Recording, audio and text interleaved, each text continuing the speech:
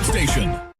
Driven by our D&M Leasing Studios. Thanks for turning it on, leaving it on. 105.3 The Fan. Good morning, Tolos, and to the DFW Metroplex. It is 9 a.m. on a Saturday. I know it feels like a Sunday with the holiday week, but it is a Saturday this morning. My name's Kevin Walker, and in the producer's room, that's Jacob Ray. And that's it. That's all you got us two for 3 hours for double duty. It's going to be a fantastic show. It's going to be a fun show.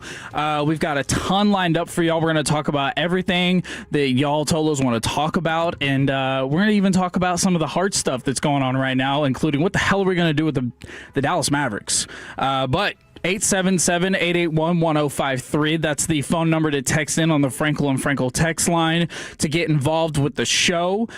We will be doing Tolos on the phone later in the program, so y'all can definitely stay tuned and get in on that action. But before we get into things going on in the sports world, this past week was a holiday week, Christmas and all those different things that you celebrate. So I will go into the producer's room, into the Pimp Cup. And Jacob Ray, how was your Christmas?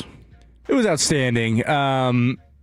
Unlike most people, so we had a little bit of a family thing come up, so we didn't actually celebrate Christmas on Christmas Day, right? Happens. Yeah, the parents went out of town. It was like, you know what, let's push it back. You guys are going to be back Friday. We pushed it back to Friday. So we ended up doing our Christmas last night. Had a great dinner. The lady and I actually spent yesterday afternoon looking at apartments. Okay. So that was fun. Kind of get the ball rolling there. And then got home about 6 o'clock. Dinner was ready. Got right into that. Ate. I want to say it was like a chuck roast, but it was like a Wagyu chuck roast. Like it was kind of like a high end chuck roast, right? Okay. Not like your standard stuff. Then we rolled into presents, watched a couple movies, and then called it a night. So it was a good time spent with family. That sounds fantastic. My girlfriend made so we finished Stranger Things last night. Did you end up getting as mad as you said you were going to get? Yes, I did. Look, this is not the show for spoilers. We are a sports station before anything else. This is not the show for spoilers. But is it worth the watch? Yes. But my girlfriend made a Demogorgon pizza, so if you know, you know. But last night we've already had some bowl games kick off so far this college football season. For those of you that, for whatever reason, aren't into bowl games, then college football playoff is right around the corner. We've got just a couple of days, maybe a few days before that gets into action. I know you, Texas Tech Red Raider fan, are very much so looking forward to that slate. I am dialed in. You could consider me nervous, I'd say. That's fair.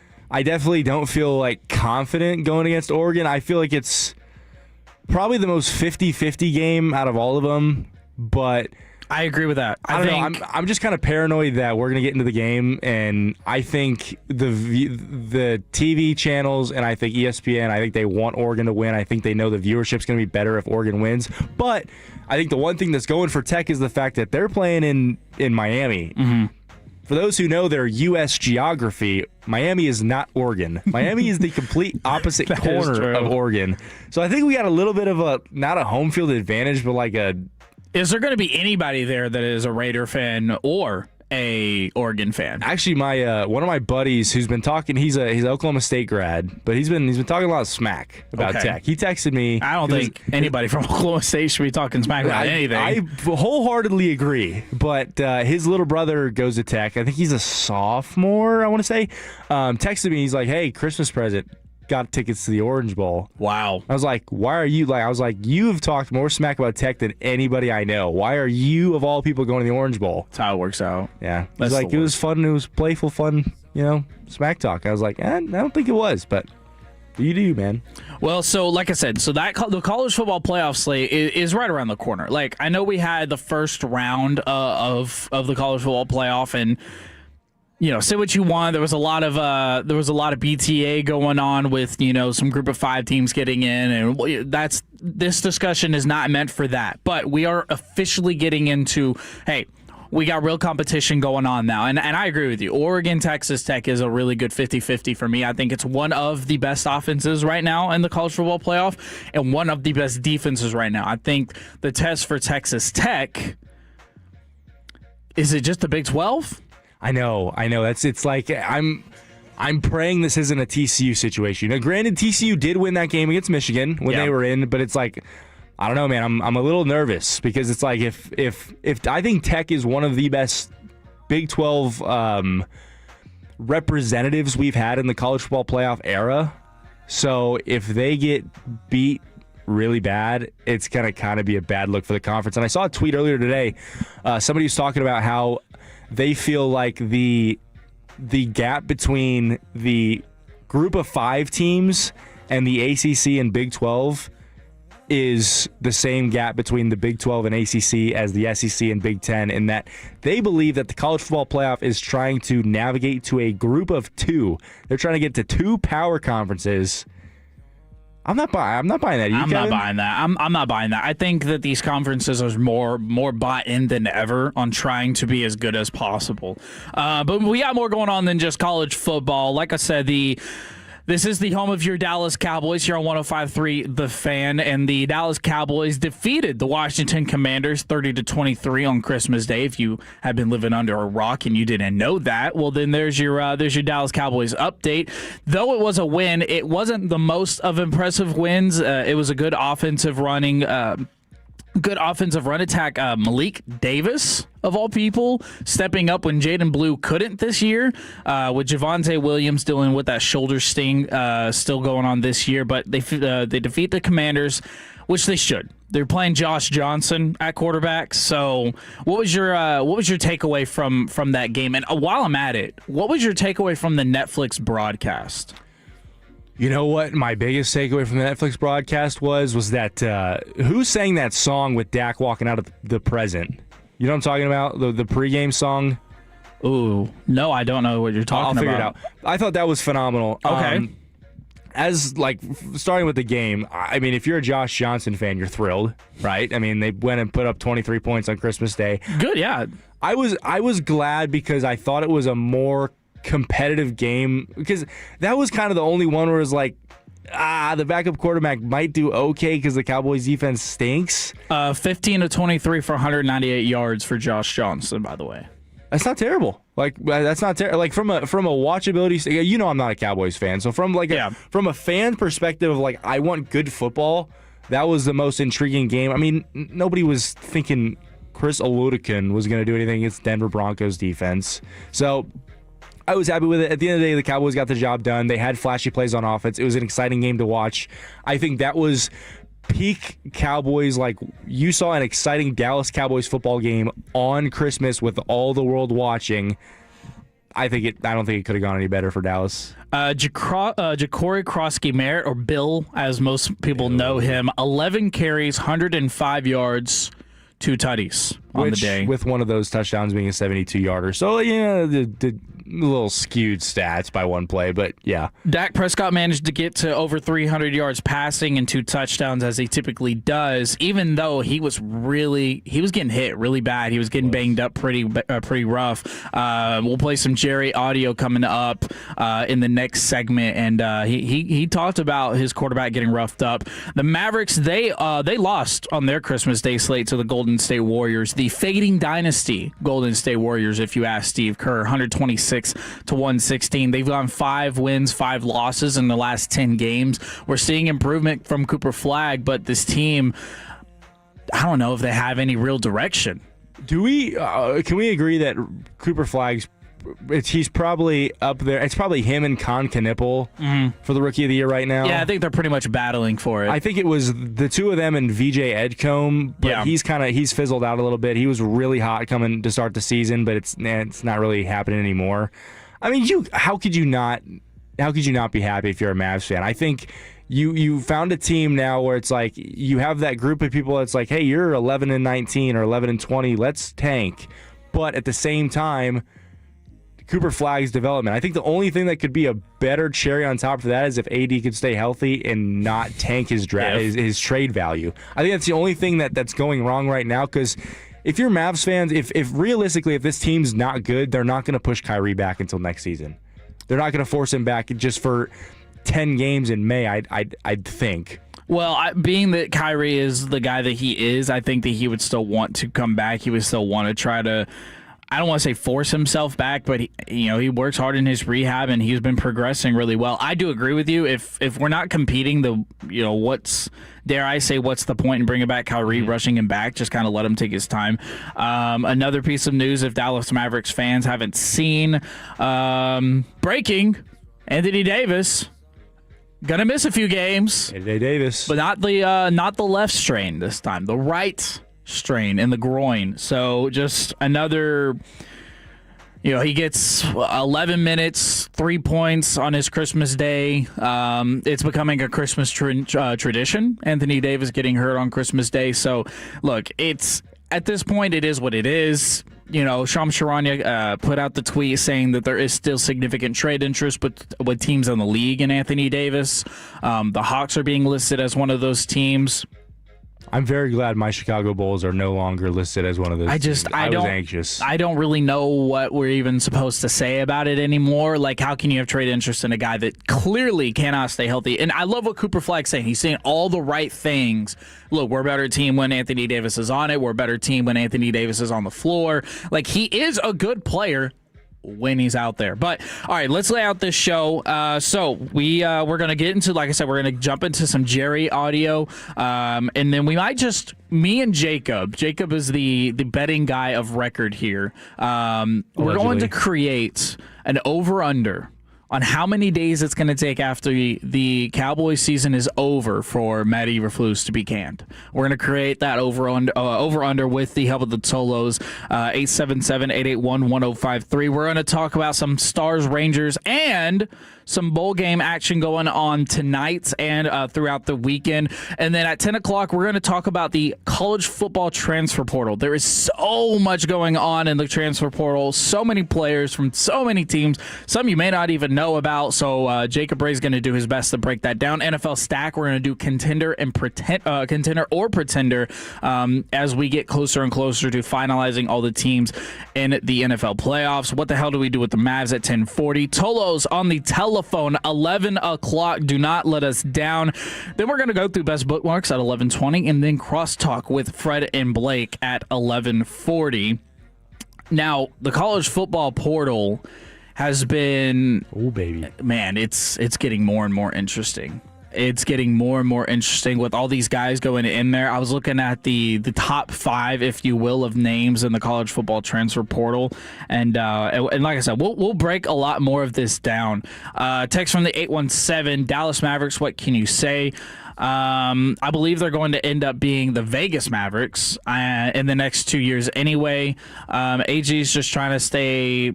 Oh, from the 469, AD just trying to get those extra days with family, LOL. As far as if the Mavs will end up in Vegas, I don't think so. I don't think that that's necessarily on the horizon. I do think they're going to stay in Dallas. Otherwise, I think that move would have been a little bit more, dare I say, easier to see. There's those pieces that people have been talking about with the Vegas move have kind of fizzled out. I think they're. I mean, I don't know why you would take them out of a top 5 market, being the Dallas is a top, a top market, especially in the NBA and what they've done in Dallas. And if the Stars move on, they have their own venue or wherever have you. I think the Mavericks can stay in Dallas and dominate the Dallas market. You should probably have the ball already rolling on that, though. Like, that's not something you just pick up and start. Like, no. I mean, that's a multi-year process. A multi-year process, but so much money has to go behind it. You have to have the correct amount of people get behind it.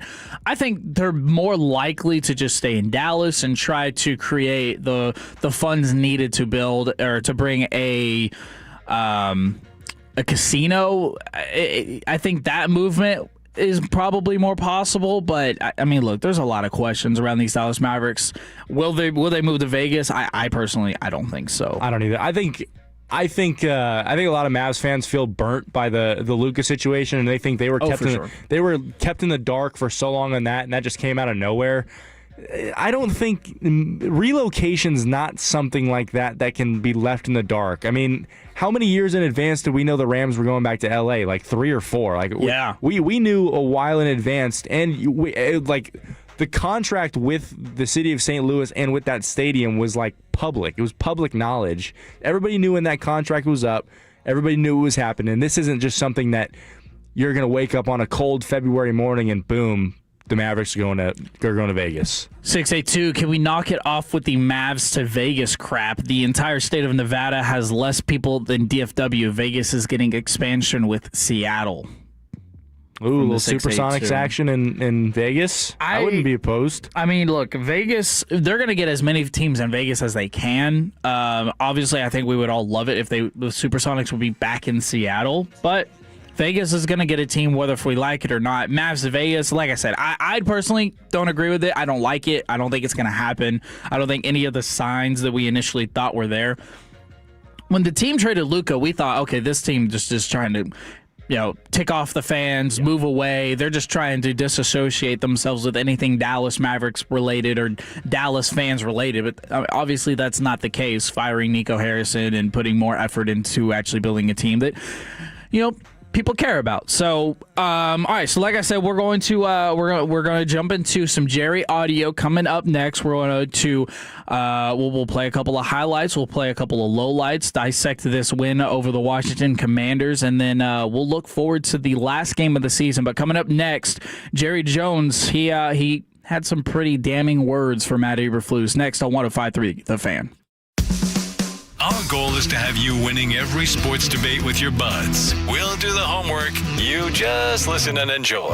Turn it on and leave it on. The Fan and our Odyssey, iHeartRadio, or TuneIn apps. Download to see if you qualify for Albert Instant Advance. Not all customers will qualify. Transfer fees may apply. No Albert subscription is required for Instant Advance. Please see the Albert app or albert.com for subscription pricing. Subscriptions can be canceled at any time. Kylie, what's wrong? I just got hit with a car repair bill. I'm behind on rent, and I feel like I can never save an app. You can get up to a $1,000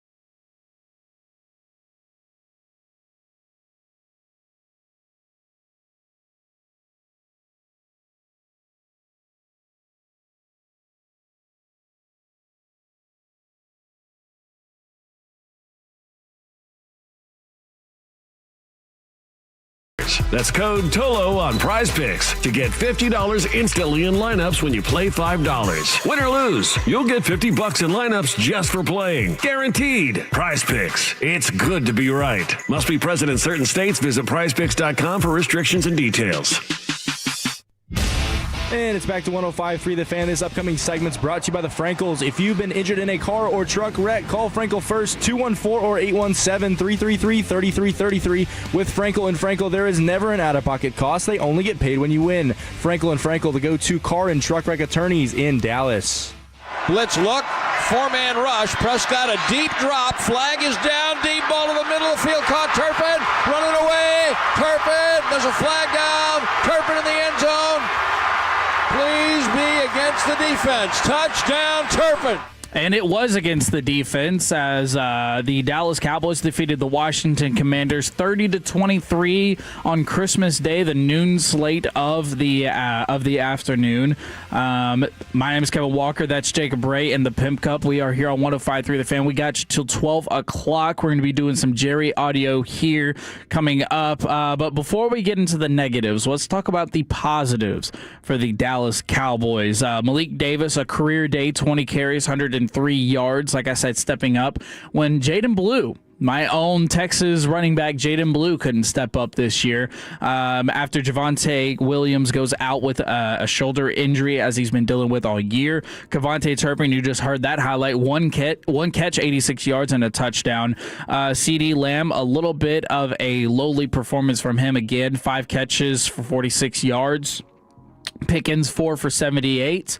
So, a little bit of a struggling offense once again. Jake Ferguson, he caught a touchdown early in that game. He went out as well with an injury. So some of your guys that got touchdowns between Williams and Ferguson went out early with some injuries. But nevertheless, the Cowboys got the win 30-23. And Brian Schottenheimer, dare I say, was in his bag. There's been moments this year where Brian Schottenheimer has been, quote unquote, in his bag, where his play calling has been solid, has been pretty good. Felt like he's made the right call more often than not. Jacob Ray, how do you feel about that? I love the aggressiveness. I mean, you really had nothing to lose in that game. I'll tell you what, I'll go back to your earlier point about Malik Davis. Not gonna say that Javonte Williams is slow by any means. I love the power he runs with. I think he's shifty. I think he is the perfect workhorse back. But I don't know how to exactly say it. I love how Malik Davis runs with no hesitation. When he sees a hole, he hits it. A lot of younger running backs who are kind of fighting for a role, they kind of wait for those big runs, and you kind of have a tendency to break it more outside more often than he really does. He's broken so many runs just up the middle where he's hitting that second level before the linebackers collapse on him, and he's just gone. Yeah. And I love the burst he has. I love everything about him. If you come back next year and he is on this team in a prominent role behind Javonte Williams, I mean, you got to be happy with that. You can throw, if you want to draft a rookie, throw him behind, but until Malik Davis slows down, he can be that. I mean, I think everybody in the NFL is trying to emulate that Gibbs and Montgomery, Sonic and Knuckles kind of dynamic in your backfield. And I mean, I don't see why Malik Davis can't be Sonic. There's a couple of negative things that I could say about that. I agree with you for the most part, but there are some negative things. But that's not part that we're not quite there yet. We're going to focus on the positives, and then we'll get to the negatives.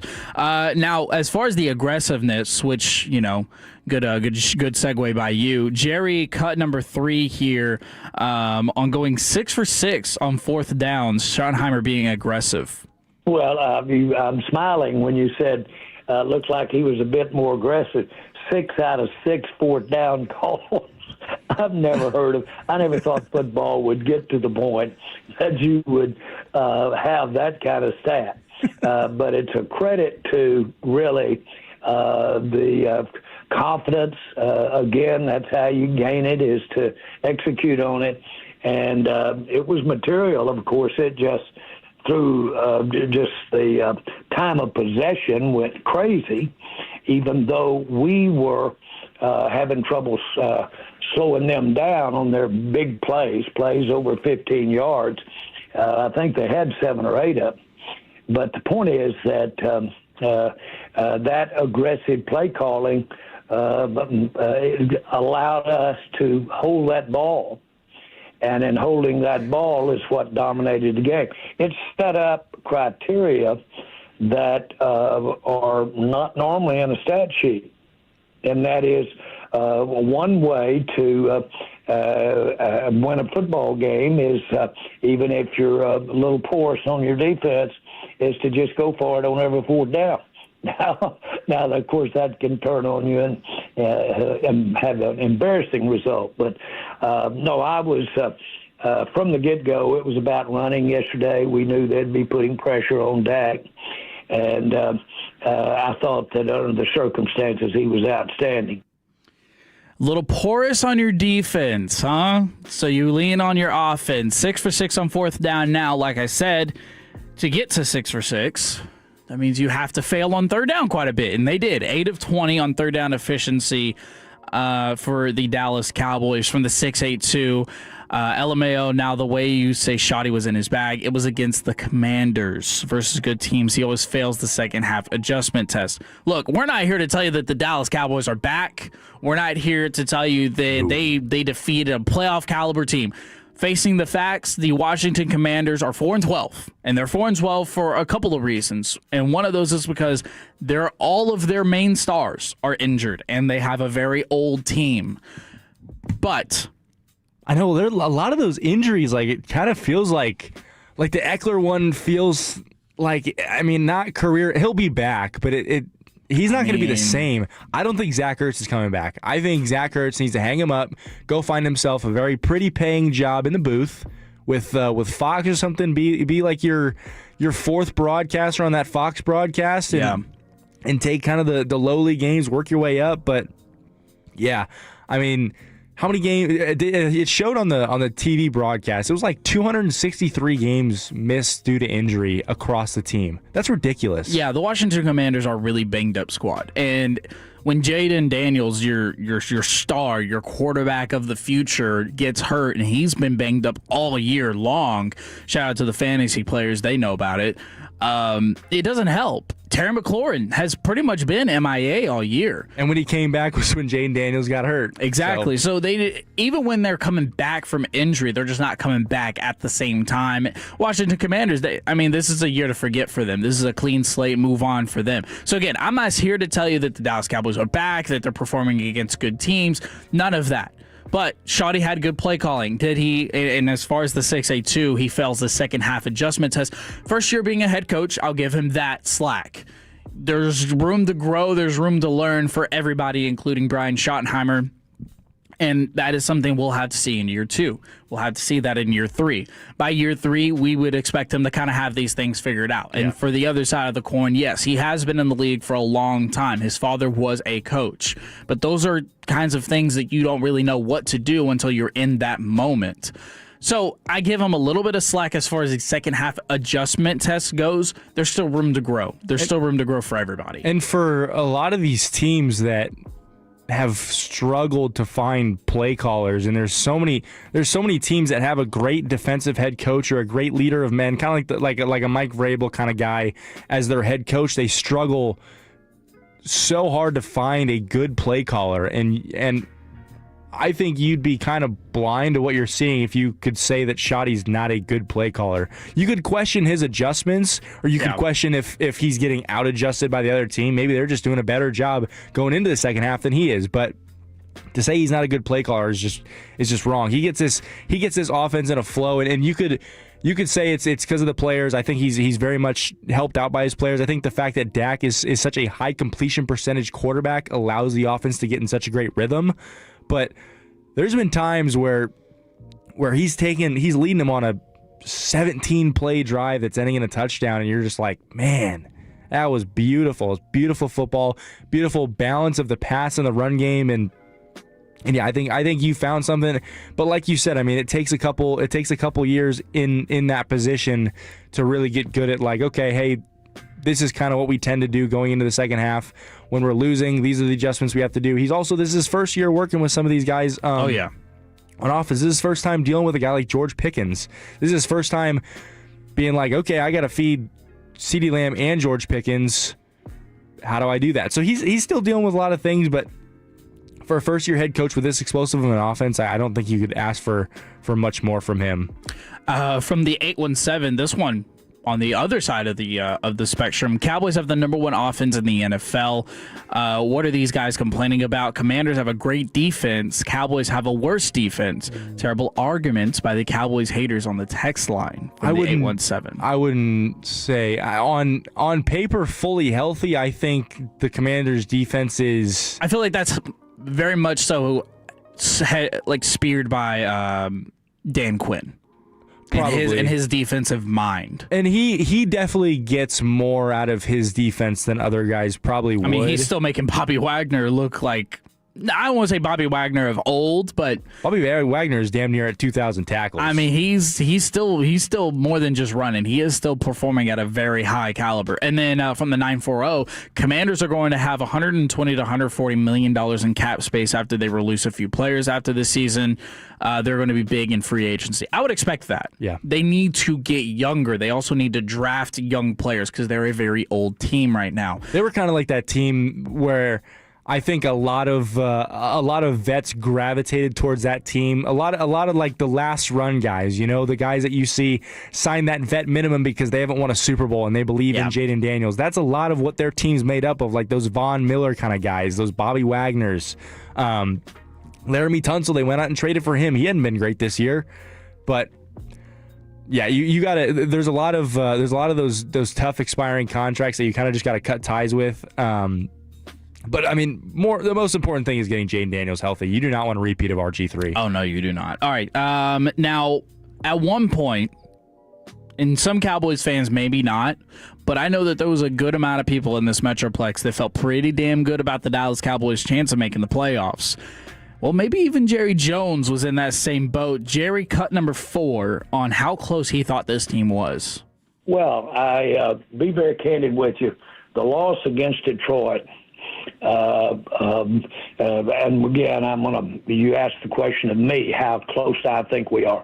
The loss against Detroit was a surprise to me. Not the loss, but just our how we played. I thought we had turned the corner defensively. We'd got personnel back that we hadn't had. We got our new personnel really acclimated, and Williams on Quentin Williams on the defensive front, added him in that front, which I think has a great future, not just him, but the front. And I thought it was onward and upward at that particular point. We were getting Ravel out there, knowing he was a rookie, but thought that he could make a difference. Diggs coming healthy, Bland coming healthy back there, Hooker getting better. When we started this year, I thought our strength could quite possibly be that secondary. And, boy, have we had to shuffle that around. And it's been probably the most telling thing in my mind, that and linebacking inconsistency out there. Those things are and can and is a work in progress to get addressed. If we can get that addressed and keep advancing the ball, so to speak, figuratively speaking, on the offensive side of the ball, we can be a heck of a team. So Jerry Jones pretty much saying right there, and by the way, this audio by Jerry Jones, Stephen Jones, and Brian Schottenheimer here on 105.3 The Friend is brought to you by Window Nation. So thanks to our partners at Window Nation for these audio replays. Pretty much breaking it down. Look, we've got a stellar offense. Good play caller, fantastic playmakers. You got 2 wide receiver ones on the same team with a bridge top 10 quarterback at any given moment, if not better than that on some days. Our defense. It's just our defense. It's not good. It's just not good. And like he said, hey, it's going to get addressed. It's going to get fixed. Now, Will Chambers and Alec Medford interviewed Jerry Jones yesterday, and I thought they did a fantastic job. This question from Will Chambers, he asked about the defense to Jerry Jones. And, he kind of talked about, hey, we had a great win. On the offense, it was doing pretty well. And then he kind of alluded to the fact, hey, the defense has struggled this year because we've had a lot of injuries. And so Will asked him this question. This is Jerry Cut 3, please. So it sounds like to me, and correct me if I'm wrong, are you pleased with where you are scheme-wise and with the coaching staff on the defensive side of the ball? No, not at all. And we've got a lot of work to do there. I'm sorry if I have let my enthusiasm for the win yesterday misrepresent. No, not at all. We've got a lot of work to do over there, but we can do it, and we can do it with let's say manage the continuity that we don't have. Some of these teams have had the same continuity on their defensive scheme for years. And that still doesn't mean they don't have to make adjustments when they have injury. And that's the game. That's what we're in. And if you can't win and have some adversity with injury, you're not going to get there. But I think the combination of things this year, and that with the new coaching staff, the continuity issue there, and then the fact that we were sitting there, if you'd have told me we wouldn't have Bland a lot of this year as much as we haven't had him, if you'd have told me Diggs would have not been in there as much, Hooker would have had some of the issues that he had available, what he was playing with, that type of thing, because, I thought that was one of our strengths. From the 817, don't you think Schottenheimer's play calling is affected by the fact that his defense get ran through for a record amount of points by every offense they face? Imagine if the defense was just average. The Aiders have zero argument unless they're focusing on the defense. I think 6 for 6 on fourth down pretty much tells you what Schotty thinks of the defense.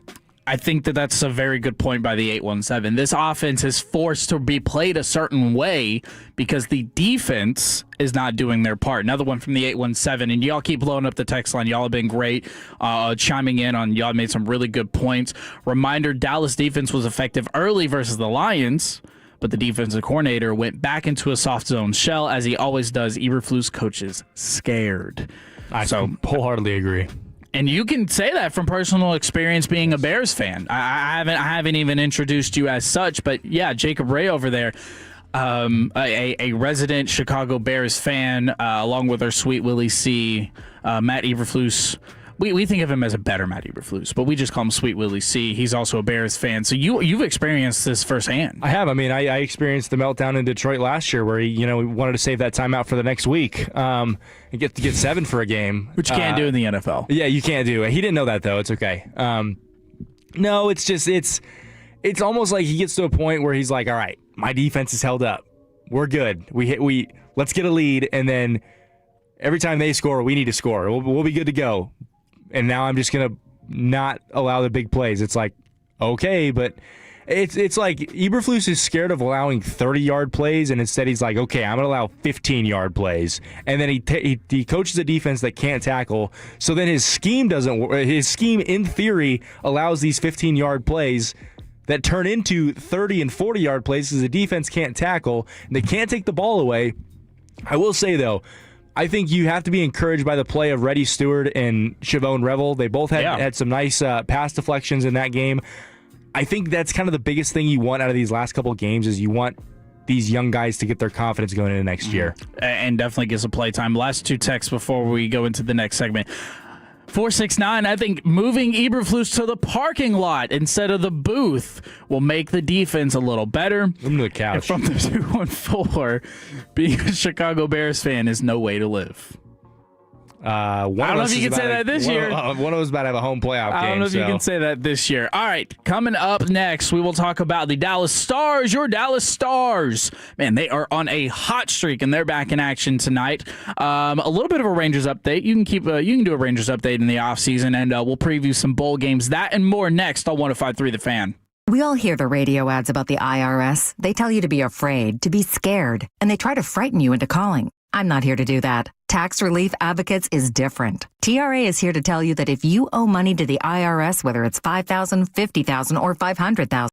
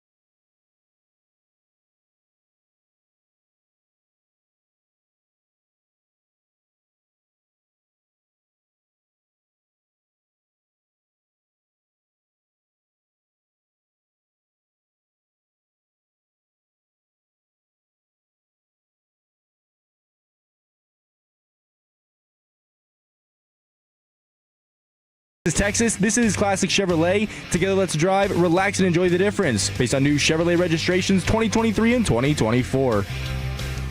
Man, I can't believe it. It's 9:48 in the morning. You got me pumped up with some Motley Crue.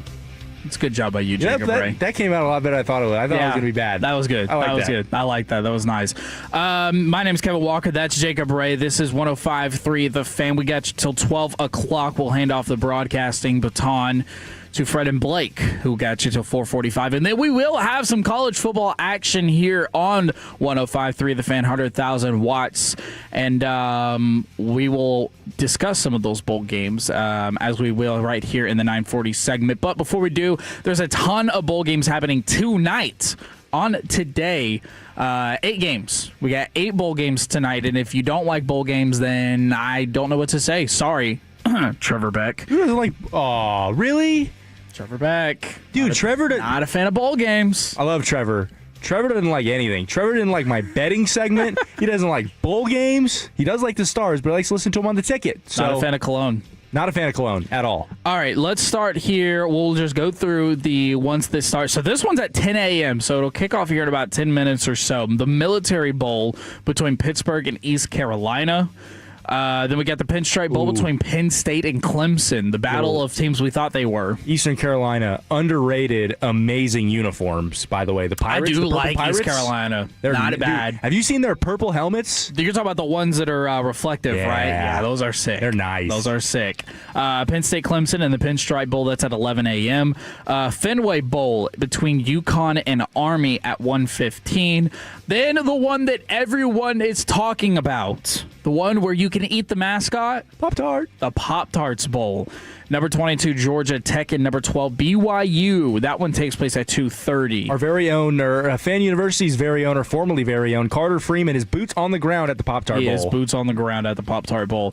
Arizona Bowl between Miami, Ohio, and Fresno State at 3:30.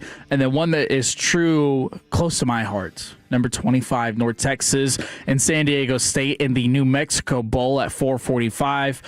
Then you got the Gator Bowl between number 19, Virginia, and Missouri at 6:30. And then the last one of the day, the Texas Bowl between LSU and number 21, Houston at 8:15. So, do we have clarification if Lane Kiffin's coaching in this game or not?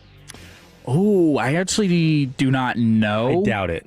I will look into that a little bit more. 877-881-1053. Text in if you've got a bowl game that you're interested in either tonight or in the next coming few days. From the 903, 40 years ago today, my Baylor team beat Brian's LSU team in the 85 Liberty Bowl. I guess Brian only got to snap once. I was the offensive MVP. Ooh. A little shot there for our very own Brian Broaddus. Hey, 903, do you have share your stat line in that game? Yeah. Offensive MVP. I want to know what your stat line was. Yeah, please do. Please do. Also in action tonight is the Dallas Stars, and we talk hockey here.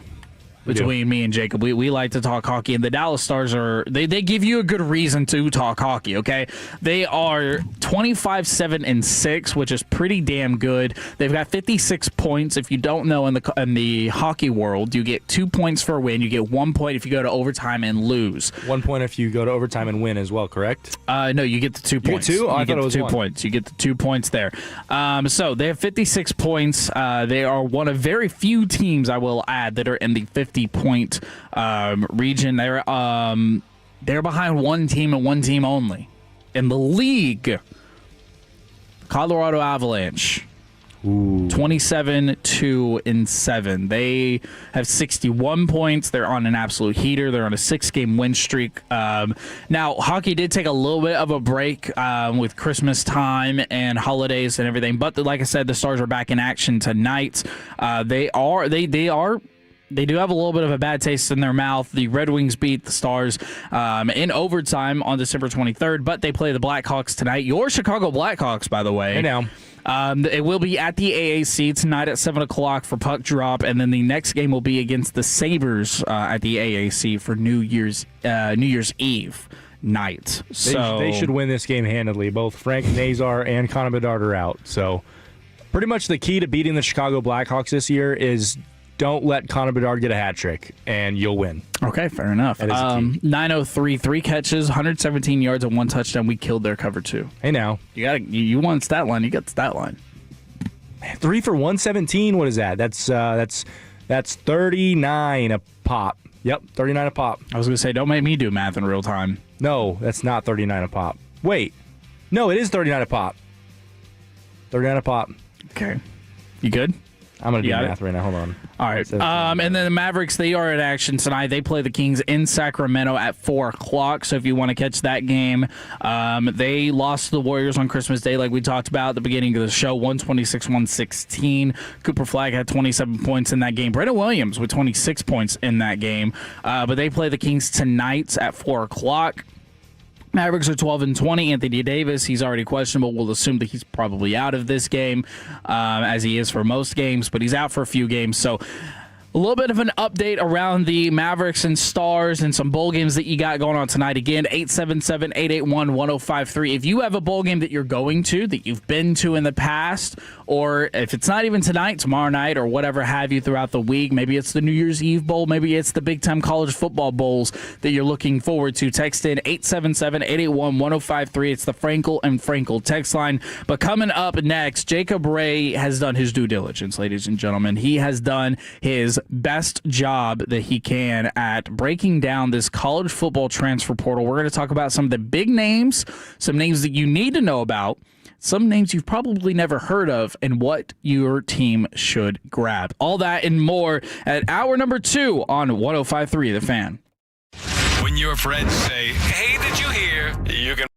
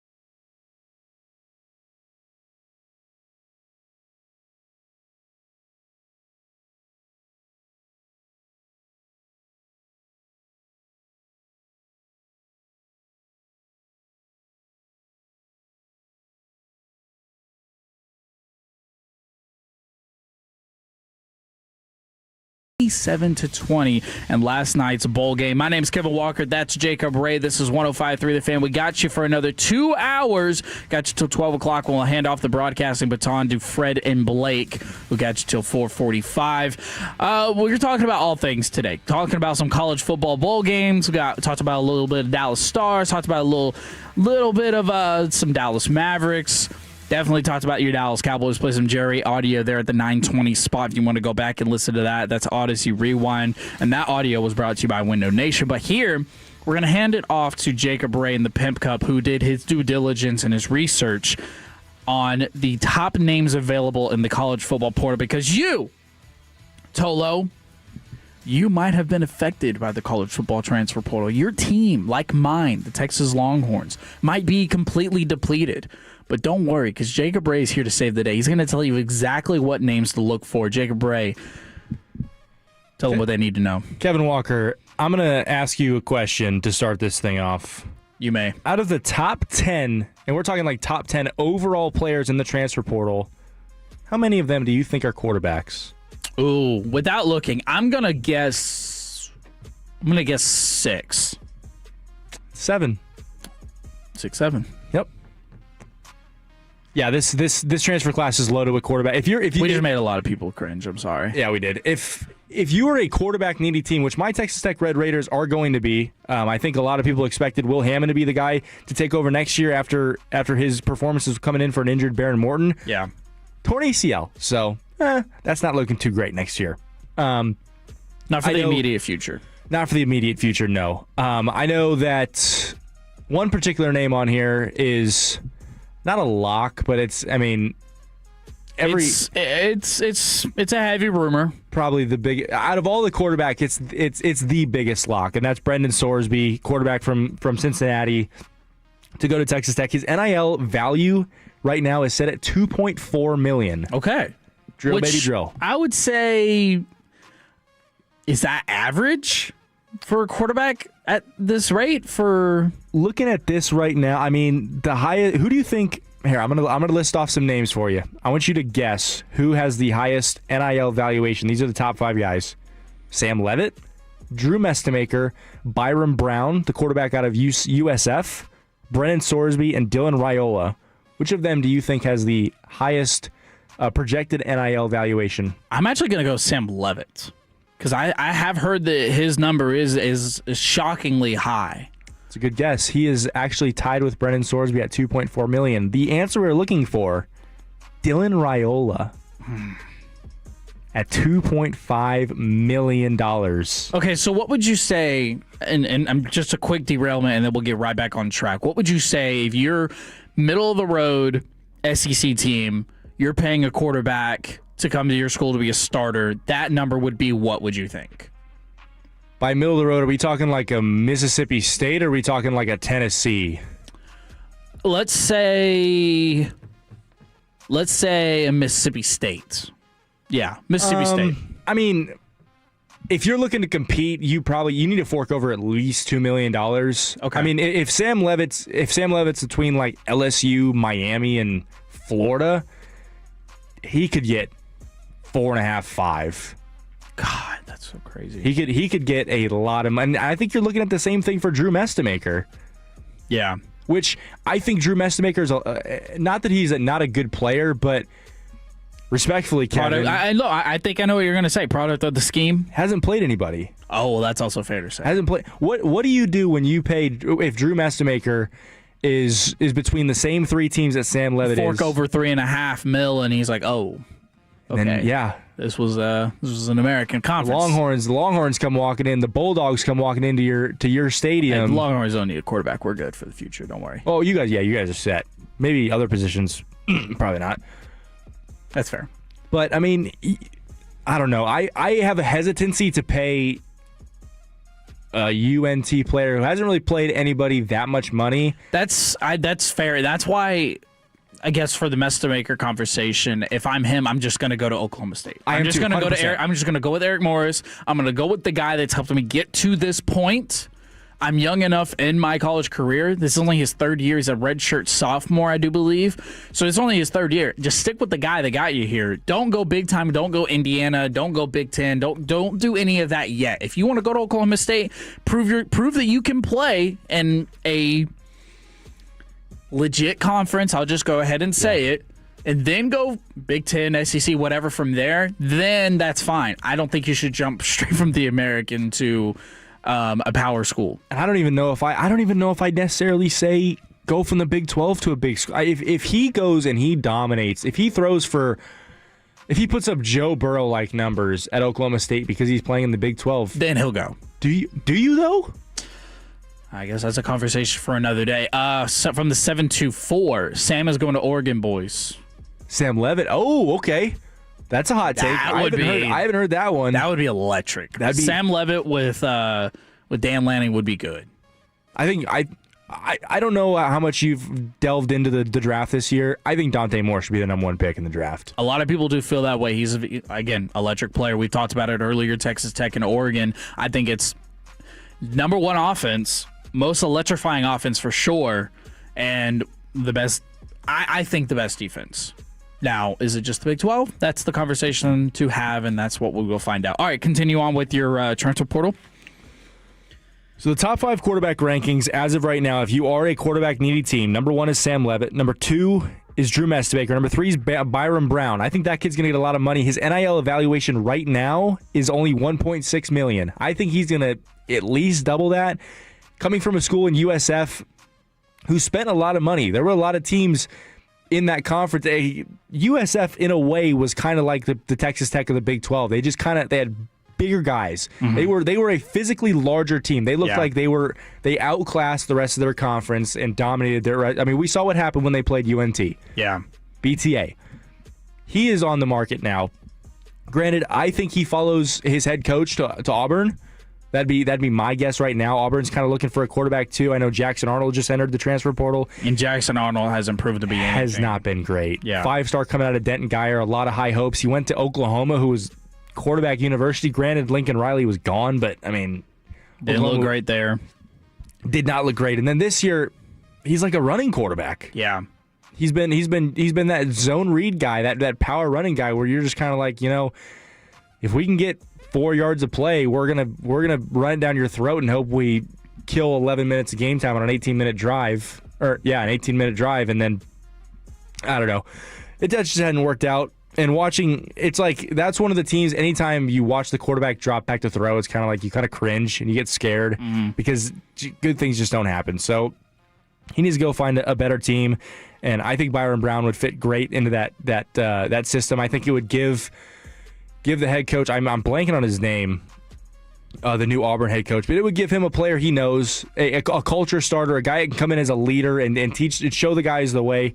But I think he's pretty much a lock to go to Auburn. Alex Golesh, that's who it is. We talked about Brendan Sorsby. I think he's a lock to Tech. His girlfriend just committed to Tech on a volleyball A lot of people scholarship. are following people's girlfriends, and I don't mean that in like a weird way, but like people are like, hey, just curious, do they have family at that school? Do they have a girlfriend at that school? Like that, people are following that stuff. It matters. What if for some reason he's like, I'm really trying to get away from this chick now that she's at Tech. Like I can't go there. Have we ever seen a guy get pushed away from a school because their girlfriend goes there? We're going to. It's inevitable. Yeah, it's inevitable. Gonna happen. You think Manti Te'o's girlfriend went to Notre Dame? I heard she went to another school. Too soon. Number 6, Dylan Raiola. Number 5, Dylan Raiola. We're talking about quarterbacks. The number 8 overall guy. Number 7, Josh Hoover, TCU quarterback. Now, I've seen a lot of buzz about him being a name to watch for Indiana. Ooh, I think Josh Hoover, now granted, I'm not going to sit here and tell you that I watched every TCU football game, but what I have seen of him, good arm. Very good arm. Good college football arm from Josh Hoover, and he makes some plays. He can make some pretty good plays. I think that if he got into a power school, maybe like an Indiana, or maybe just like a team in the Big 12 even, or the Big or not the Big 12, sorry, but the Big 10, I think that he could compete. I think he definitely could compete. Even if he went to school say in the ACC, what if he went to Florida State? I know Nicholas Castellanos or Tommy Castellanos. Whoa, baseball player. Hello, Tommy Castellanos. He just declared for the draft, so they're looking for a quarterback now. Go right down the street to Florida State. That could work out. Who knows? Good. DJ Lagway. What are our thoughts on DJ Lagway? Man, his NIL value is at $2 million. This is a guy who threw 5 interceptions in a game last season. DJ Lagway is an interesting football player because we had such high hopes going into this season for him and for Florida, really. I mean, we thought Florida was going to be them boys, and DJ Lagway underperformed, and you can't even necessarily blame it on like what was happening at Florida or like I guess his setup or his scheme or anything like that, because he just underperformed over and over and over again. It's one thing to have a couple of interceptions and have a bad game, but like you said, 5 interceptions is just incomprehensible. That's just wild. He needs to go somewhere where he feels he's going to be able to rejuvenate his career the best, because right now DJ Lagway has gone from a first-round pick to a undrafted player. Yeah, he's gonna be a project that a guy like Sean McVay is gonna get as an undrafted free agent and turn into a great player. All right, let's move on to running backs. A little sore subject for you, Kevin Walker. 2 guys I want everybody to keep an eye on: Trey Wisner and C.J. Baxter, the 2 running backs out of the University of Texas. Man, for Baxter, I wish it would have worked. I don't know where either of these guys are going to go. I would say the running back market is really hard to predict. It is. And I do want to preface this to the Tolos. So many more names could be entered into the transfer portal 5 minutes after this segment and 5 days after this segment. We have plenty amount of time before this is finalized, before names are done, before movements are even made. People can declare, people can go into the there's so many different things that could happen between now and then, but we wanted to go ahead and break down what we've seen so far. Moving on to the wide receivers. The top wide receiver in this class as of right now is Nick Marsh, big body wide receiver out of Michigan State. We've also got Jace Brown, the slot receiver from Kansas State. DeAndre Moore from Texas. Tell me about him, Kevin. So DeAndre Moore he struggled at times this year, but overall he was the number 1 receiver for Texas. He's a little undersized at 6 foot, but he did make some pretty spectacular plays, and he was finding himself open quite often. Big yak guy. A big yak guy. Of all the wide receivers that Texas had, I felt like he struggled the least amount because Wingo was making some drops, and Moore made some drops as well, but DeAndre Moore, if he could go to another team and he could tear it up for sure. He had a pretty good season for Texas. Wide receiver out of St. John Bosco. That's a big high school in California. One more name I want you to keep an eye out on is Eugene Wilson III, former 5-star wide receiver from the Gators. He's a 5-star recruit heading into Gainesville. I've heard that there is a Big 12 team that is the program to watch for said player. I don't have any numbers on his NIL valuation right now, but keep an eye out for the Red Raiders on that one. Real quick, from the 214, Nation is sleeping on Rocco Becht at quarterback. Let's see where he's ranked. I did see him there. He is ranked as the 17th best player, right behind DJ Lagway. Granted, we don't really know what the situation with Drew Aller is. Is Rocco Becht a name to watch, possibly to go to Penn State and follow his head coach, Matt Campbell? Like I said, with the Mester-Maker discussion, I think going with the head coach that you feel most comfortable with is the way to go. Don't always make that move for the more money. Don't always make that move to the bigger school. Make the move that makes the most sense for you. And maybe that does come with more money. Maybe that comes with less money. But overall, put yourself in the best scheme that fits for you. And you've already been with a coach and it works, then why not just repeat that and improve yourself even more with the same coach? Kevin, I want you to, and this is a little fair or foul here for me, right? Okay. Chaz Coleman, we're moving on to edge rushers. Chaz Coleman, the top player in the transfer portal right now is Chaz Coleman, edge out of Penn State. NIL value is at $500K. Fair or foul? That's the fall off, man. Fair or foul to the top player in the portal. That's the fall off from quarterback to edge. That's the fall off. And let me be very clear. Edge. That's a very important. Linebacker is a very important position in college football and football in general. That's a huge position, especially coming out of Penn State. I mean, Penn State and linebackers just kind of make sense if you watch college football and even in the NFL, they've produced a lot of really great talent. That's the fall off. And that's what we have to wait on is these quarterbacks, they're getting 2.5, they're getting $3 million, they're getting more and more and more money. Offensive linemen, edge rushers, linebackers, these safeties, these guys, they're not getting that $1 million price tag. And maybe they are, maybe some are, maybe defensive players are getting closer to it. But an edge rusher making, would you say, $500K estimated? $500K. I would hope that he would get paid more than that. I think, I hate to tie everything back to my Red Raiders, but I'm going to because that's what I know the most about. But David Bailey, he was a transfer out of Stanford, hit the portal really late because they fired their head coach late. Came in, led the country in pressures. I don't have a number on how much they're paying him, but edge production matters out of the portal. If a guy wants to leave and you get them on a team with a really good scheme, difference maker. All right, let's hit one more position. This is the cornerbacks. The number 9 player in the portal is Jontez Williams, another Iowa State guy, valued at $518K. The number 9 player in the portal at corner, who may not be thrown at, is projected to get more money than the top player in the portal. That just doesn't sit right with me. I don't know where he's going to go. Again, I think when we're kind of leaning on this line of teeter-tottering where we think these guys are going to go, I think that the top landing spots are always going to be where did their head coach go? Yeah. So I think Penn State's definitely going to be in the conversation for him. Where did their girlfriend go as the second spot? Yeah, and we can also follow flight paths and stuff like that. I know there's people on the internet that like to do that. Crazy world we live in. One more guy, Jay Crawford, sophomore from Auburn. He's projected to get $774K. I mean, eventually it's going to even out.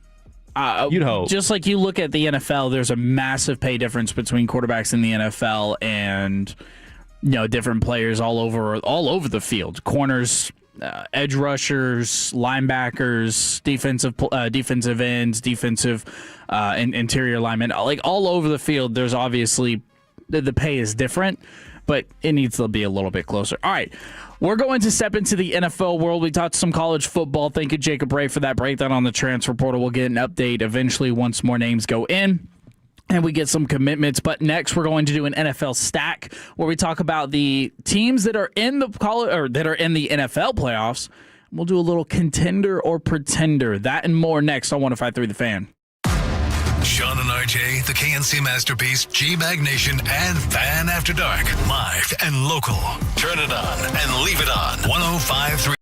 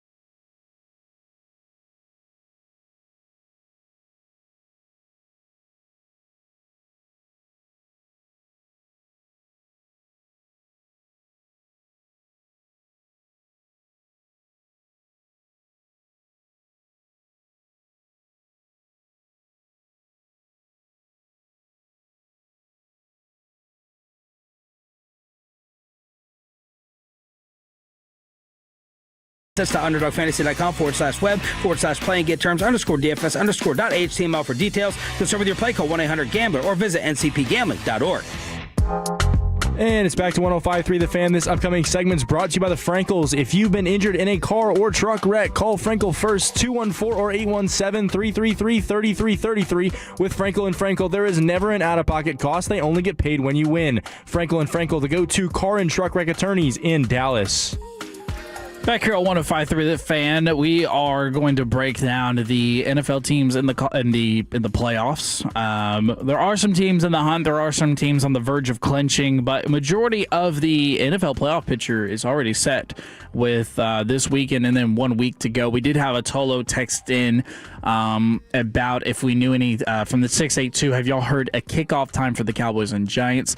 We should not get any kickoff times or days for any of the last week of the NFL schedule until after or right before Sunday Night Football takes off. So you should be able to hear about some times around that, around then, and then then you can plan your Sunday or maybe even Saturday. A couple of games on Saturday. So I've got a hankering that they're gonna put that Buccaneers and Panthers game on Sunday Night Football. I got a feeling Panthers lose this week. It's a Week 18 matchup for the division and for the playoffs because the loser of that game ain't making the playoffs.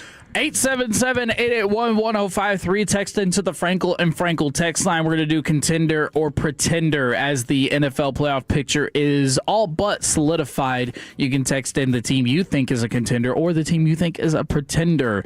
Again, 877-881-1053. Let's start with, you want to do AFC or NFC first? I'll leave it AFC first. Okay, let's do AFC first. All right, in the AFC, you have all but two teams have officially clinched of the 7 spots available. Let's start with number 1, the Denver Broncos. Jacob Ray, are the Denver Broncos a contender or a pretender? 13-3, by the way. 13-3, yeah, but that offense has struggled at times. I'm going to give them the benefit of the doubt because I believe in teams with offensive head coaches. I'm going to go contender. Okay, so you think the Denver Broncos are a contender. I think that they will, overall, I think they're a pretender. I think they'll win probably the first round. But I think overall, I think the Denver Broncos are not ready yet. Is that a lack of faith in Bo Nix? I think it's a little bit of a lack in faith in just their offensive production. I think they just need RJ Harvey's a guy, and he needs to be their full-time starter. He just needs to take over the rock. That's taken nothing away from their duo system of running backs, but RJ Harvey has been playing very well in the time that he's been given. I think that the Denver Broncos are on the precipice of becoming a very great football team, and nothing to take away from their record. They've won some really crazy games this year, including that Giants game, which was absolutely bonkers on all levels. 13-3, fantastic year. I think they could win the first game, but overall, I think they're a pretender. The New England Patriots, are they back with Drake May, 12-3, contender or pretender, the New England Patriots? You know what? I'm gonna go fighting Mike Vrabels. I'm gonna go contender just because Drake May's cemented himself in the MVP conversation. I think he's gonna be an elite quarterback for years to come. I think he has separated himself as the class of that 2023 quarterbacks class. 2023 or 2024? 2024 quarterbacks class. Yes, I think so, yeah.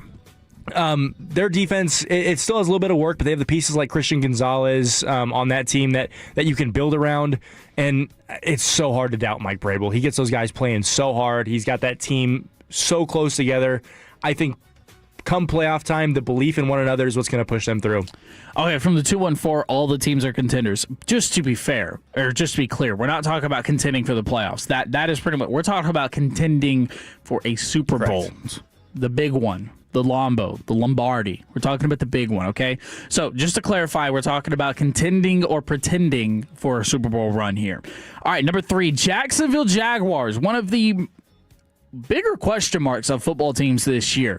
11-4, contender or pretender, the Jacksonville Jaguars. By the way, Patriots, contender for me. I'm going to go pretender for the Jaguars. I just can't believe in the long hair of Trevor Lawrence, can you? I can't. And The Jacksonville Jaguars defense is kind of one of those defenses. They give up a lot of yards, but they were making up for it with turnovers, kind of like another team on the other side of the list that we'll get to in a second.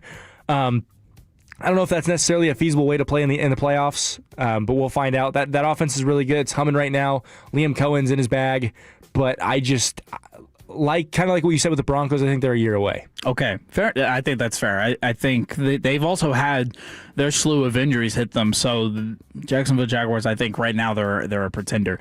Pittsburgh Steelers 9-6, another winning year for Mike Tomlin. They have not officially clinched the playoffs, but they are on the verge of it. Over 500. They are over 500 once again. I think it's 19 of 19 years. Yep. So, I mean, whatever you want to say about that. 1,000. Batting 1,000. You can't beat that, can you? The Steelers clinch with a Packers win over the Ravens, or if they just straight up beat the Browns on Sunday. So there you go. That's how the Steelers can get in. Pittsburgh Steelers, contender or pretender? Ooh. I'm gonna just say they're a pretender. They're just they're so hot and cold, and mainly cold, to be honest with you. I mean, their offense is dependable on Kenneth Gainwell and Jalen Warren doing their job, and I don't think Aaron Rodgers anymore in his career can carry a team if their run game's not working. So 817, I feel like Denver is the AFC version of Philadelphia. Both Super Bowl defenses with subpar QB play, pretenders. From the 2-4-0, Caleb's still the best quarterback from that draft. I agree. That guy spit facts. Bear down, baby. It's Jacob Ray's burner account. 630 Broncos, another one. Broncos are pretenders. Sean Payton is the biggest fraud. He's Mike McCarthy, but more likable, so people buy his BS. Interesting. All right, let's keep going down the list. We're almost done here with the AFC. Another interesting team, because this team, hot and cold all year long, but somehow they are 11-4. The Los Angeles Chargers, contender or pretender? Drew Brees made a really good point on the broadcast when the two teams played. And I agree with him. He said that Justin Herbert's the best thrower of the football when he's kept clean, and I don't necessarily disagree. He's got the arm strength to make every throw. He's 6'6". He's athletic. You see him running and diving for extra yards with a broken hand that he just got surgically repaired. The key is just don't let him get sacked. That O-line, granted they have a lot of injuries. Joe Alton, Rashawn Slater haven't I don't think played. Banged up even does it justice. It's an understatement, exactly. But I mean, he's got the power of Madison Beer. So how can you doubt a guy with the power of Madison Beer? I guess that's a fair Contender. point. I was all in on the Chargers to start the year, but they have hit in the worst way of injuries. Yeah. Unfortunately, I think this is another pretending year for the Chargers. Man, no faith in the AFC here. I love Justin Herbert. He's my fantasy quarterback, although I am out of the playoffs. But either way, he is my fantasy quarterback. I believe in the Chargers. Trey Harris on the taxi squad. But the offensive line, man, you've got some high caliber athletes there. Some of the best talent that we have in the NFL are on the Chargers offensive line, and they're banged up really bad. Number 6, Buffalo Bills, 11-4, contender or pretender. I'm going to go ahead and say contender because they need to. You have to capitalize with Mahomes out of the playoffs. Yeah, I mean another girlfriend factor, Haley Steinfeld factor. I mean you can't underappreciate Power of the that. girlfriends for Jacob Ray. I will say, wife, by the way. Yeah, I will say. Oh, that's right. Yeah, look at me. We're gonna find out a lot about this team this week. They play the Eagles. It's gonna be a big test for that offense going against an elite My game of the defense. week. My game of the week for sure. Totally agree. You remember what happened last time? The Eagles and Bills game in the rain, that overtime game.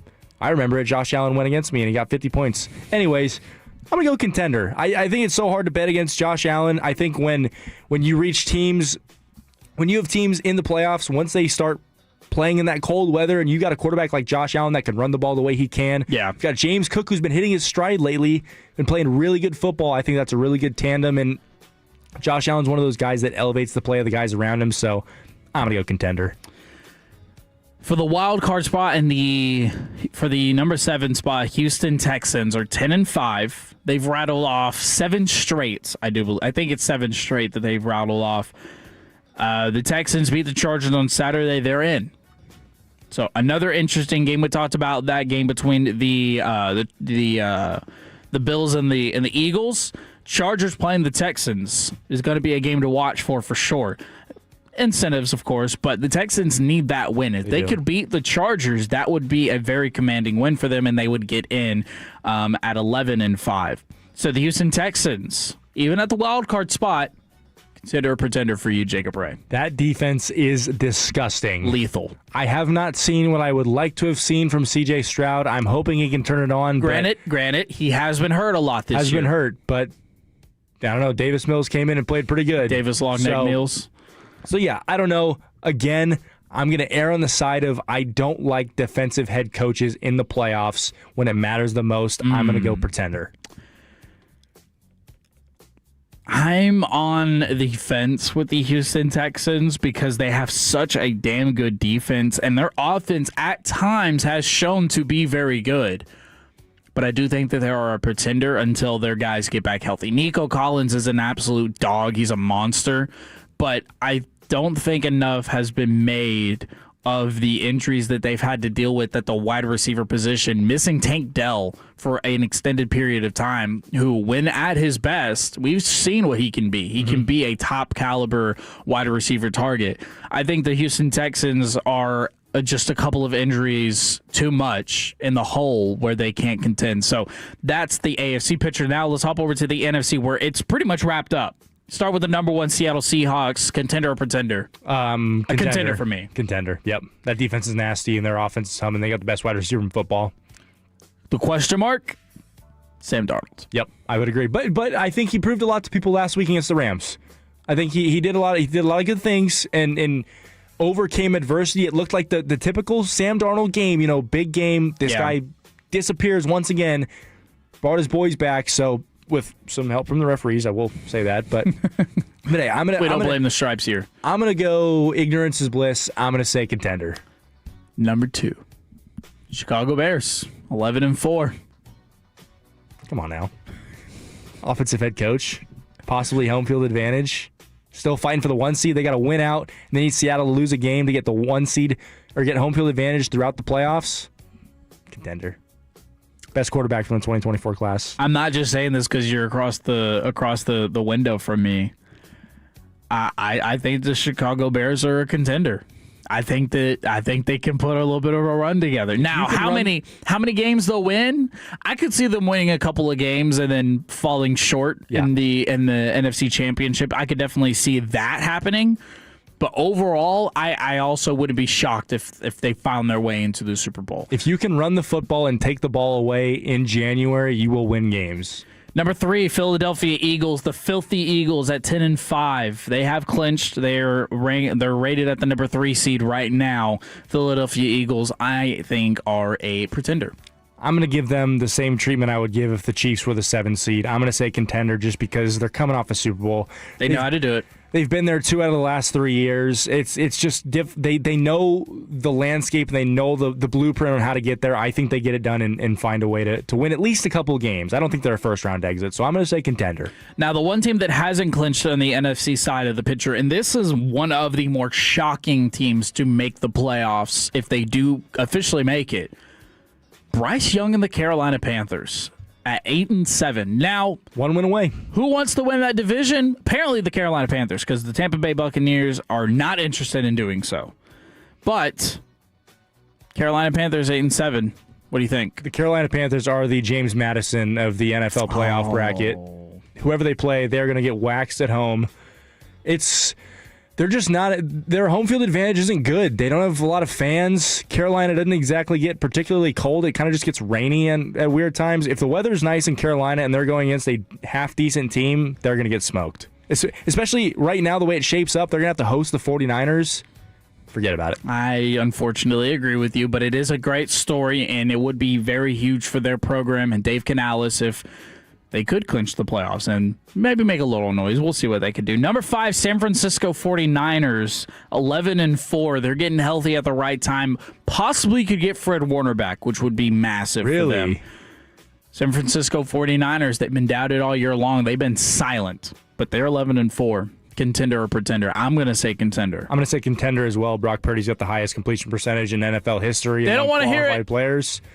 I mean, it just if they can stay on schedule, which that offense is so good with Kyle Shanahan, they do such a good job at staying on schedule. They don't have incompletions. They stay ahead of the chains. CMC is on fire right now.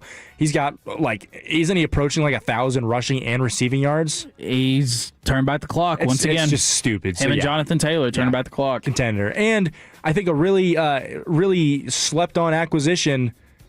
Got their defensive coordinator back. Back in the building. So, contender. Wish we hired him. Number 6, the Los Angeles Rams at 11-4. MVP Stafford, contender. Okay, there you go. I think they're also a contender. That offense is... I think they're the best team in football. Okay. Hot take. Maybe not.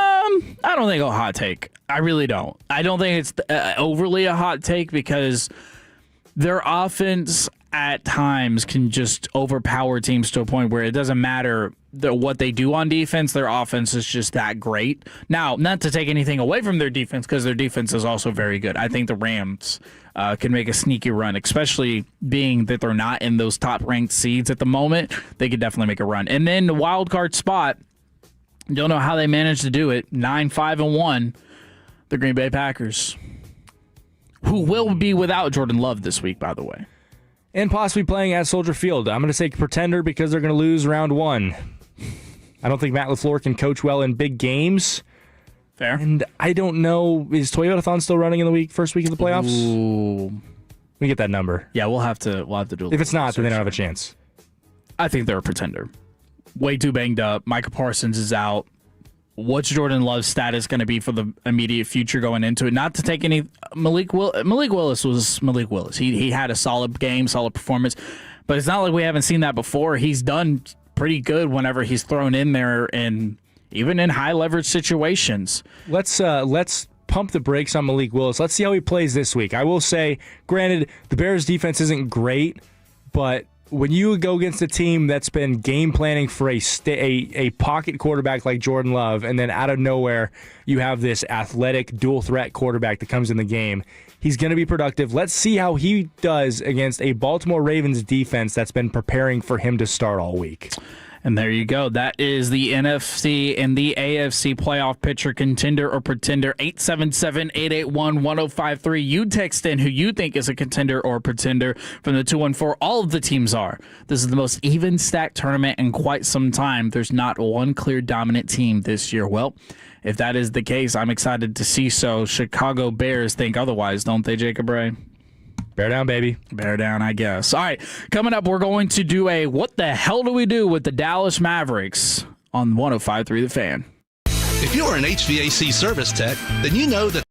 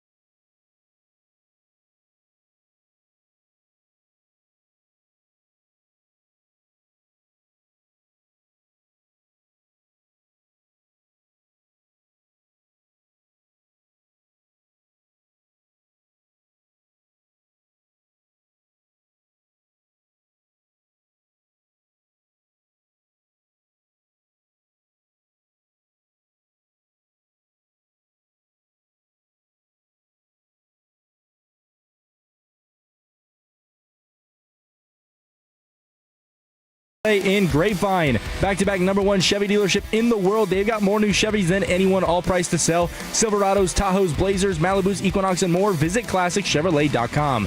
This is Texas. This is Classic Chevrolet. Together, let's drive, relax, and enjoy the difference based on new Chevrolet registrations 2023 and 2024.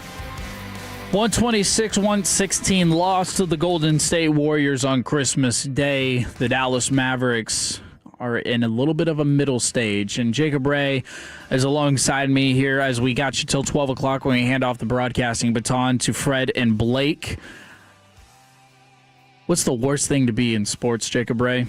Middle of the road. Middle of the road. No man's land, they like to call it. The Mavericks have been 5-5 in the last 10 games, but Chris Haynes has reported that there are multiple teams in the league that are interested in Anthony Davis, maybe even the team they just played. Today I found something very interesting. I came on last week and I told you about what the Warriors are looking for a big man, rim-running big man, protect the paint, lob threat.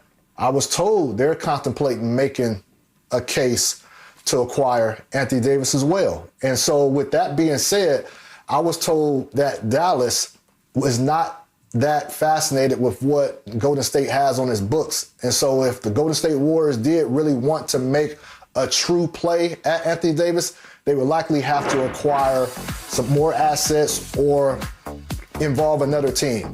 So again, with that being said, the Warriors are really trying to figure out ways to assure themselves that they have a real defensive dominant starting center going into the second half of the season to help Stephen Curry and Draymond Green out for a championship push.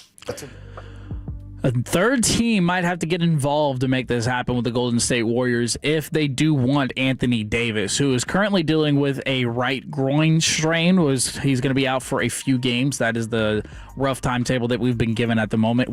He will be evaluated daily, as has been reported by Shams Charania.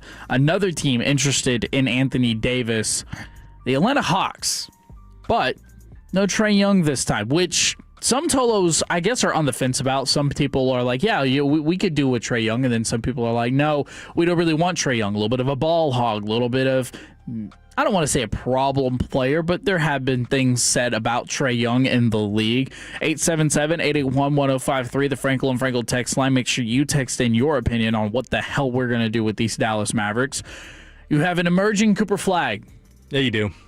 You have injuries. Yeah, you do. Derek Lively. Anthony Davis.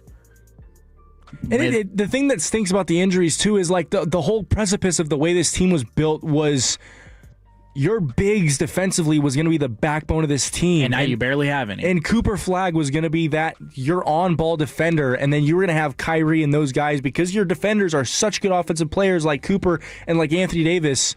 You were going to have so many two-way guys on this team. But everybody's hurt. Everyone's hurt. Derek Lively's out for the year. Anthony Day-to-Day Davis is going to be reevaluated. The list goes on and on. Kyrie Irving, when will we see him? There's been rumor of him. Will we see him this season? Maybe during the All-Star break. We'll get a timetable on when he could return. Winners of 5 of your last 10. We've seen some great performances from Cooper Flagg. I mean, he's been doing some stuff that we haven't seen since, the LeBron days, of course. He just turned 19 years old, so we've seen the promise. Same age as Jason Tatum. We've seen the promise. We've seen what we can get from Cooper Flagg as we move on into this. But is it time that we trade off? Do we full sail and build around Cooper Flagg? Do we build on top of what we have? Are we good enough where we just need some pieces? I'll ask you, Jacob Ray, what do you think the Dallas Mavericks need to do? If you were GM, what would you do? You've got co-GM. Sorry, my bad. You've got guys that just aren't fitting the timetable that you have right now with Cooper Flagg. And I would argue that the way that Cooper and AD have played together, I think they are on the same timetable. I think you could absolutely win with a team with Kyrie, AD, and Flagg. But guys like Clay, is he in the long-term plan? I don't think so. I think that's a guy you need to move off of. Yeah. And I think there's a team that's going to be out there that maybe a contender wants Clay. Maybe Clay it's the Thunder on their team. Maybe the Thunder are like, we don't have enough 3-point shooting. This is the guy that can put us over the edge to get us that offensive boost we need, possibly. And God knows they've got 50 first-round picks over the next 10 years. So They could be in play for Klay Thompson. I think PJ Washington is. He's having a really good year. A surprisingly good year from PJ Washington. Having a great year. And I think he's in a position where if you want to keep him around, I think he fits the timeline. But he's just playing so good that you're almost interested to see you're almost interested to see. From the 903, AD gives you nothing from the bench. Trade him for a bag of sunflower seeds on the low-carb energy drink. What was the mock trade with Only if they're pickled sunflower seeds, 903. What was the mock trade with the Hawks, if you don't mind me asking? So for the Hawks, and I know you're doing this on purpose because I have trouble pronouncing his name, Zachary Rishashari? Ricochet, that was Ricochet. Close. Okay, I'll take it, honestly. So Zachary Ricochet picks expiring contracts and young assets is what Chris Haynes is reporting. They're very intrigued, quote unquote, for Anthony Davis. I think a move for Anthony Davis for the Hawks would kind of make sense. Young assets, expiring contracts. It'd be ironic you could see Kristaps Porzingis back on this Dallas Mavericks team if this were to happen. I guess between those two trades, between the Hawks and the Golden State Warriors, if a third team would have to get involved there, which one would you be most intrigued with? And I know you're the Chicago Bulls fan, being Chicago teams all over, but I know you keep up with the Mavericks. It's hard not to. Yeah, I mean, I was more excited coming into the season about the Mavs than I was the Bulls. The Bulls have been in no man's land for, 3 years now. I'm intrigued because Ricochet is one of those guys that's like we don't really know what he is yet. He's flashed at times, but he's not like the number one pick you think he was going to be, I guess. Get your hands on Jalen Johnson, that'd be great, but I'd be shocked if they part ways with him. My only question is, would you get Kristaps in that trade? Because AD has said over and over again that he wants to play the 4. And you've got a situation there with Kristaps where Kristaps will space the floor and he can play the 4. Rhyme in there, hello. Where he's got the whole paint to work with and he can work in that mid-range area that he loves so much. I think it would fit well. It's just a matter of what young guys can you get from the Hawks that really make this plausible. I don't think Ricochet does it for you. So Ricochet, 10.9 points on just about 46% shooting from the field, 33% from three, 2.9 rebounds and 1.6 assists with an average of a steal and half a block through his 2025 campaign. That's not going to get done. 29 games played, 24.4 minutes average. From a former number one pick, that's not what you're looking for. And I mean, maybe the Mavs can get. Now, what's the picks? What's the picks? Yeah, that's gonna be what makes this thing work. And how does the money weigh out? Because you've got to make contracts work. That's the way the NBA works. Is you have to balance money. AD's making a lot more money than Ricochet is, so you're gonna have to add picks in there. You're gonna have to add some veteran guys on some bad contracts that the Mavs are gonna have to take on to make the money work.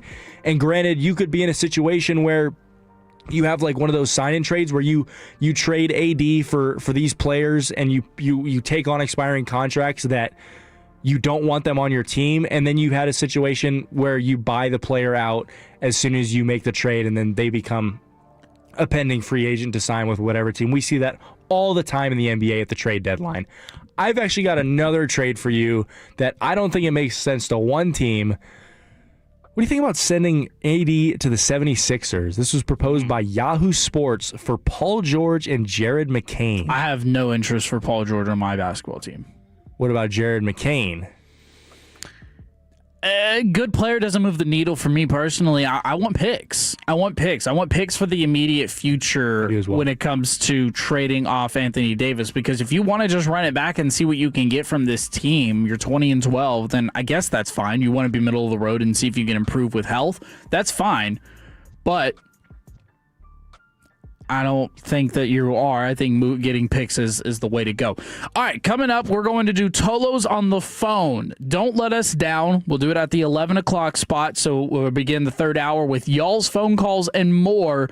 877-881-1053. That's the phone number to call in, text in on 1053 The Fan. Tolo means turn it on and leave it on. Thank you for making 105.3 The Fan and the Odyssey app part of your day every day. This new year, get started on your next success with University of Maryland Global Campus.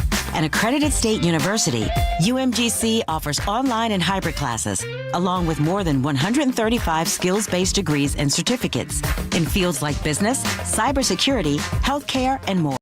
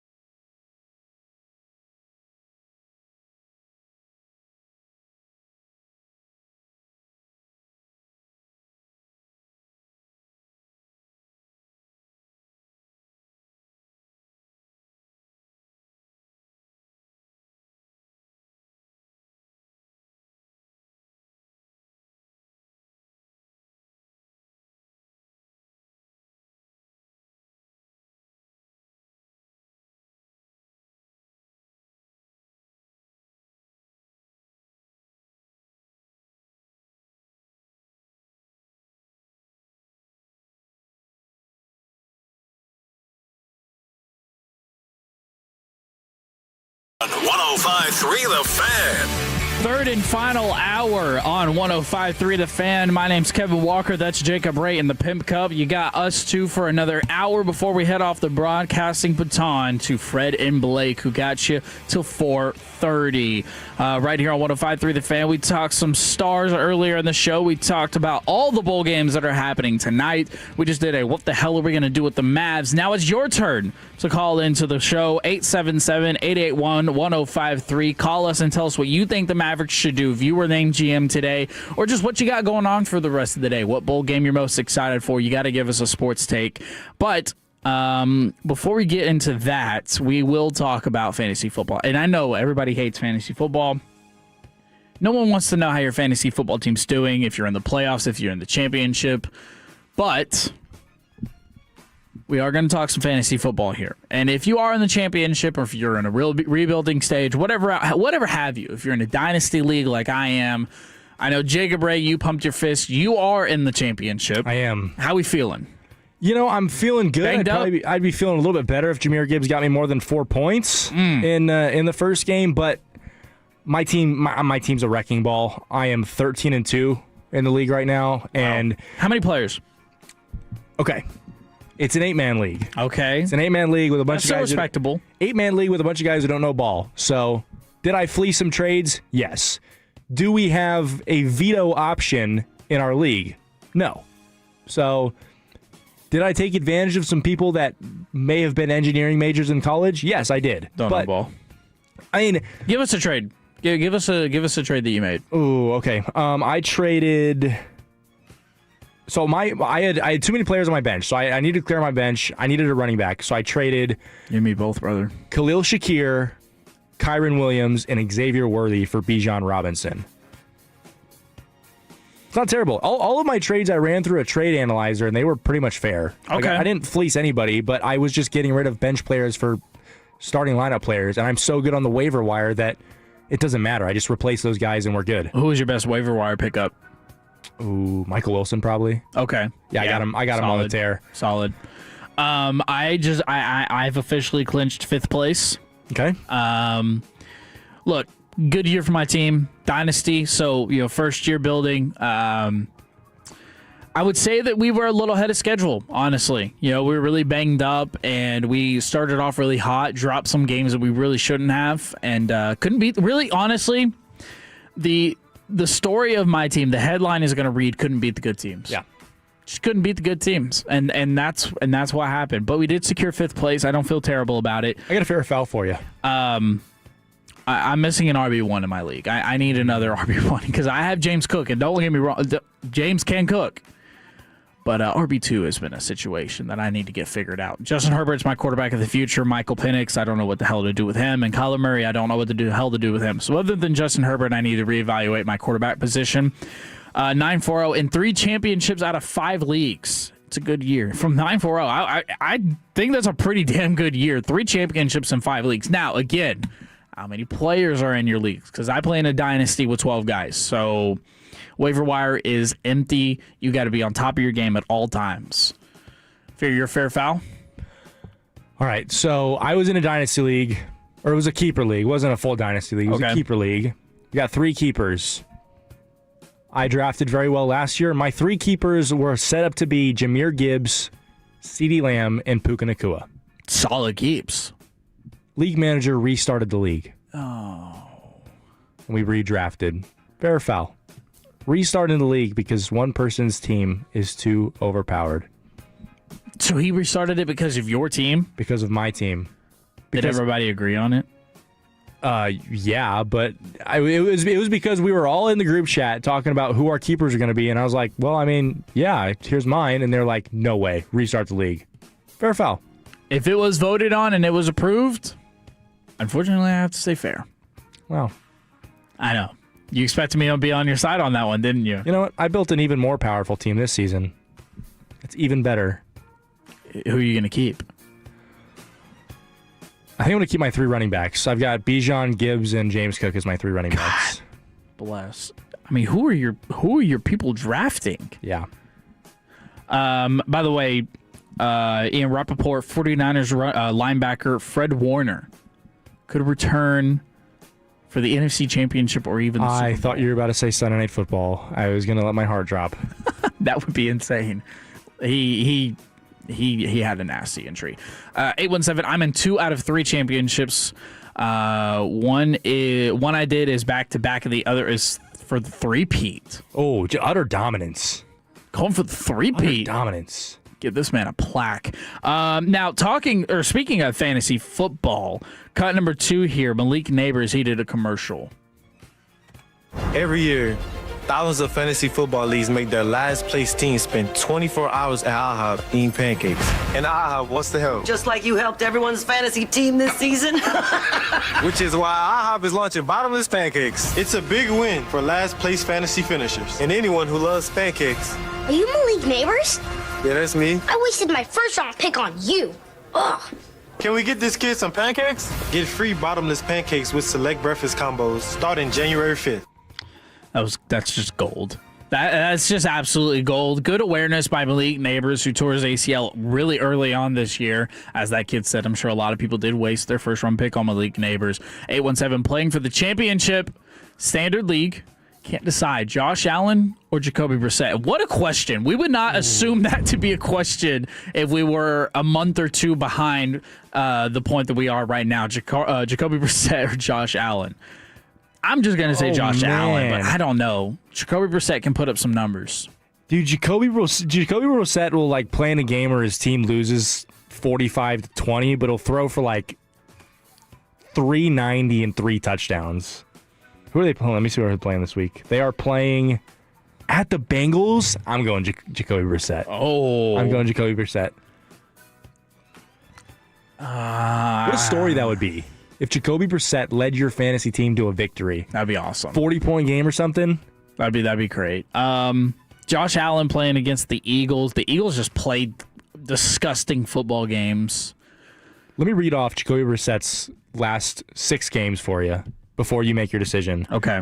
Last week wasn't great. 203, 1 passing touchdown, 1 interception. Against Houston, 249, 3 touchdowns, 1 interception. Against the Rams, 271, 2 touchdowns, 1 interception. Against the Bucks, 301, 2 touchdowns, and an interception. These 2 games were massive. 317, 1 touchdown against the Jags. 452 and 2 touchdowns against the 49ers. And they're playing the. I'm gonna go to Jacoby Brissett. Yeah, I think I am. I coerced you because I think James Cook is just going to run it down the Eagles' throat. I think that's exactly what's going to happen. 9-4. All my leagues are 12-14 teams. I've been in all 5 leagues for over 10 years. Have 19 titles out of 50 leagues in the last 10 years. You're making us do math at 11 o'clock in the morning. 9-4 win rate. It is a very competitive. Buy-ins are 250. Oh, whoa. Hold on. It is very competitive. Buy-ins are $250 to $1,000 in every league. Only rule I follow is 3 of my first 4 picks are running back every draft.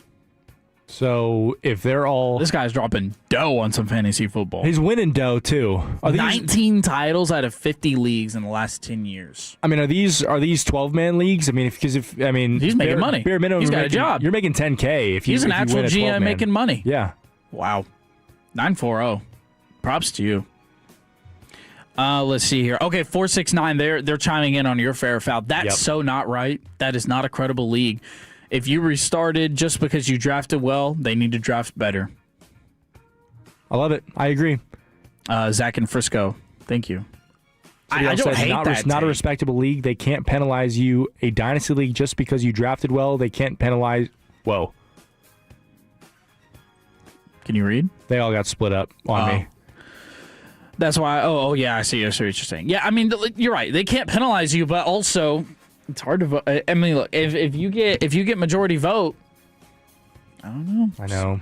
I do agree though that your league needs to do. Keep in mind though, drafting. Majority vote to restart the league on a league that you can't veto trades. So you can vote before the league, but not in the league. See, now I you do can know vote when it's convenient. I do know. So for me in the Dynasty League, off season's about to begin once the championship's over, and then we're gonna do a lottery system for draft picks. You're not gonna do like a combine or anything? No, I think we're just doing a lottery system because everybody in the league lives in different states. Oh. It's part of my friend Tristan, who I do the F1 podcast with, the Lap podcast. Shameless plug.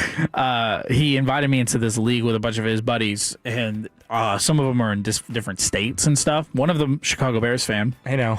Shout out Fernando. I hope that guy wins. But yeah, he's actually in the championship. Ironically, now that you say that, he beat me in the first round. So whatever. Yeah. So we'll see what happens, but I think we're going to start trading picks probably pretty soon. So you do the pick swaps. We can do pick swaps. Okay. We traded picks before the season even began, and it was our first year. That's fun. So we'll see what happens. But fantasy football's fun, so that's why we wanted to kind of talk about it just a little bit there. Now, next Thursday, me and Jacob Ray will have you with the three-time Hall of Famer CA, Chris Arnold, for 5 hours. 5 hours. We'll be filling in for G-Bag on New Year's Day, and we're doing a very early tease, not a long tease, just a little bit. We're going to do more of a look ahead, if you will. Yeah, a look ahead, a preview. Yeah. We're going to do a sports mashup. We did this last time we were on the air. We did do this last time we were on the air. The Tolos loved it. They enjoyed it very much. So if you could chime in, 877-881-1053. We're going to try to get some of the Tolos' opinions. What sports do you want us to include in the sports mashup? If you're sitting around listening in your radio and you're like, what the hell's a sports mashup? Fair question, first off. Sports mashup. We're going to talk about all sports that aren't Major 4 or collegiately Major 4 sports that we may not have heard of before. We've got some interesting text just in the first show that we did, and we did a sports mashup. Roof ball, that was one of the things that we talked about. Sumo wrestling too. Sumo wrestling, which people know what that is, but it's still fun to talk about. I feel bad. Trevor sent me the link to that Twitch for sumo wrestling. I never watched it. Well, he hates bowl games. So yeah, he does. You're right. He deserves it. I don't hate sumo wrestling. I love sumo. I'm going to be the bigger person. I love sumo wrestling.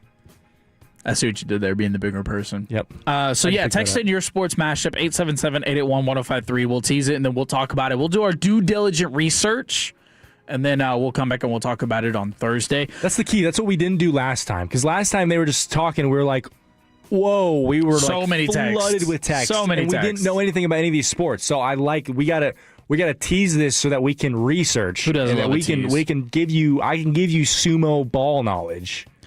469, I'm in the championship in both my leagues. So what I'm understanding is the Tolos know how to play some football, know how to do some fantasy football, or all the ones that aren't in the championship are not texting in, which is probably true. I'm in the championship in both my leagues, random ESPN leagues, looking like I'm going to win both of them from the 469.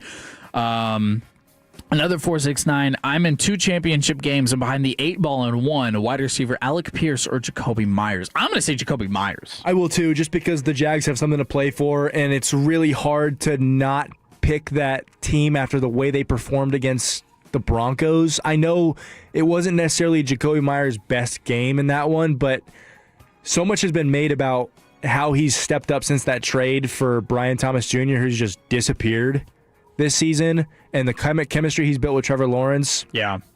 I mean, realistically, all you need from Jacoby Myers is a couple catches and a touchdown, and he's hitting his average. So I would absolutely go with Jacoby Myers. Alec Pierce is very boomer bust. He is, and I don't know. He could go 3 for 4. He could go 3 for 114 and a touchdown. And I question, or he could have 2 for 45. I question if this is the end for Phillip Rivers. I don't know if he finishes. If they get eliminated, I don't know. We just began the end. Yeah. What is he making, like $250K a game or something? I guess I never thought about that. I think that's the minimum. All right, we're already getting text in for the sports match next week. 214, this is Jagon and Terrell. Thank you for tuning in, Jagon. Well, my daughter is big in high school volleyball, and we watch collegiate girls volleyball. I want to hear about that. So we'll do a little bit of a deep dive into volleyball. I could definitely learn myself on some volleyball. 6-man football from the 254, played by the 1A schools. I can give you some freaky scores from 6A football this year. They put up some whack numbers. Tolo Fantasy League next season from the 817. We'll see what happens. We have to be cool enough to get invited. 928. Judo. We need to cover the UFC takeover of Sambo and Judo dominating the weight classes. So, whatever. We'll have to break down that because I'm not entirely sure what we're talking about there. I'm assuming some form of martial arts combat sports. From the 469, and the championship needs Stroud to come through since I've had him benched. Since I've had to bench Lamar. He's been a deadbeat all season. That's crazy that we've had to start benching Lamar Jackson in this year. We've talked so much about the possibility of the Lions dynasty being over and the Chiefs dynasty being over. At what point are we gonna?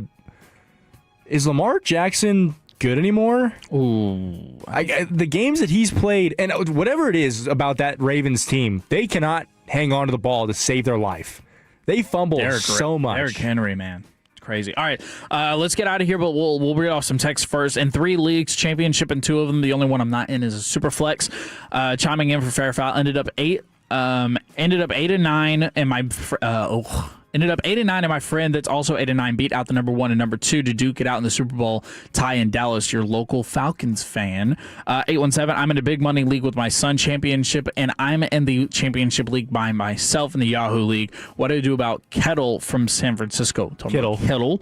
I think you should play him. Oh, San Francisco play them or no this week? He's questionable right now. I think I don't know if he'll be able to put up a really big number. He's a day-to-day with a mid-ankle sprain. What's going on in the professional slap boxing these days from the 972 English Premier League from the 817? Start covering soccer more with World Cup coming up next summer from the 940. All right. Thank you for those texts. We'll do our due diligence for next Thursday on the sports mashup. But coming up next, we're going to go through the best bookmarks between me and Jacob Ray's Twitter account. Maybe you're interested to hear about them. I think it'll spark some interesting discussion. You text in your favorite Twitter bookmarks that you got, or Instagram, or X, or whatever you want to call it. All that and more on 105.3 The Fan. The more time you give, the more our crush grows. Together we continue to build something special. Keep turning it on and leaving it on.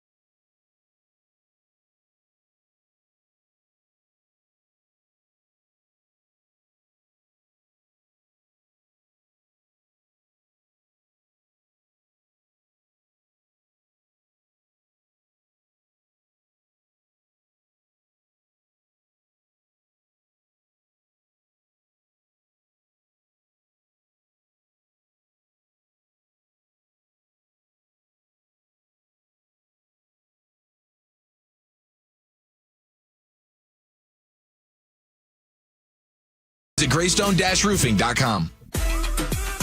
And it's back to 105.3 The Fan. This segment's brought to you by the Frankels. If you've been injured in a car or truck wreck, call Frankel first, 214 or 817-333-3333. With Frankel and Frankel, there is never an out-of-pocket cost. They only get paid when you win. Frankel and Frankel, the go-to car and truck wreck attorneys in Dallas.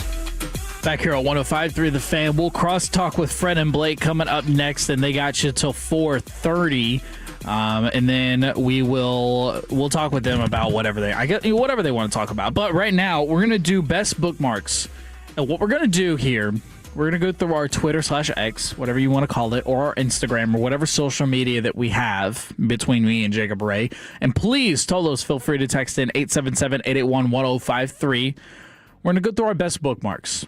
Some in sports, some out of sports, just kind of all over the place. I'll read off a few that I've bookmarked throughout the week, and then we'll see what the Tolos had to say. We'll see what Jacob Ray's got. Before we get started, Kevin, what is your go-to source of social media entertainment? And Tolos text in, what's your go-to, like, whether it's funny videos, you need those little 60 seconds of entertainment, or if it's where you get your news. Whatever, yeah. Where I get my sports news is Twitter. Okay. And I say that with the precaution that I've done a very in-depth job at making sure, one, I don't follow fake accounts, and building and crafting my Twitter/X account into what I want it to be, which is credible sources, getting instant updates from the people that I trust the most, to make sure I'm not getting ball sacked, I'm not getting lied to, I'm not getting any of that. I'm only getting real information from the people that I trust. Now, for entertainment purposes, probably Instagram. Memes, videos, reels, all those different things. So those are my two answers for that. See, I've really adopted Twitter. I wasn't really big on Twitter. It still has its problems, let me be very clear. It absolutely does. But my biggest thing for Twitter was it took me a while to like build up my feed, right? It took me a while to get the content on there that I wanted, right? Like I feel like TikTok is, you're on it for 10 minutes and it's already catered to what you're into in that moment. Same with Instagram. I've had Instagram since I was, 13, so like that's been built up. But I really enjoyed Twitter. It gives you kind of a mix of everything. Unlike you, I do follow fake accounts, and I do get... Well, if you do follow them consciously knowing they're fake. Yeah, I... Barry on here, come on. I mean, everybody loves a little NBA Centel, but... but you got to make sure you know. You do. All right, let's start here with this this bookmark. This one's from Anwar Richardson, who is a reporter for the Texas Longhorns. But I thought this question was interesting. I thought he brought it up. He said, this might be an unpopular opinion, but Texas should treat the Cheez-It Bowl like an NFL preseason game. Pull Arch Manning and the starters early. Try to win with young players. Treat it like the first game of 2026, not the last game of 2025. I like that. I thought that was a very interesting take. Not one that I overly disagree with either. I was like, you know what? A lot of teams could adopt that method. I think if we were in a situation, and I think the way Arch Manning closed out the season, is what's going to make that decision for him. Because like usually you want a guy like that to go into the next season with a lot of momentum, but I feel like he's built that up over the past 3 or 4 games, and especially that win over A&M. I think he's got all the momentum he needs, and I don't think you want to risk. He needs receivers that catch the damn ball. He does need receivers that catch the ball. 214, Big Booty Latinas on IG and Twitter is my go-to. Okay. Yeah, I know. I saw you smirking at me. I didn't know if you were actually going to read that. All right, this one is... I also follow a lot of accounts with like electronics and like stuff in film. I thought you were about to say I also follow those accounts. No. Google is rolling out the ability to change your email address. I don't know if you saw this. So users will finally be able to update their old embarrassing email addresses. Do you have any email addresses that you wish you could change? No, I still have my AOL address though. It's got 39,000 unread emails. Old. Yeah, old. I got that one. That was the email that I set up my Apple ID on when I got my first iPad at like 9 years old. Bucky's Beaver Bowl from Alamo Dome. Winner gets a giant gold beaver statue as a trophy was the answer when someone asked, what's a bowl game that doesn't exist but should? That's a good one. I mean, I brought up in the break earlier, and it does exist actually. Between the Texas Tech Red Raiders and the Baylor Bears, it's called the Poop Bowl. What do you think a good trophy for the Poop Bowl would be? A toilet or just like a... Yeah, toilet bowl. Yeah, it'd have to be, because you can't market poop bowl. It'd have to be like a toilet bowl. Good from the 214. I was actually on this show when it came out. So you're telling me Jeevan Stones isn't a real account? I hate to crush your hopes and dreams, but I don't think so. All right, Jacob Ray, what you got bookmarked? What you got over there? So the first one I got bookmarked. Do we all know what who Freezing Cold Takes is? I mean, yes. Did you see? You don't even have to be in sports to know Freezing Cold Takes. Did you see when Freezing Cold Takes themselves? I have seen that. They've done it before. Yeah, they've done it before. So Seattle Seahawks and Los Angeles Rams played about a week ago, and when the Seahawks were down by, was it 16 points? I believe it was 16. Large margin, yeah. Freezing Cold Takes posted a screenshot of when Get Up did their picks. Yeah. And everybody from Get Up picked the Seahawks. They posted that. Yeah. The Seahawks came back to win. So then Freezing Cold Takes screenshotted their post from Freezing Cold Takes and posted that. I love it when people, whoever runs Freezing Cold Takes does an incredible job. Outstanding job. And whenever they have the human nature to correct themselves when they've done wrong, I appreciate that. Kind of like when a team posts the final score even if they got their ass whooped. Mm-hmm. Okay, I can appreciate that. From the 254, Baylor Bear here, played in the Butt Bowl in Jerry World multiple times. What was your trophy for the Butt Bowl? Yeah. Maybe don't answer that. I'd love to know what that was. I got one more for you. Okay. Did you see what happened in Lubbock, Texas this past week? No, but I'm assuming you being a resident there, or former resident there. Yeah, former resident. That's a good one. And it was actually, sadly enough, I was just in Lubbock. I could have seen this Barely in missed person. So there was a horse-drawn carriage. 2 horses, 1 carriage, 1 driver of said horses. I don't know how many occupants in the carriage. Driving down a strip mall, or trotting down. How would you say driving, trotting, riding? I'd say trotting. Trotting. I think trotting's good. Prancing, maybe. Prancing. Prancing through a strip mall when, I don't know if one of the horses got stung by a bee. I don't know if it got spooked. Got spooked by something. This already sounds like a Lubbock story. Lost his mind, right? Okay. The horse-drawn carriage runs into a truck. Said carriage flips over. Both horses somehow break free from the carriage. I'll show you the video in the break. It's pretty good. These horses are on the run. They've probably been found. They probably got chips in their ears. But for all those people that say that, and being one of those people, I lived in Chicago, right? Grew up in Chicago. When I moved to Texas when I was 13, I was absolutely of the belief that everyone in Texas rode horses. Absolutely. You've learned now that that's not true. I've learned now that is not true. Lubbock, Texas is not doing a great job at dispelling that idea. I think when people in like New York think of Texas, what they're really thinking about is Lubbock. Yeah, I would agree with that. Yeah. Or okay. like, I thought a lot about San Antonio. I'd been to San Antonio before when I was like a baby. I think San Antonio is still a little bit more city. I guess it just depends on where you go. I've only spent a week in there, and it was in the specific part of San Antonio. I went to San Antonio for spring break once, and we went and saw the Alamo. Yeah, it wasn't the great. It wasn't. I mean, as a 14-year-old, you don't want to leave school just to go learn. So that wasn't the greatest vacation. Shout out mom and dad. I think if we went now, I'd enjoy it, but no. Little me did not. 940. What is Freezing Cold Takes? I'm old and out of touch. Okay, so Freezing Cold Takes, fair question. Mostly on X, I do believe. I don't think they're really active on like Instagram or anything. On X or Twitter, whatever you want to call it. What they'll do is they'll go through and they'll find people that have tweeted out, made predictions or whatever about a certain team doing a certain thing, maybe winning a game, defeating another team handedly or whatever. And if the opposite happens, their prediction is incorrect. A draft pick is supposed to be the next great guy, and then he's whatever. They'll go through and they'll just simply repost it, simply retweet it, and then it just blows up their, because Freezing Cold Takes has a very good following. It'll blow up whatever they tweeted out, and you're pretty much just getting, it was a cold take. So Freezing Cold Takes, there you go. That's what they are. Let's see here. We've got some text coming in from the 214. This one from Jagon and Terrell. Ready to watch the Snoop Dogg Arizona Bowl. Presented by Dr. Dre and Gin and Juice. It's really a thing, and that carriage wreck was awful. Jagon and Terrell. It was pretty bad. One more from the 682. Horse-drawn carriages should be illegal. Many horses are overworked for profit and get injured in these type of runaway situations. Poor horses, I hope they weren't injured and need to be put down. Very common. That'd be sad. That'd be sad if we lost 2 good horses. That's not what we're wanting. That is not what we want. No. We are a pro-horse show here, Kevin and Jacob are. Pro-horse. Pro-horse. No interest to animals. All right, I'll let me read off some. Okay, this one is sports.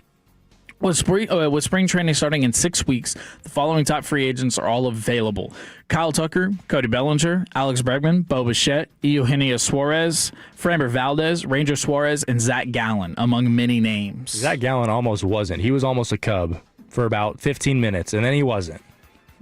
That's the worst. Talk about following fake accounts. I got. Someone put out a tweet. Entire feed is just the Giants or Raiders going band for band on ruling out players for the Tank Bowl. Yeah. Speaking of Max Crosby. You hit that audio now? No, we can just talk about it. Max Crosby, they wanted to shut him down for dealing with multiple injuries this year. He said, hell no, that's not happening, and left the facility. Pete Carroll made it seem like it was not a big deal. Max Crosby has said over and over and over again that he wants to be a Raider for life. He wants to stay. He wants to stay a Raider, but they aren't necessarily making that same commitment. They're wanting to tank without saying they're wanting to tank, and they are a terrible football team, terribly constructed. But Max Crosby's not that kind of guy. So obviously, Dallas Cowboys fans are praying that they can get Max Crosby. It will just take quite a bit. Widely known as probably has the best motor in the sport. I mean, when you talk about a guy who never takes a game off, playoff, Max Crosby, that's one of those guys. Lunch pail kind of guy, right? Yeah, lunch pail kind of guy. I'd tell you who else is excited is the Bears. I mean, if you're in a position to win the North and go make a trade for a big defensive player, sign me up. 469 just realized hot takes and cold takes aren't necessarily opposites. And the 407, we can't read that, but it would be a bowl game for sure. Don't know how that sponsorship would go. We talked about the Dallas Stars earlier. A lot of money in that area, I hear. A lot of money in that area. We talked about the Dallas Stars earlier on in the show. The NHL put out a post, 2025 calendar year most goals in the regular season. So this is from the point of the beginning of the season to now.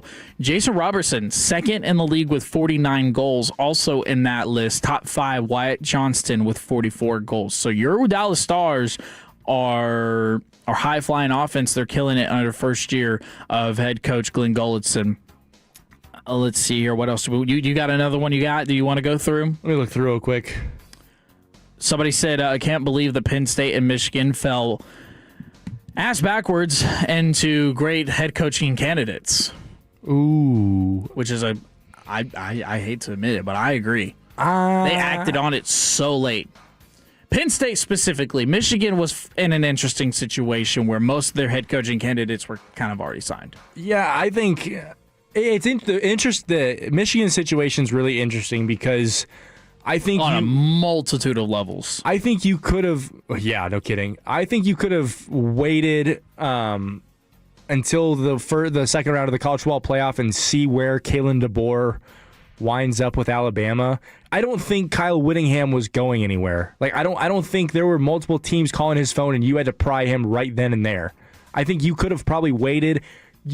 Maybe you would have you lost out on a couple recruits in the transfer portal, but I mean it's Michigan. Like they're still going to attract big names. I think I would have found a way to hopefully keep Bryce Underwood and let him play under Kalen DeBoer, and I would have swung for a big fish. I don't know. Kyle Whittingham seems like... Does it seem temporary to you? Well, no, they signed him to a 5-year deal. I know. I understand that, but does it seem like he's an older coach? He is an older coach that also just stepped down from his last school. Like this is very fast. And he said in an interview that the love of coaching never goes away, and it's like, well, why'd you step down? And Utah fans got to be scratching their head right now. So 940, I think Whittingham is going to end up being a bust. I do as well. I think he could write the culture, but you still have the athletic director for Michigan, Ward Manuel or whatever. I think he's the root of the issue, to be honest. I mean, he's been at the head of all these schemes. And then the last thing that I'm going to read off from my Instagram, this one I'm going to Instagram for my bookmarks. I'm a sneaker guy. Khakis Kicks. We'll be doing it next Thursday when we fill in for G-Bag. And it is absolutely disappointing, the step back that we have taken in the sneaker world on Christmas Day sneakers. Absolutely disappointing. Now, and Christmas Day jerseys. And Christmas Day jerseys while we're at it. I agree with that. Yeah, for sure. But we went from the Kobe Grinches, which it's hard to top that. That's way up there. That's on the Mount Rushmore possibly of sneakers of all time in general. So I'm not necessarily comparing it to that. But people turning those into cleats. Oh, for sure. Yeah. But going through the years of what we've seen from Kevin Durant's, from Kyrie's in the past, the Christmas Day sneakers used to be part of the tradition. Like NBA used to rule Christmas Day. Like that was their sports day to take over. And seeing what players were going to don their Christmas Day collabs or their Christmas Day colorways was, for me, was an interesting part of the upbringing in the sneaker culture and sports in general. And the step back we've taken is just it's disappointing. Very, to be honest, it's very disappointing because when you look at the Jaw 3s are fine. They don't really remind me of Christmas necessarily. LeBron stocking stuffers are kind of, in my opinion, mid. I just feel like we're doing copy paste colorways, and I'm just not a fan. You know what I will say though, and it's kind of simple looking because it's just two colors. SGA's Converse, the Christmas one he did where it's all red with the green hints. I did appreciate that one. I'm a big fan of those shoes. I like they look sleek. I think that was interesting. All right, let's read off some text before we get out of here. Going to be hard to pry Crosby away from Vegas, shows, casinos, and something we can't say on air. And then from the 214, I would say the Raiders too, if I could be that close to Reno, and more things that we can't say. 817 Khaki Kev and Jacob, my fellow TTU alum. I'm behind on the YouTube app, but wanted to let you know that you guys, I really enjoyed you guys today. Thanks for the entertainment, Mark C. Thank you, sir, for tuning in. And from the 940, Wit wanted out of Utah. That's it. All right, coming up, we're going to hopefully crosstalk with Fred and Blake. All that next on 105.3 The Fan.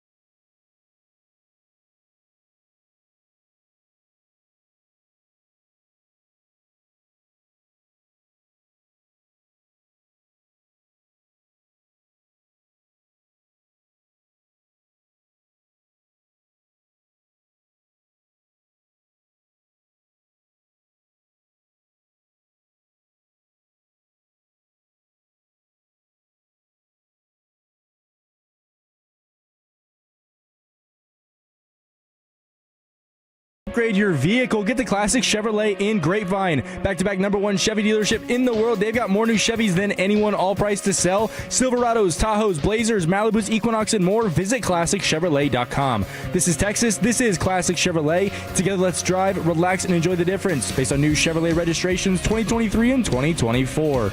Joined here by Fred Davis and Blake Elliott, who will take over for us from 12 to 4:45 before we get to the New Mexico Bowl and then the Texas Bowl, which you can find both those games here on 105.3 The Fan. My name's Kevin Walker. That's Jacob Ray, who's done an excellent job co-hosting / producing today. Swiss Army knife. Swiss Army knife, we like to call him. But now Fred and Blake join us. How's y'all's morning going, fellas?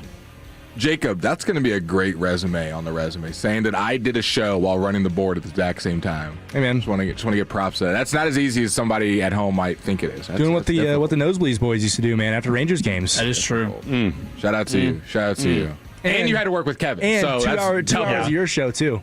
Oh, my God. Dang, that's true. He said y'all can ask for no audio, by the way. He said he's not pulling audio for you. I mean, he's put in enough work. Whatever audio you've already got. I'm sure there's a few cut sheets floating around here. We were going to play some Jerry. Well, you guys played the Jerry audio, so you've already got that. You've already got that cut sheet. We might recycle a couple of his clips. Did you guys frame Jet Nelson's cut sheet from the week ago? Oh my gosh, I love Jet Nelson. Is there anybody you like more in the world than a Jet Nelson? Well, I mean my kids, but yeah. But right, your kids, and then it's Jet Nelson. For me, I don't have kids, so Jet Nelson is the #1. The sweetest human being I've ever met. Yeah, he killed it on KNC this week. No, he's look the again, and I've said this time and time again. The evolution, the way that kid has evolved from where he was on draft night. We wanted to choke him. I did. I know I did. I did. And I told Jet, and we'll laugh about this because by far, I mean, look, Jet is the king of the haikus. He is. Jet is the king. And makes me ashamed to write them. I have no problem admitting that. Like, I'm glad that we have spread the haiku love, and Jet has taken to it like a fish to water. But I remember telling Jet, like after that show, I said, quit nodding at me and saying yes when you clearly don't understand what I'm telling you. For sure. And then he kind of stopped for a second. He's like, oh. And then because he had to think about it, like, well, I want to nod and say, yes, I understand what you're saying, but you just told me not to. I don't get it, sir. Yeah. So, again, good kid. Can't say enough about Jet Nelson. Did radio with him on Christmas Day. And, again, outside of 2 of my favorites, obviously, in Degenerate Jake and Khaki Kev, and, of course, I may have to make sure Reetma's okay with me calling you guys that. But can't say enough about Jet Nelson. But it's super nice outside. I told you this when I came in. Jacob, I'm envious of you two now because you're going to get to enjoy maybe the bulk of the day. The bulk of the day, and it might be the best weather ever for having the windows down while driving. Because I was telling Kevin this, Jacob and Fred, that when you have the windows down, it's a nice day. Eventually, it kind of gets cold. Yeah. When you're driving Not fast. today. Today did not. It was the perfect amount where you're not getting cold with the windows down.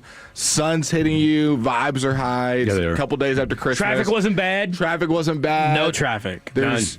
Look, I mean, 6:35, but I mean, I don't know what you guys got, on y'all's docket for the rest of the day, but you can bebop around wherever you need to go today. I do have to give a shout out to Geraldo. Shout out to him and his Texas Longhorns. Okay. His daughter, I ran into his daughter in Bishop Arts last night.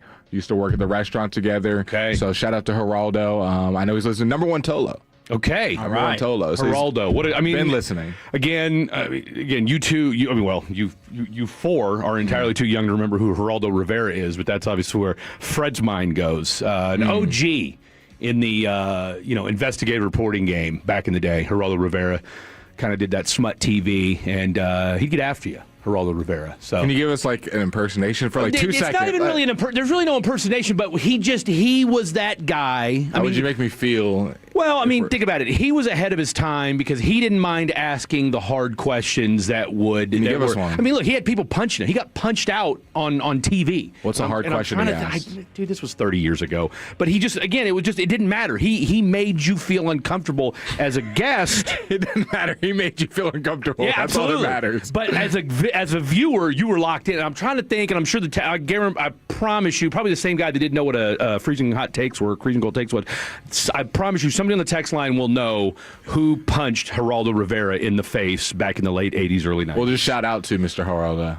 So, Yes. So what are y'all's thoughts on this AD to Hawks or Golden State getting a third team involved? I'm with it. The fact that Golden State saw him get hurt on Christmas Day and said they want to trade for him. To say that, that's the first thing that came to mind. Like, I knew we were going to talk about it today because I was thinking to myself, and we just had... that was great news to wake up. That was the first thing I saw on Twitter. I said, 2 teams interested? Let's go. And if Chris Haynes is reporting it, like, that's legit. Like, there might be some smoke to that because when we had our boy Brett Siegel on and other reporting was saying no one's interested in AD. So the fact that you have 2 teams... I mean, look, you'll dump him for anything at this point. Somebody texted in and said that we could get sunflower seeds and a low-carb energy drink. I asked if we could get pickle seeds. I did hear you say he that. said maybe. We talked about this. If you wait till the end of the season to make the trade and do the offseason, you maximize your value, quote unquote, by him playing a bunch.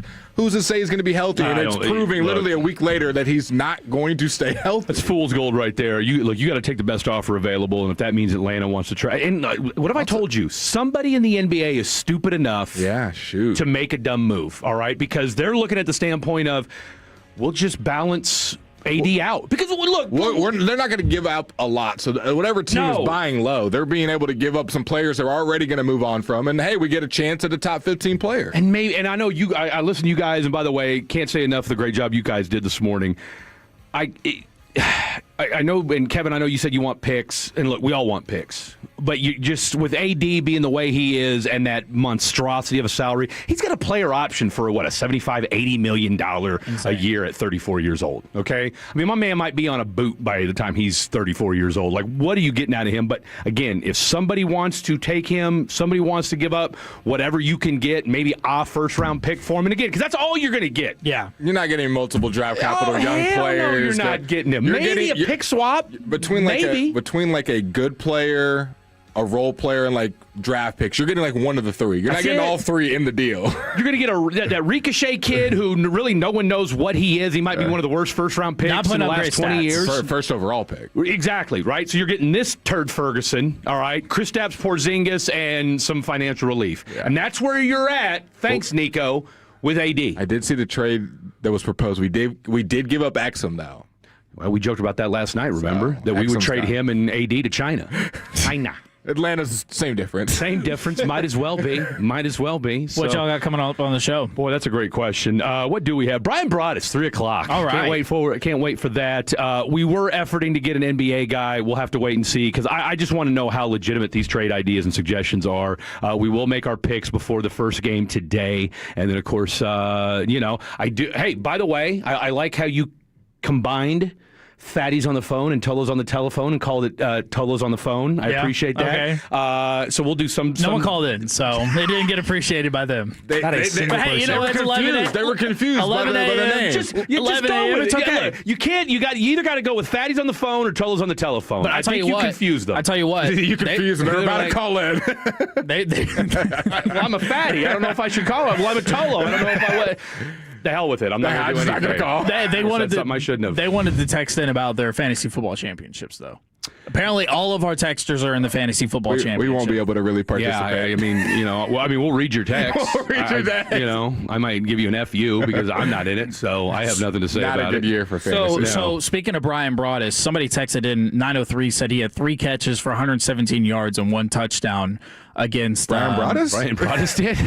That's what they said. That's impressive. Against Broaddus, against LSU, and Broaddus was there. Yeah, that's what he said. Oh, okay. Oh, so this was like what, 1984, 1985? He said 85 Liberty Bowl. 1985 Liberty Bowl. Ask him. He said he was offensive MVP. This texter. Well, the way he's framing this is Brian Broaddus wasn't a corner. Well, no, and he wouldn't have been. And ask him. So he was a wide receiver. He didn't specify his position, but I'm assuming if you're going 3 for 117, yeah. Ask him if he got tackled by Henry Thomas, who I believe was the defensive MVP of that Liberty Bowl, who was a friend of both me and Brian Broaddus, and a friend of the program, and should be in the Hall of Fame, but that's another story. Guys, is Luka coming to the Mavs in 2028? Or should I drop that theory? I'm gonna tell you right now. Should I drop that theory, or is that happening? I would hope so. I don't think it's crazy to suggest. Okay. I really don't. I don't think he likes it in L.A. I think J.J. Redick is a prick, and I think thinks he's the smartest guy in the room. Oh, no doubt. And let's put that on the front of the New York Post. Get him back home to L.A. right there. You know what I'm saying? Or you mean back to Dallas? Back to Dallas, excuse me, away from L.A. I'm telling you right now, the idea of a Cooper. Let's put it this way. I'll say this, and we can dive into this more in our show. If they don't win a title in the next 2 years or get close to it, I wouldn't be surprised if he comes back to Dallas. Let's do it. All right. Well, you heard it first. Fred and Blake coming up next on 105.3 The Fan. Take us with you way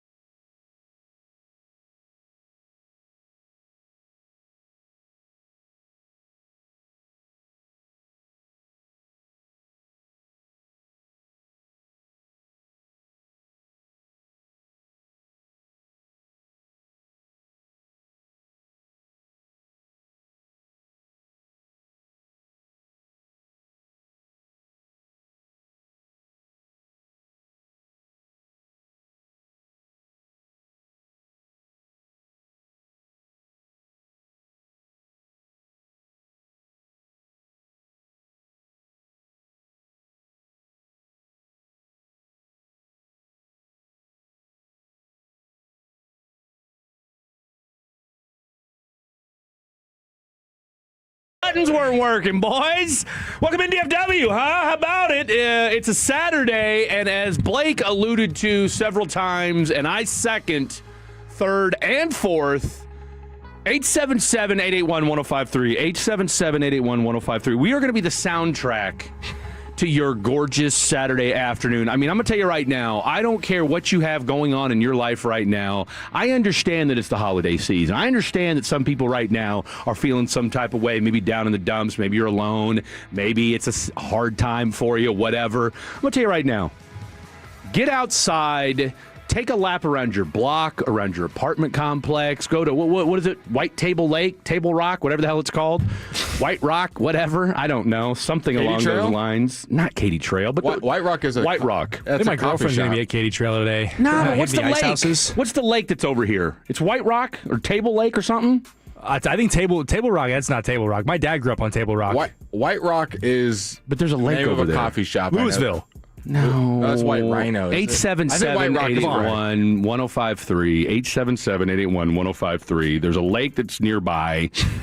Okay. Well, are you saying there's nearby to us right now? No. I mean, I walked around it. It's what I'm saying. It's like White Rock, Table Rock, White Lake, something. 877-881-1053. You walked around it while being here? Yeah, it was like I did it 2 months ago. When did you go on a walk around the station? I mean, not around the station, around this lake that I'm referring to. Yeah, but what city is this lake in? It's 20 minutes from here, 15 max. Well, that's not close then. You made it sound like it was like downstairs. It is down the street. It's not far from. I mean, look, on a normal day, people were saying it's White Rock Lake. Boom. Thank you. White Rock Lake. Boom. I knew I wasn't tripping. I wasn't tripping. Our point being, it is gorgeous outside. That's what. There's nothing some high five to us. That's what we're doing. That's what some we're vitamin D can't fix. Walk around the block. I mean, I was already in a good mood when I woke up. Woke up before the alarm, feeling spicy. But when I got in the car and rolled the windows down, had the sun beating on my face, playing the jams, then turning on the 105.3 The Fan and hearing my boys, Degenerate Jake and Khaki Cav, vibes were heavy. White Rock. I see now the texts are coming in. Yes, White Rock Lake isn't far from y'all, but people get killed there. LOL. Whoa. What do you mean people get? Whoa. No, I have heard that. Okay, but that's at night. That's at night. At night, that's dark. We're not talking about night. We're not talking about night. We're not talking. What you do at night is your business. All right, but we'll be off the air by then. Okay. So what you do at that point is literally what entirely at your beck and call. What Blake and I are talking about is and maybe you go over to Lake Louisville. Maybe you go to White Rock Lake. All right, wherever what would you go name today? What would you name a lake? Fred Rock. Really? Fred Rock Lake. If you got one chance to name a lake. You're damn right. Fred Rock. Why Rock? Why not? Why not? I think Fred Word. How are you Lake. going to ask me a question and then make fun of me after I give said suggestion? I wanted more creativity because I expect a lot out of you. Who says that's not creative? What's your okay? You said White. We just had White Rock. Yeah, and I like White Rock, so I'm going Fred Rock. Do you? And I'm going. I told you I like. I just know what the name was. I've never seen you get so happy about a lake. White Rock Lake. All of a sudden, you love it. Well, if there was a Black Rock Lake, I'd like that one too. Sure, there is. They get enough recognition. I'm sure there is a Black Rock Lake. There's a Black Rock Lake somewhere. Somewhere grinding hard. Nobody's somewhere looking. Staying under wraps. If you're at Black Rock Lake, tell us where you're at. 877-881-1053. We want to know about Black Rock Lake. Dude, I have been inundated with... It's usually females jogging with headphones on. Cowards. Okay, y'all are a little too... Okay, 972. Calm down. We just said how good the vibes are. And you want to start calling, unless you're referring to the people that are attacking the women as cowards. Then we agree. Yeah. Then we agree. I think they might be. Okay, I'll tell you what, and then the other 469, you guys are thinking too much on this. White rocks because the bottom of the lake and the creeks have what? White rocks. We get it, man. Did you guys lose your sense of humor at Christmas time? My God. Like, are you new to this show? Like, you realize that when Blake and I aren't talking sports, and if we're going off sports topics, which we're going to do for the next 4 hours and 45 minutes, that we're talking in jest, okay? Like, do you guys really think that Blake wants to know where a Black Rock Lake is? And I'm sure he does, but is that going to ruin the White Rock Lake? No, it's not. I'm also looking for a Carmel Rock Lake, all of them. I'm looking for a Big Booty Latina Rock Lake, if there's one out there as well. 877-881-1053. Tell us where that's at. And again, this is just for outdoor purposes. Outdoor purposes. We'll never bring that rock inside. Jacob, we love all rocks here. How was your Christmas and activities? I haven't around seen it? you since Christmas. I know it's been a minute. You look older. Thank you. Yeah. It was Happy Kwanzaa. it was good. I mentioned on our show we weren't able to celebrate Christmas on the 25th. Had some family stuff come up. Dad and Mom had to go up to Kansas to see my grandpa, who wasn't doing great. Oh, is he okay? No, he passed on Christmas. So he was R.I.P. Gramps. Yeah, he was in some bad health. So it was kind of like they were just. He had to go one last time. They let nature take its course. Yeah, that's what they did. Fair enough. But he got did you up go? There.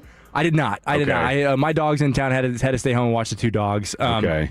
He was supposed to. They didn't know if he was going to make it through the night, so they drove up, got up to Kansas at 1 a.m., pulled through. So my dad was able to see him, talk to him a little bit. I've heard that family members, when it's getting touch and go like that the human spirit will stay around long enough to see, in your case, your dad. Yeah. And then I'm sure he passed later on that day. Later on that day, actually, his sister got in town got in there, and she was like, I guess, holding his hand and rubbing his head, and that's when he went. So. Lord works in mysterious ways, ladies and gentlemen. Yes. The Lord works in mysterious ways. Well, I'll tell you what. I'm glad that Papa Ray and Auntie Ray got to see your grandpa or their dad one last time. So, 100%. Look, hey, and the crazy part about that is Blake did ask the question, what's the worst day to die?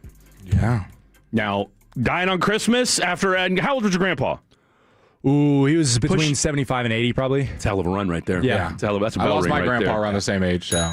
Shout out to Grandpa Ray. Killing it though. I mean, he was the blue collar guy. He could build a car engine without even looking at it. And he's a Kansan? He's a Kansan. Let's go ahead and give him two more bell rings. Let's go ahead and give him two more bell rings for that. Send some bells on the text line. What was Grandpa's name? Don. Grandpa Don. Don Ray. Don what a name. Don Ray. I'll tell you what. What a Don. Sounds very mafioso. Not going to lie. Don Ray. We're dedicating this show to Don Ray today. Yeah, we are. We're dedicating. When's the funeral? It's next Wednesday. You going? I'm not. I got to work. Damn it. Yeah. Can't get Kevin. Who do we got to talk to? Who do we got to talk to? Are you working? Are you working? What show are you working? I'm working. I got KNC that morning and then TV that night. So we'll be off by 7:30 though. We can celebrate the new year. Yeah. So that's okay. You know. Okay. Grandpa Ray's here in spirit. So we're shouting out. We are dedicating this show to Grandpa Don Ray today. 100%. If you have anybody that you've lost over the last few weeks, or if you're feeling some type of way, let us know. 877-881-1053. Shout outs going out all day today on the show to all the loved ones. If you're a Tolo or a Fatty and you lost somebody this month or this year, let us know. We're shouting them out today. It is the end of the year. It is the end of 2025, and of course. Blake and I are on. Now, we're not. Hey, I tell you what, here's another bell ring. No Fan After Dark tomorrow. And I mean that. I don't mean that like, hey, celebrate because there's no Fan After Dark tomorrow. I'm saying that because you know what? We get a day to just rest. I've been having Sundays. You know what? Just go with just play along with me for God's sakes, okay? Just play along with me. Fred deserves. Okay? No, let's call it is. Fred deserves a day off. I'm very grateful. I just licked the mic on accident. I love doing radio. You guys know that. It is my favorite thing in the world. But every now and again, and hell, you guys are probably sick of hearing me, if we're being honest. Like, people are probably like, you know what, Fred, take a break. Can I go? I'm trying to avoid Fred, and he's on Saturdays at 2. He's on Sundays in the morning. It's nonstop. Can't stop, won't stop. Can't stop, won't stop. So the three of are you on tomorrow? I'm not. I'm off. Look at this. All three of us. Bell ring for us. 1, 2, 3. How about that? What's on the agenda? Just some chilling, watching some football. What are we doing? I'm probably going to be going to H-Town. Ooh, okay. Yeah, I got to go see some friends. Aren't you doing that earlier than tomorrow? They were doing it tonight. Well, yeah. I mean, I'll be in H-Town. Yeah. So you leave right after the show? Probably. Yeah, I'll probably. Knowing Fred, he'll just drive straight to H. Doesn't go to his house, doesn't grab a bag. He's like, I'll just go to Houston. That's it. Like he's going down the street. No, I need to go see some friends and do the damn thing. So, because I haven't had a Sunday off in a while, so I'll be back in time for Monday's show. But yeah, I'm looking. And the nice thing is that even though there's no Chiefs tomorrow, there's no Cowboys tomorrow. I mean, I'm sure we'll watch football in some iteration tomorrow, but at the very least, it will be a chill till the next episode type of Sunday. And then we're a few days away from kicking rocks on 2025. White rocks. What a year! And black rocks. And black we rocks. We kick both. All kinds of rocks. Love the rocks. Caramel rocks. We're putting tariffs on rocks heading into 2026. So many rocks, so many tariffs. So many lakes. Too many lakes. Big, beautiful lakes. We're putting tariff on water. I've had me and the text line have been going at it recently, and you know what's funny, Fred? You absolutely have. Because what did I say like 3 days ago? Literally, I said the text line has been so kind. It has. We went in a whole show where everybody was just spreading positivity until last night, and then last night kicked it off, and we had a grown woman that was hating on me. That said she's got all the money in the world. And she was a rich ass, grown ass woman. She's got all the time. Was crapping all over. Like, did not like for his any, Luka takes. Didn't like any part of my existence. Wants me gone. So shout out to her. But in fairness to her, did it ever get racial? No. You know what? And I appreciate that. I can appreciate. I did get called a little ass boy about 4 times, so I guess I'm like 12. But Blake's big. Blake's a big boy. See, I can appreciate being called a little boy, but when you make it racial, that's when a pimp slap has to come out. But no, she just wanted to let you know that she had money and that she was a grown ass woman. Yeah. Maybe she wants to be a sugar mama. Yeah. Maybe there was that. See, I think maybe she's trying to exert dominance over you. And then today, this is probably like you can crap on me from our sports takes. Everyone's going to disagree. You might think whatever. I do it every day. This one hurts though, Fred. This one hurts. This has nothing to do with sports. Look, you guys are super funny. It's just when Blake gets on with his jokes, he ruins the humor of every show he's a part of. See? That's a deep cut. See? I ruin every show behind my back. I've been ruining it. That's not fair. That's not fair. And number one, that's not accurate. Okay, let's make that clear. That is not an accurate statement. That hurts worse than saying. No, that absolutely does. That's as bad as the guy from the Navy that called me weak. Called me you are weak. But notice he didn't even say my jokes are bad. He said I ruin the humor. You ruin everything. Everybody else is funny but you. Your jokes come in and contaminate the show. Way to go. And not just your show, but everybody else's too. Okay, your jokes somehow seep into other shows and ruin what they're doing too. So that is a punch in the gut. That is an absolute punch in the gut. But we push on. We persevere. We know no other way. I woke up to great news today. Great news. Oh, about that apparently 2 teams are 1 AD on their team. I'm over here like, how are you going to move him? Crazy. He's hurt again. And the first thing on my timeline, Chris Haynes, after the game, Amazon Prime apparently went on a rant, and we got the audio. We'll play it for you guys here in a second.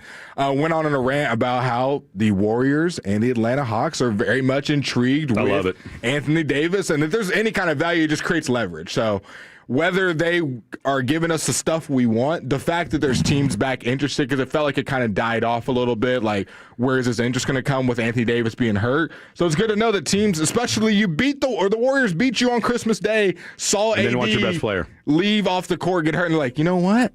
They're stacking old people over there. So you know what? They got Al Horford. Obviously, Steph's 37. They went out and got Jimmy Butler. He's old. They're gonna Draymond's got gray in his beard. So give us Wiggins and Bajimski. Give us their 2 young players. Well, Wiggins is Kuminga. Okay, hey. You'll take that all day, every day, 100%, because you can retool with that. Here you go. No, I tell you what. See, now here comes the Blake love. 469. No, Blake interviews very well. I heard him at the Schottenheimer press conference.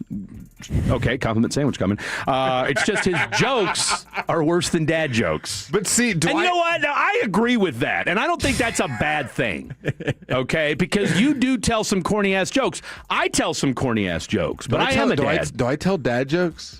Oh, you absolutely on the radio? do. Nah, you do. I know you like to think that you're the hip young kid here at the station. I'm the dad. But you're like the unk of the young kids here at the station. Let's be real, okay? Because we've got that hurts. You know what I'm saying? Because we really do have a barely legal, a pretty talent pool of young guys. Pause. All right. That is actually, don't mark that. I want Fred to keep his job. I mean, it's true. It's true. I mean, how else can I phrase that? There's no other way to phrase it. I think that needs to be done. We've got a bunch of young men working here at 105.3 The Fan. So many young men. We got Dylon, Jake, Kevin. Who else? New guy, Adam. Black Adam, and Jet. All y'all are 22 or 23. We got 5-6 dudes that are all 22, 23 years old. All right? You're the unk of the young guns. Oh, wow. Even Alex. Isn't Medford like 23? Yeah. I mean, when I first met Blake at a Cowboys game, I mean, he showed me around. He's basically like my uncle at a Cowboys game, so that fits. There you go. So I'm not young anymore? No, you are definitely young. Like I said, Thank you. Please. I would give what I wouldn't give to be 26 years old again. But no, you like I said, you got the degenerate y'all's little Generation Z or whatever it is, okay? And so again, we've got our little harem of producers, and then kind of the leader of the gang is Blake Elliott. God, I'm so old. You've been there, done that, But again, with that kind of leadership comes that kind of responsibility. Someone said Diddy's ears perked up. There you go. Oh, there we go. Best nickname ever, Young Unk. Because I can't be the phenom anymore. No, it's gone. And you know what? That's okay. You've outlived that. You've outgrown that. All right, you're that is in your rear view. Blake still can't be trusted since he hasn't watched the Chappelle show. That's fair. I wouldn't say that he hasn't been. I mean, look, I trust him less for not watching Pulp Fiction after I've been begging him for a year straight to watch it. Look at the I haven't watched it either. I watched Pulp Fiction. Look at the text that we just got. Agreed. Blake's jokes make me think he has butterscotch candy for me, and I'm older than him. Look, I've got 3 Werther's Original in my pocket right now. Don't sleep on Werther's now. All right, is the fan cam on? Is the fan cam on? I've got 2 Werther's Originals in my pocket right now. Okay, if you don't know, now you know. All right, Werther's Original. That's an OG candy right there. And by the way, actual peppermints in your pocket. No, I don't roll with peppermints like that. Like I said, you guys know I'm a toothpick and Werther Original guy. But yeah, so there you have it. Happy Saturday, everybody. I hope you guys have had a wonderful. Again, I hope everybody's had a wonderful holiday weekend. When you have a holiday on a Thursday like a Christmas, it pretty much you got the whole week off. Yeah. Did you see the post 2026, the PTO schedule that you can have to get the most days off of any year possible? I did see that. I'll read it for the people. You can have 4 or 5 4-day weekends or something crazy like that. More than that. I mean, I'll share it. Obviously, we'll be working those days, but I'm just for those of you that do have 9 to 5 jobs. Let's see. Unk of the young man is like king of the nerds. Blake's an awesome dude. That's Jagon and Terrell. Shout out to our boy Jagon and Terrell. Jagon, since you're listening, we know that you're a diehard Bronco fan, and while my Kansas City chiefdom will not allow me to root for the Broncos, even though, wink, wink, I will be pulling for them. Ola Dukin's got you. My question for you, Jagon and Terrell, is are you a Nuggets fan? Yeah. Because we were talking about that the other day. Such about a good how game. I mean, if you were a Denver sports fan yesterday or the other night, Christmas Day, did the Avalanche win too? See, now, don't give me the lion. I don't know. See, Jokic had more points than Max Brosmer had passing yards. Well, yeah, not a shock. not a shock. Max Brosmer's terrible. He'll probably do that again next week. Let's see. Oh, damn. Now, see, this is cold. What? From the 214, I can smell Ben Gay when Blake tells jokes. I don't get that. What's Ben Gay? You don't know what Ben Gay is? Yeah. Ben Gay's for like old people if you got sore muscles. Okay. And it smells real. Like it's got that strong smell of Ben Gay. I mean, I don't know what else you would say. Old people jokes. I mean, that's kind of what people are referencing now. Yeah. I need to hippify my jokes, huh? Well, I mean, you need to bring them down to kind of like maybe at least mid-30s. From the 469, Blake is like that one friend that you have that you like to be around because you mess with him so much, and the only reason you mess with him so much is love. Ha-ha. Oh, very thanks. True. Very true.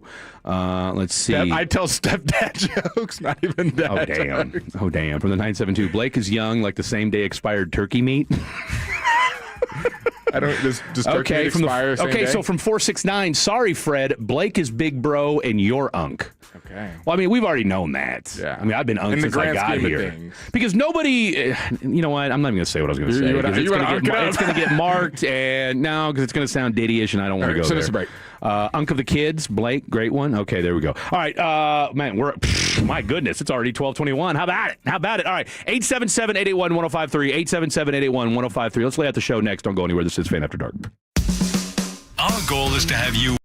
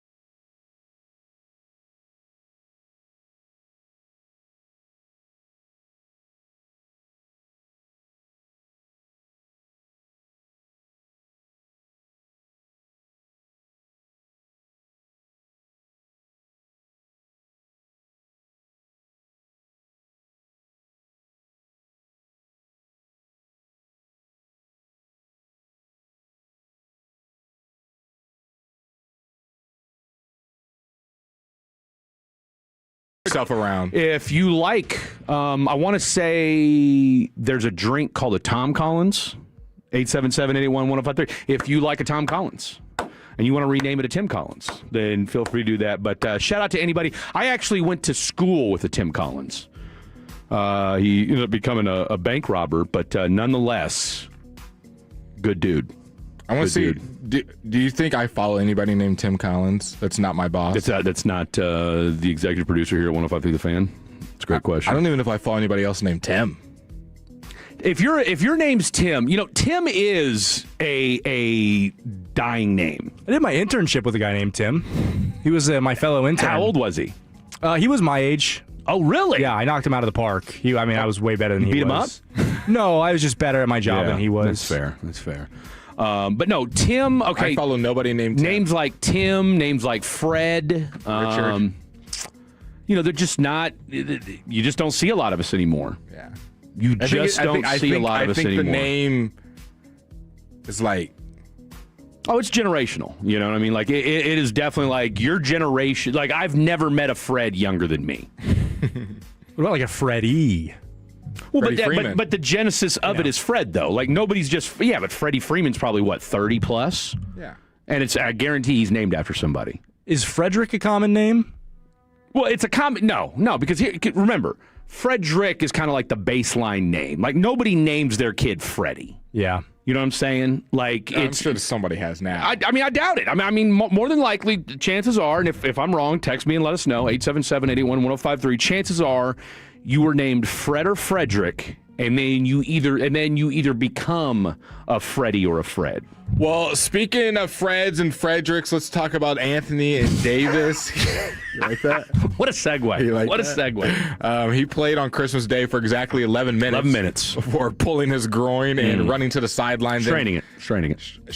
Thank you. And then going to the locker room. And me and Fred got on these airwaves and said, wow, it looks like that trade value is dropping once again. He cannot stay healthy for your Dallas Mavericks. And that was a game where Cooper Flagg gave you another star performance. Brandon Williams came along. Cooper Flagg is coming into himself. And so most people around the league have finally realized what me and Fred have said since, game 2. I don't think any basketball, legit Mavericks fan who's not looking through this team with, green and blue colored glasses, that they need to build this team around Cooper Flagg, and they need to move on from AD, pretty much Clay, anybody that's old, move on from them and get the assets back. This was Chris Haynes after the game on yesterday on Prime. Yesterday on Prime, kind of just going off and letting us know that teams are maybe be interested in the injured Anthony Davis. Sources tell me that the Atlanta Hawks remain very intrigued with the possibility of acquiring Anthony Davis via a trade. Now, the Hawks, out of all the suitors out there that are interested, the Hawks, they possess a pretty attractive asset package, right, that could make things interesting. But if you look at, where AD is at in his career, he has this season and next season left, and after that, he could become a free agent with a player option. So any teams that try to acquire him will have to really consider giving him an extension. And so with that being said, if a deal was able to materialize between the Hawks and the Dallas Mavericks, I was told it would not involve Trae Young. Dallas would likely want expiring deals, young assets, and picks, and probably likely to include the number 1 pick from last season, Zach Research. So with all that being said, the Hawks and Dallas, that is something definitely to monitor looking ahead to the trade deadline.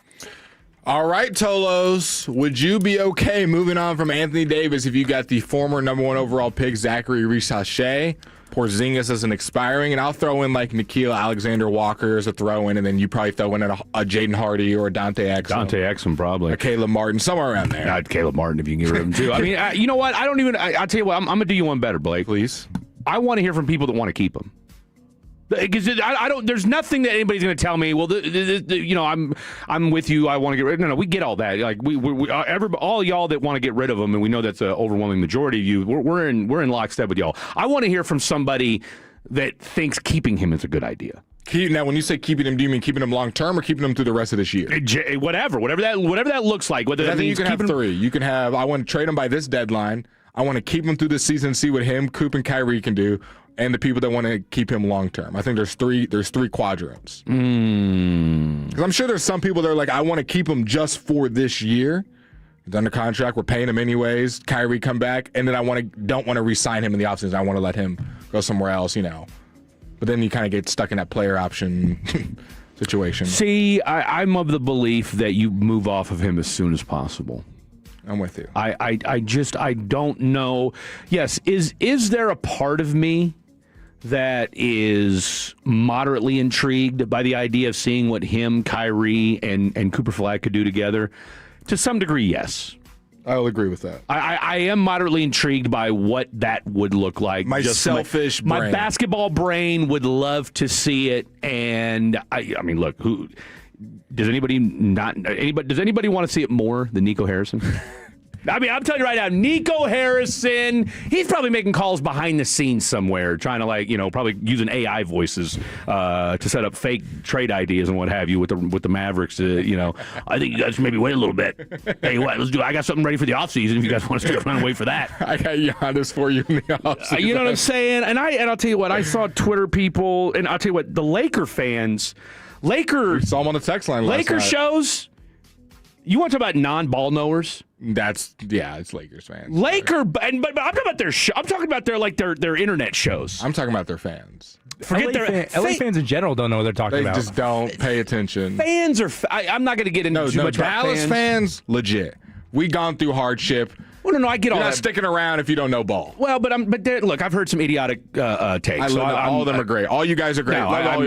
That's fine. You can pander all you want. I'm going to keep it real. I've heard some idiotic takes, and all fan bases are like that. Look, as we've said time and time again, fan is short for fanatical. Well, I agree, but which ones are in the smarter quadrant? I could care less. They're all idiots. But my point is this. I'm talking about the shows. I'm talking about like the Locked On Mavs type shows for the Lakers. About like the podcasts and stuff. Covering the shows. Again, what you call podcasts, I call it shows.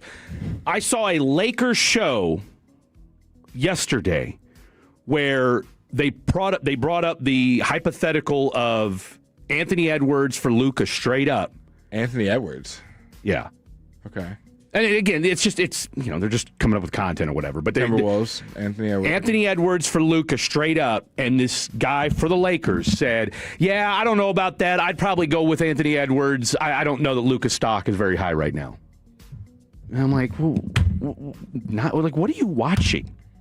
What are you watching where you could honestly say to yourself on a public forum, Luka's value is not very high right now? There's one. The only trade I could see right now, to me, there's only one trade where you wouldn't trade Luka straight up for somebody, and that's probably Wemby. Outside of that, there's not a player in the NBA of when we talk about top five, whether it's Ant, whether it's and maybe Jokic. But Jokic and Wemby are maybe 1A and 1B, the only two players that you wouldn't go straight up for Luka Doncic right now and not have any hesitation whatsoever. Yeah. And that's a huge maybe. So I'm sitting here thinking to myself, like, what are we doing, people? These are the texts we get. Tim Collins needs to go jogging at White Rock with his headphones on. Yes, he does. Yes, he does. He did say he's in better shape than me. 11 minutes. ... My kids were trying to wake us up for 11 minutes during Christmas. I guess the AD minutes, saying AD was on the court. My name's Freddie, and so is my dad. It's 682. We don't want Trae Young. Yeah, you won't be getting Trae Young in that, and I think that's a good thing. It's going to be crickets. Fred asking people who want to keep AD from the 972. I think it'd be a smaller contingent than you think. Next text, I want to keep him and wait for Kyrie Irving to come back. Mavs need to have a fire sale. Have you seen the studs in college? Trade Davis. Trade him. 2 timelines don't work. I would not be okay for the simple fact that I couldn't do that to another team. Silver needs to allow us to cut AD, and no one is allowed to sign him. Okay. Mavs keep him. Mavs ownership needs to suffer. He's not going to decline his player option. Too much money. Nico Harrison is trash. Fair. You remember those texts we used to get all the time? Dude, think about when we opened up the fan line or text, or the phone lines after the trade.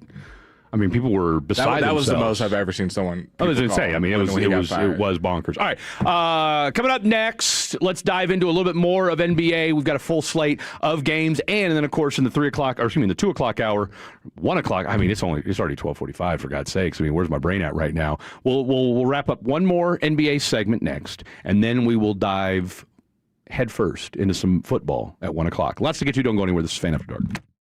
A first-class buying experience.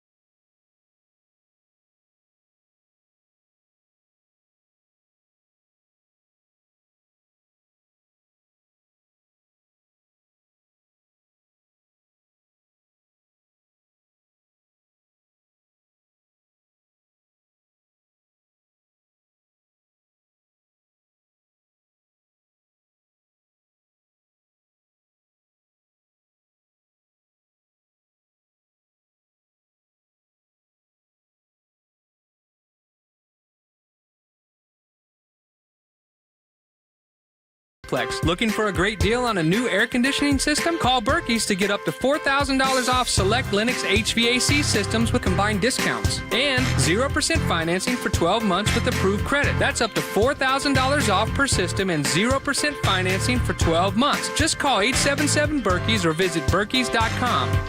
Berkey's, we're there when you need us. A deep Cowboys dive on Love of the Star, DFW's #1 Cowboys podcast with Brian Broaddus, Zach Wolchuk, and Eric Chiafalo. Presented by the On Time Experts, keeping Cowboys fans comfortable all season long. Subscribe to Love of the Star wherever your favorite podcasts are found. If you're in the market to upgrade your vehicle, get to Classic Chevrolet in Grapevine. Back-to-back #1 Chevy dealership in the world. They've got more new Chevys than anyone, all priced to sell. Silverados, Tahoes, Blazers, Malibus, Equinox, and more. Visit ClassicChevrolet.com. This is Texas. This is Classic Chevrolet. Together, let's drive, relax, and enjoy the difference based on new Chevrolet registrations 2023 and 2024. Welcome back in. It is the Fan After Dark on a Saturday afternoon, a mighty fine Saturday afternoon. I'm just looking at the at my little weather bug here. 78 degrees, mostly sunny. I mean, could you ask for any better temperatures here in the Metroplex? Wind, negligible. I'm looking at the wind map. Non-existent, people. Non-existent. All right. Maybe a light breeze. Just enough to never hurt anybody. Run through your hair a little bit. All right. I mean, I don't know that it's definitely not kite flying weather. That's for sure. Have you ever flown a kite? Oh, all the time. My dad used to have. He had a kite when he was a kid. Now your dad is an aviator, though, it's so an that airplane. would make So that would make sense. That thing soared through the sky. It was awesome. I could see that. Like I said, your dad is an aviator, so that would make plenty of sense that he would have a kite. Is he a big Ben Franklin fan? Ooh, that's a great question. I'll have to ask him. Let's find out if Daddy Ray is a Ben Franklin fan. If you know, you know. Welcome back into the show. Blake Elliott, Fred Davis. That is Degenerate Jake Ray. Degenerate Jake, of course, we're kept up to date daily, or at least I am, with the parlays that often tend to lose by a leg for our boy Blake Elliott here. That's pretty accurate. But he lives to fight another day, and so I think it's only right that you, being Degenerate Jake, we need to find out what's been where are you at right now in the landscape of betting. So we took a couple losses. I've been on this big trend of I've been gambling on teams that are about to go for a game-winning drive, right? So I take Baker Mayfield last week. I took him before the game-winning drive started at like 2.5x money. Just throw a little 5 on it. 0 for 6 on those. So we're in the camp now where we're kind of just taking little bets just to kind of build the bankroll back up. But I will say, tune in next Thursday, 2 to 7. I'll be dropping my annual incentives parlay where I give you a bunch of guys who are about to hit their incentives. So we build a parlay off it. It's going to be juicy. Talk about big gas. That's what I'm talking about right there. Look, we call him Degenerate Jake for a reason. All right, we call him Degenerate Jake for a reason, ladies and gentlemen. Are you much of a kite guy? More of a boomerang guy. Okay, I could see that. You don't use a boomerang? I had a boomerang once. Yeah, probably knocked you upside the head. No, it never came back to me. Yeah, didn't know how to throw it. It's all about the angle. The boomerang never came back. What about disc golf? No, I mean, look, my hat's off to anybody that can throw a frisbee like that. When you hit it, ding! We need to get that audio of it hitting the chain. I mean, there was a there's a disc golf course over there in Flower Mound. Don't give me the line about what that street is right off of there, but there's one over there. It's like a park that's around there. I'm sure somebody's going to text in and tell me exactly what the name of it is. I've seen that, and then there was a park I used to frequent back in the day in H-Town where I'd see people doing the whole disc golf thing. Again, I can't do it. Hats off to you that can. Speaking of hats off, Sam Mitchell, never one to shy away from letting his voice be heard on all things National Basketball Association. And, of course, we were talking about the Laker shows that are basically just poo-pooing all over Luka right now. I tell you what, I'm going to ask you guys this, because, and especially Blake, because I know there's nobody here better versed when it comes to talking all things Luka Doncic than Mr. Blake Elliott. This is Sam Mitchell talking about Luka without the basketball. Luka Doncic cannot play basketball without the ball. He don't cut. He don't move. He don't set screens. He's great with the ball. He does nothing to make his teammates better when he doesn't have the ball. And the problem with the Lakers is Austin Reed and LeBron James are the same way. They got to have the ball because they don't want to do the hard things. Pass, cut, move, set screens. The reason we give Steph Curry so much credit is not because he's a traditional great point guard. He averages about 4.5, 5 assists a game for his career. Steph Curry do the hard things. He's always cutting and moving without the ball, which when you're a great player and you make a hard cut, Gerald, somebody's going to follow you. All right. Which part of that do you want me to react to? Well, I guess the first part, because obviously, I don't disagree about the Steph Curry part. Because I disagree with a lot of what he said. Do we think that L.A. Laker Luka versus Dallas Luka has been a little bit different as far as his, Perceived. mobility off the ball? Perceived, but he's the exact same player. I mean, maybe that's how it's perceived because he's wearing a different jersey and people view him in a different lens, but could not be more of the exact same player he was in Dallas. But do you agree that he doesn't move around with the ball? Yeah. Without the ball? Agreed. What's everyone's point with that? He's also one of the best on-ball creators we've ever seen with the ball in his hands. So, yeah.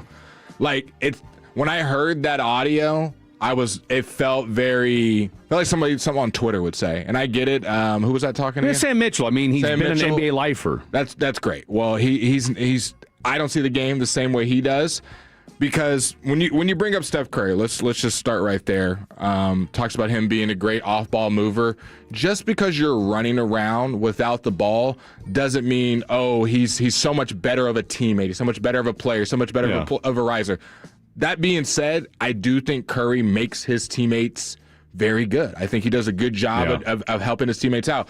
But let's not act like half of the stuff that we're watching is just moving screens by Draymond and him sprinting around asking for the ball. It's not as if Steph is just this amazing off-ball creator and getting everyone else open. He's a great shooter. Yeah. So when he sprints around looking for the ball and they're having 5 moving screens, he either gets it and hits the 3, or Draymond fakes it and throws it to someone else. I'm very aware of that. They've won multiple championships doing it. But to say that, because Luka doesn't play off-ball, that therefore he doesn't make his teammates better, I think that couldn't be further from the truth, because tell me somebody right now on the text line where Steph Curry is a better passer than Luka, because we know he's not. And so when you have the ball in my hands, when actually I have the ball, now you can say Luka's usage is a lot higher than Steph's, and I don't think anybody would disagree with you. I think that's pretty easy to see after watching one game of them. But it doesn't, just because their usage is different, because they're two completely different players, neither play defense. I'd argue Luka probably plays better defense than Steph. No one wants to talk about that. I don't know if I'd go that far. Look, you think Steph's defense is good? I think they both suck. They both suck. But I'm saying at least Luka's big. He can get in the way. Not my point. Either way, both their defense sucks. Yeah. I think how much of this, let me ask you this then. How much of it is, and look, as much as we hate Nico, and rightfully so, he built a much better team around Luka than what Rob Pelinka's I was going to say, what part of what I do agree with Mr. Mitchell is Luka on this iteration of the Lakers is not working long term, far as you can win games, Luka's Luka, but you have to build a team around him. He's a very unique player, and that's why yesterday, if our little haters that were listening yesterday, hopefully you're listening to this as well, I love Luka. And I want him back in Dallas, but I can still call a spade. Well, yesterday, Blake's hating on Luka. He didn't realize he's been hurt.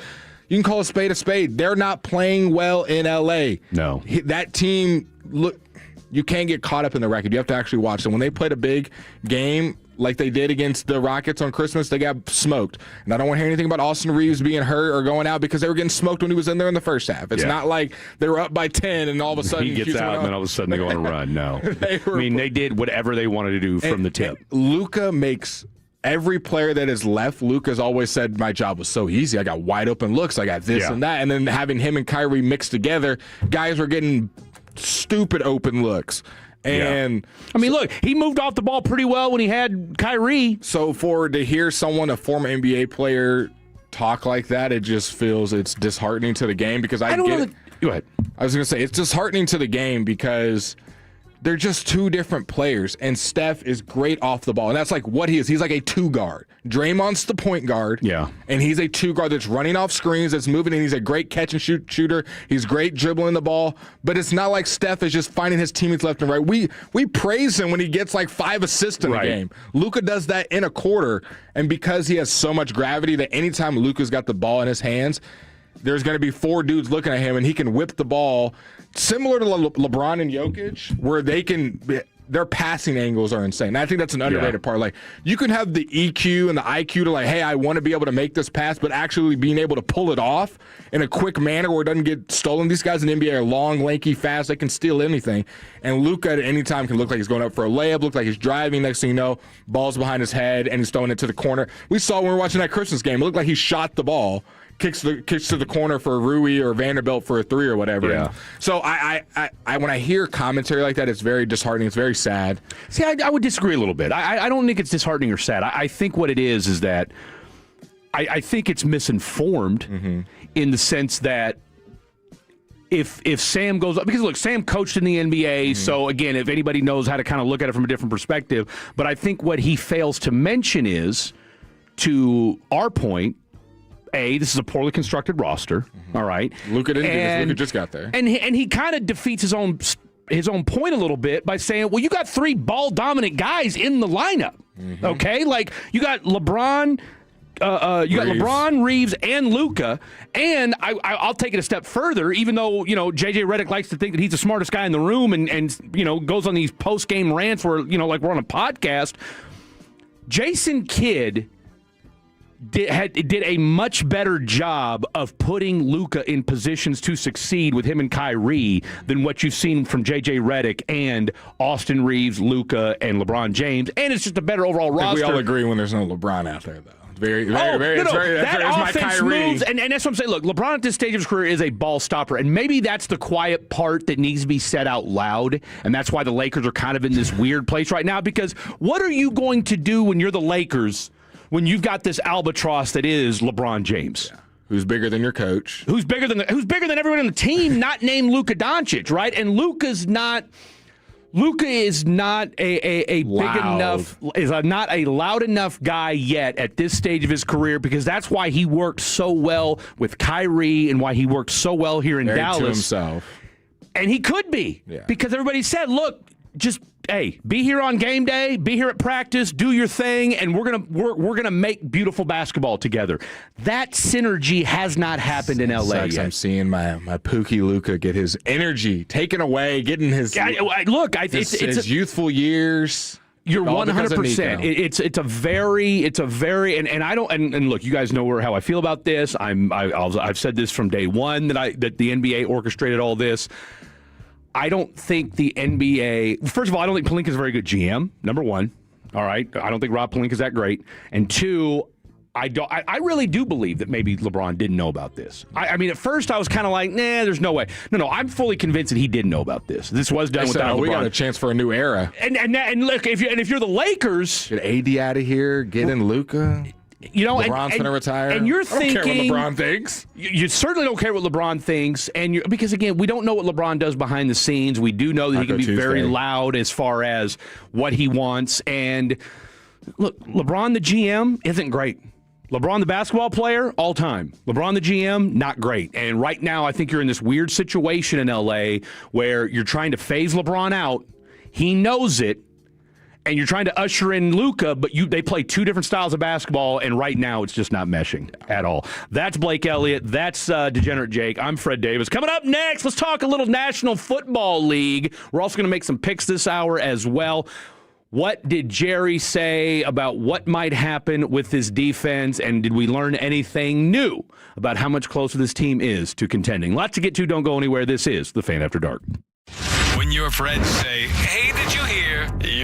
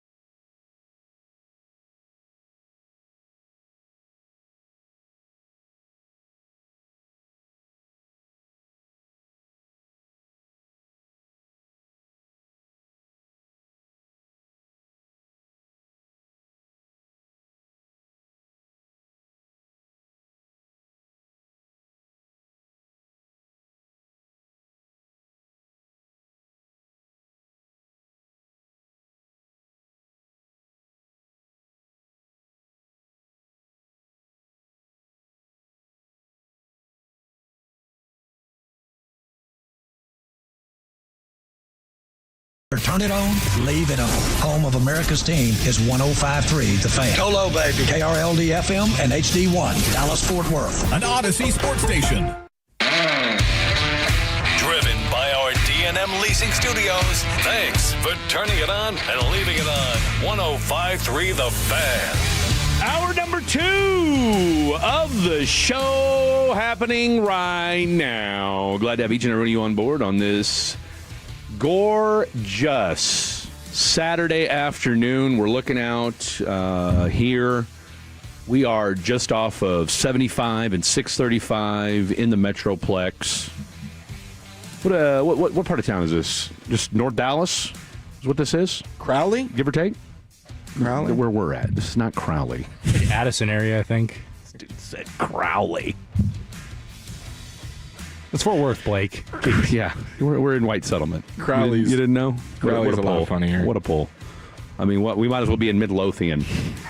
Mesothelioma? Let's just name off all the random places here in the DFW. I changed it. I did Clay for 4 threes. Might as well. My man's over here putting parlays together. No parlays for you today? Nothing right now. I think I'm going to throw something together for the 2 NFL games, though. Okay. You might cook a little something up. Yeah, I'm gonna take the Packers money line in case for some reason they win. You got a backup showdown today in that Green Bay-Baltimore game. Tyler Huntley v. Malik Willis. Now, Tyler Huntley, I think look, he is a former Pro Bowler. Is that the quarterbacks already for both teams? Both Oh, backups? yeah. No, I mean, so Jordan Love's out with the concussion. I see. I knew that. And then I think Lamar's technically doubtful. No, he's out. They announced him out? They've already announced it. I looked at NFL. I read it on NFL.com this morning. He is out with a back contusion. Yeah, that's right. I got it in the paper. No, he's out. He's out. The paper came in this morning. Yeah, I picked it up off my stoop, had my coffee. And how long ago do you think people were doing that? I guess we just had to figure out when Twitter came out, right? I mean, people probably did it this morning. I mean, I'm saying as the only. I know people still do it. I'm saying, or that actually was word of mouth.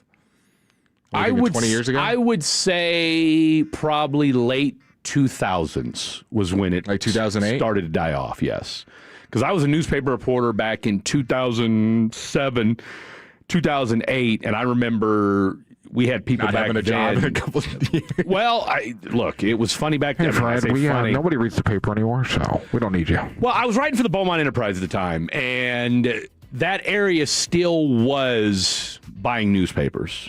Right, but they were still trying to figure out, okay, how are we going to monetize the news? Because people on the internet were like, I'm not going to go, I'm not going to pay to read the news when I can just go to other sites and do it for free. I mean, paywalls are a pain in the ass. I get it, but you got to do it. I'll tell you where the paywalls piss me off. When you want to cancel. I need to get around to, I've got 3-month 99-cent subscriptions to the Houston Chronicle, the Dallas Morning News, the Austin American-Statesman, and the San Antonio Express News because of the high school. Because I had to get it because I had to, to follow the high school stuff and everything else. So proud of you right there to read off your newspaper subscriptions. Well, I had to do it because, look, they still, the one thing that you could say about the print newspaper today that is still viable is they still do a pretty good job for the most part. I'll say this, though, and just quick aside. They do a good job of what? Covering high school sports. Covering high school sports. And the Dallas Morning News, creme de la creme. Yeah.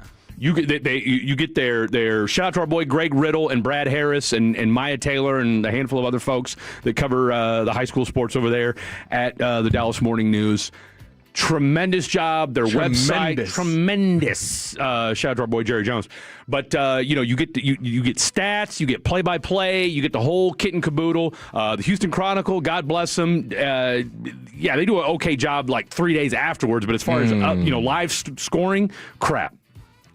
Austin American-Statesman doesn't do a bad job. Neither does the Express News. The Corpus Christi Times, they want too much. They're over there. They want $10 a month for their newspaper. Come on, bro. Y'all ain't that serious over there. So anyway, shout out to the newspapers for doing all of that. All right. So anyway, bringing it back to the football today. We've got 2 games going on today. A very kind of just a weird week of NFL football. I mean, we had the 3 games on Thursday that were just not good. And I said this a little bit yesterday, kind of in response to a call from Latrette, and I kind of wanted to get a little bit more in depth on it. And I want to get y'all's 2 thoughts on this, and feel free to chime in as well on the text line, 877-881-1053.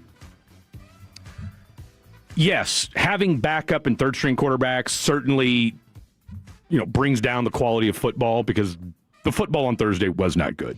I don't care. Cowboys game sucked. The Vikings game was terrible. And the Chiefs-Broncos was not fun to watch. I think there's different factors that all factor into it. But you can't have, in Week 17, another Thursday game.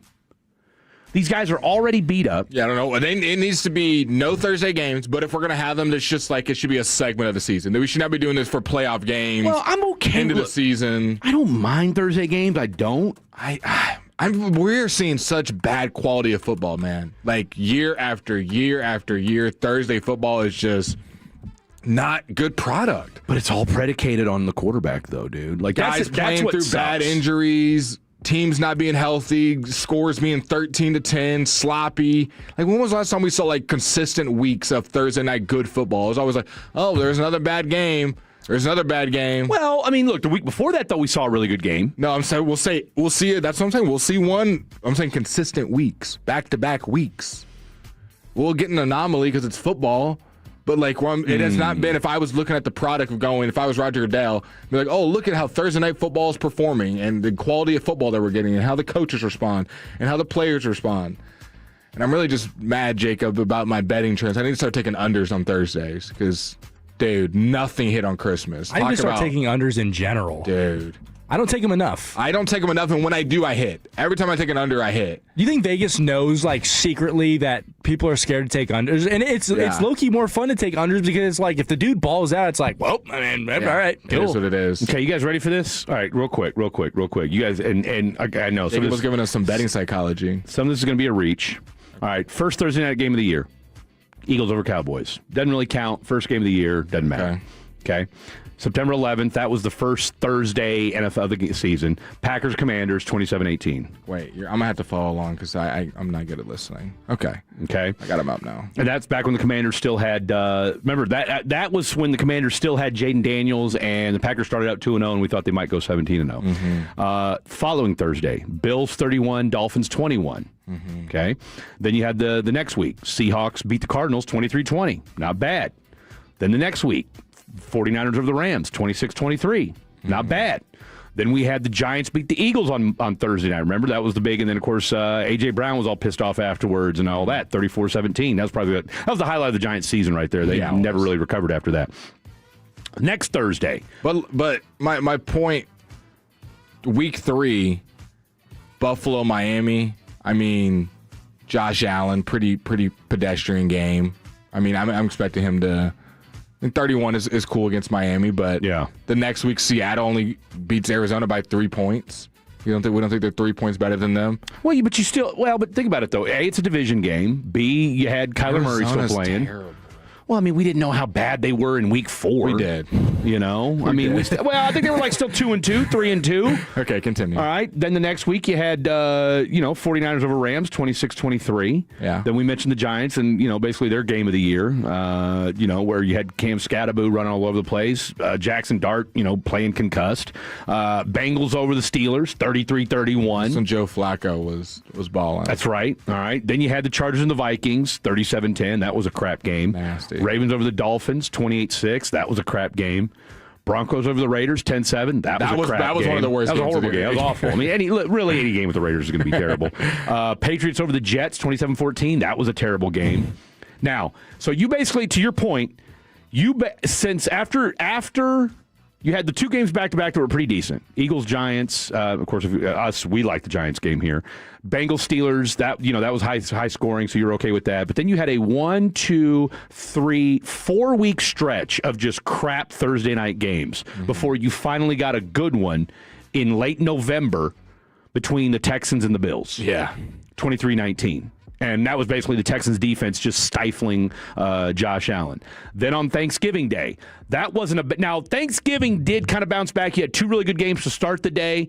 Packers Lions was good. Chiefs Cowboys was fun to watch, and then of course by that time nobody cared about Bengals and Ravens. And then of course you had that Lions Cowboys game the Thursday after. Now the Falcons Buccaneers game was pretty good. All right, Ravens Rams Seahawks was good, and then you had just 3 atrocious games on Christmas Day. So to your point, you've had like a stretch of 2 or 3 good weeks of Thursday football.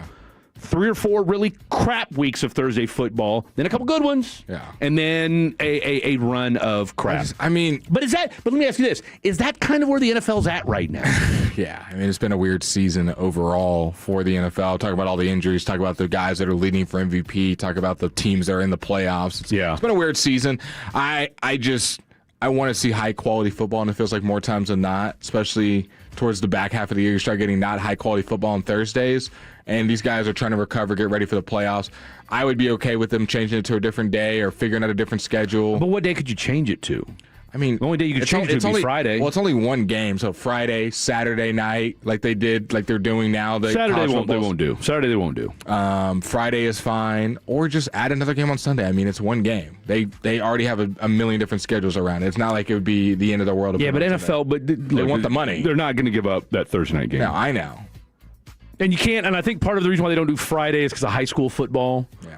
Right. And honestly, I think it would be disingenuous for them to do Friday night football. I think they should just take. Because then what happens with my mythical high school football show? Yeah, it disappears. Okay. Well, no, it doesn't disappear. But now people are watching, the Packers and Lions instead of listening to me talk about, Crowley versus Easton. Colleyville Heritage. There we go. So, Panthers. Throw that in there for what it's worth. But do you got some Jerry cuts you want to?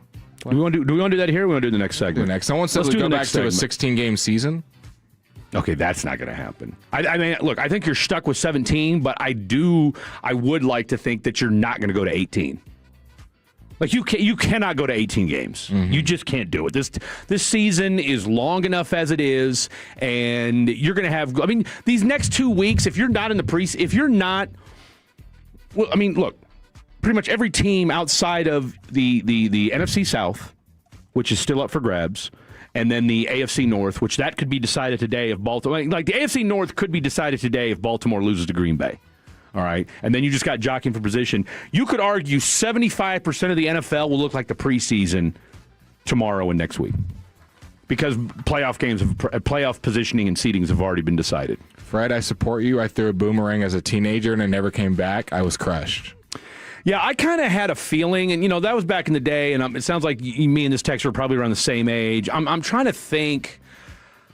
Everybody got that like eclectic aunt, and that's what we call them back in the day. Eclectic. Now they're just gay, but we called them eclectic back in the day because nobody was really ready for that back in the 80s and 90s.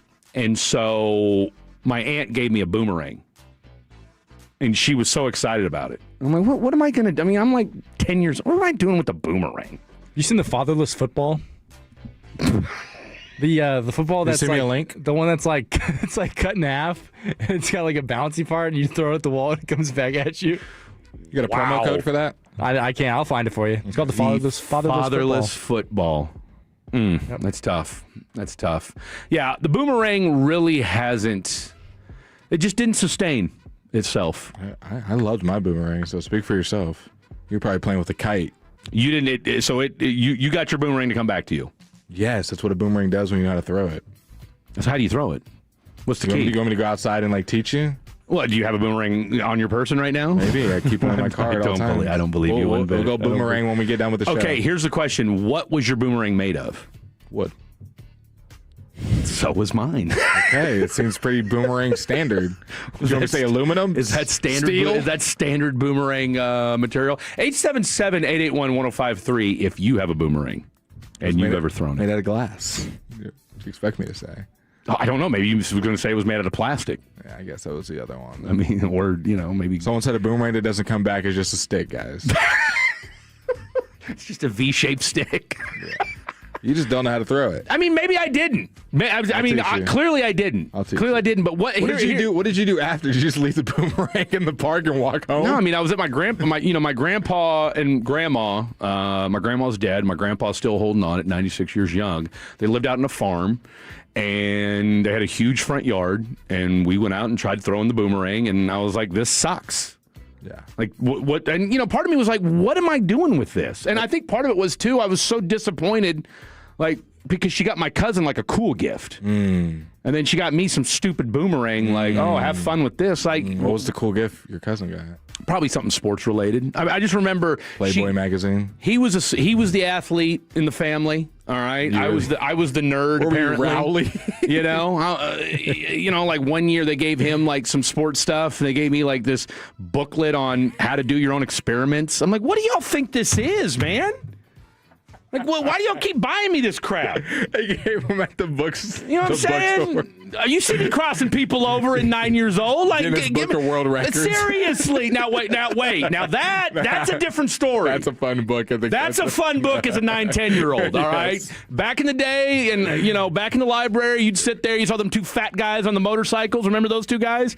Are they still, do you think they're still alive? I do remember my Robert elementary Walden doing being that. Robert Walden, 8'11", tallest guy ever. Yes. And then he'd hold that little person that was like, a foot tall, and they'd hold each other. Well, he'd hold in him. elementary, they would be like, it's bookstore day, and you would save money. Oh, the book fair. The book fair. What? Was there anything more intense as a child than the book fair? That's it right there. That's now, number one. For all of us that had, less than a few dollars to our names, and, asking parents for money was, But I think everything was pretty cheap at the book fair. Wasn't that the thing? Like, it would be like 25 cents for a ruler and an eraser. I mean, if you're broke, you're broke. I mean, it doesn't matter. It can be as cheap as you want. If your mom ain't got the money, your mom ain't got the money. Got that Guinness book, just walking around flexing. Seriously. Couldn't afford it, huh, Jimmy? You want to come hang out with me, and we'll flip the pages together, huh? We'll flip the pages together. You'd sit there. I mean, look, it's still, to me, though, and I don't know if you guys were able to experience this as children. We had book fairs. I did. No, You had book fairs too, right? Let me finish. Continue. Book it. Book it. Yeah, is that where you did your reading assignments? It's where if you read a certain number of books a month, you got a free pizza. Yeah, 100%. Of course, you guys had Book It too. We had Book It. Wow, ours was Pizza Hut. That's what we got. It was Pizza Hut. Yeah, absolutely. Yeah. You'd get a personal pan pizza, Fred. and then you had that big pin that you'd put on that had kind of like the little. If you turned it a certain way, it would, and then you. What was the name of the program? Book It. Well, let's book it out of this segment. Coming up next, Dallas Cowboys owner Jerry Jones. Sean and RJ, the KNC Masterpiece, G-Bag Nation, and Fan After Dark.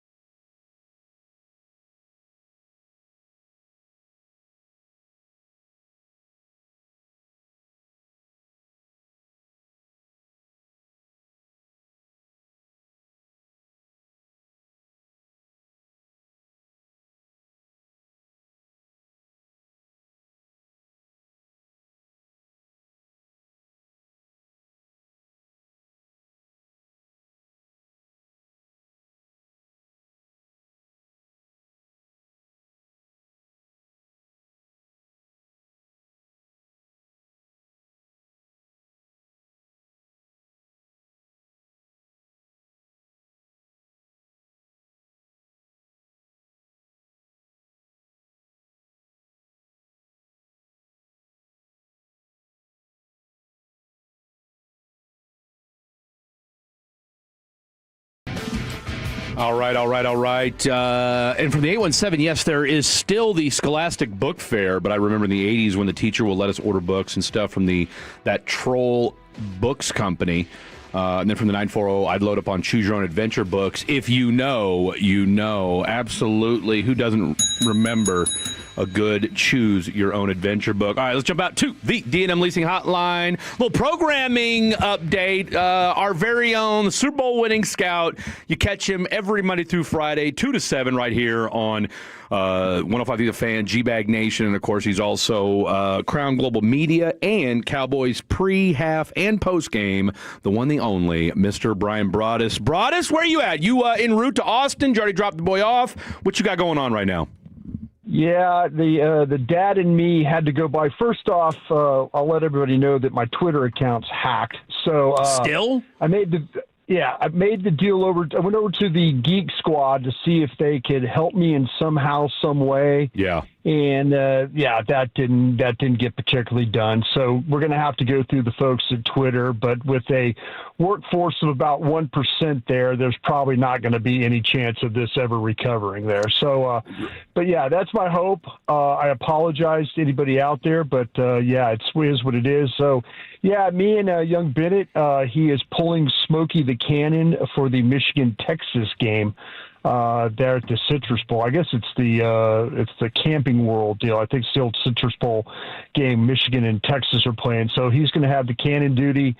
So pulling from Austin to Orlando. So I'm driving him down to Austin here in the next 30 minutes or so. So I appreciate you guys moving me around a little bit. Brian, I got to ask you a pressing question that we just were doing in the last segment.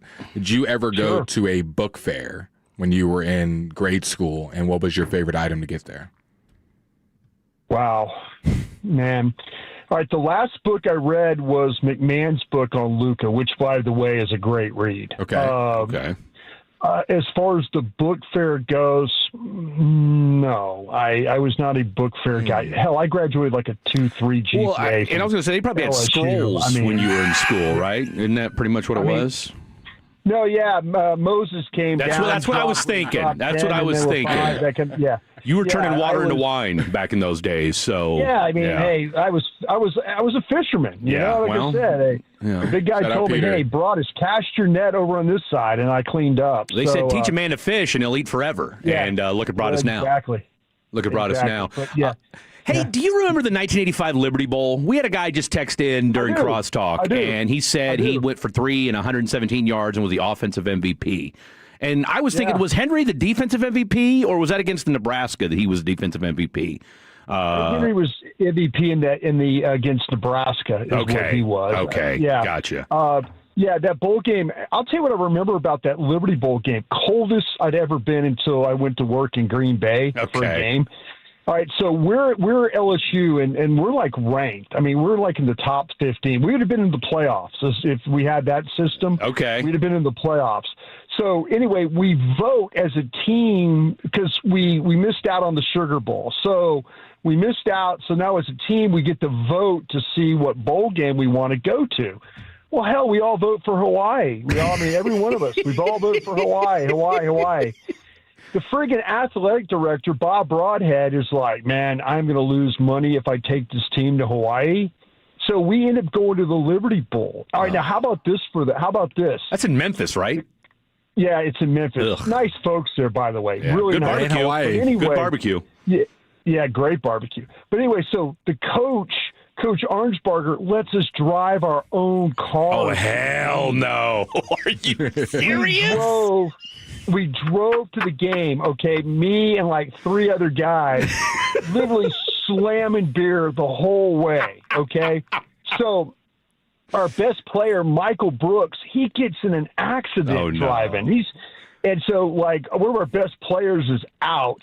But, yeah, I had never been to a game where, like, the AD said, no, we're going to Memphis. We're going to make more money. We won't lose money, this, that, and the other. And we played like a team that absolutely didn't even want to be there. Okay, real quick, another story here.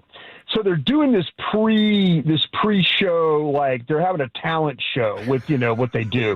The 2 teams are together. Baylor comes off. They got 4 guys Sick 'em Bears. up there. all of them have toothbrushes, right? They all have toothbrush. First guy takes the toothbrush and the glass of water, and he takes it, he brushes his teeth, and he's like, oh, at Baylor we believe in unity, da-da-da-da. He brushes teeth, takes a drink, spits it back into the glass. Ugh. Next guy takes the toothbrush, does the same thing, spits it back in the glass.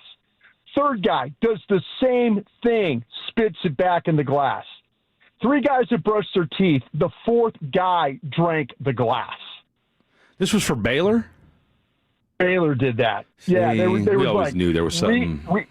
We're about team unity, and we're about love, and we're about brothers. We sat there and looked at each other like, these sick MFers are about to kick our ass.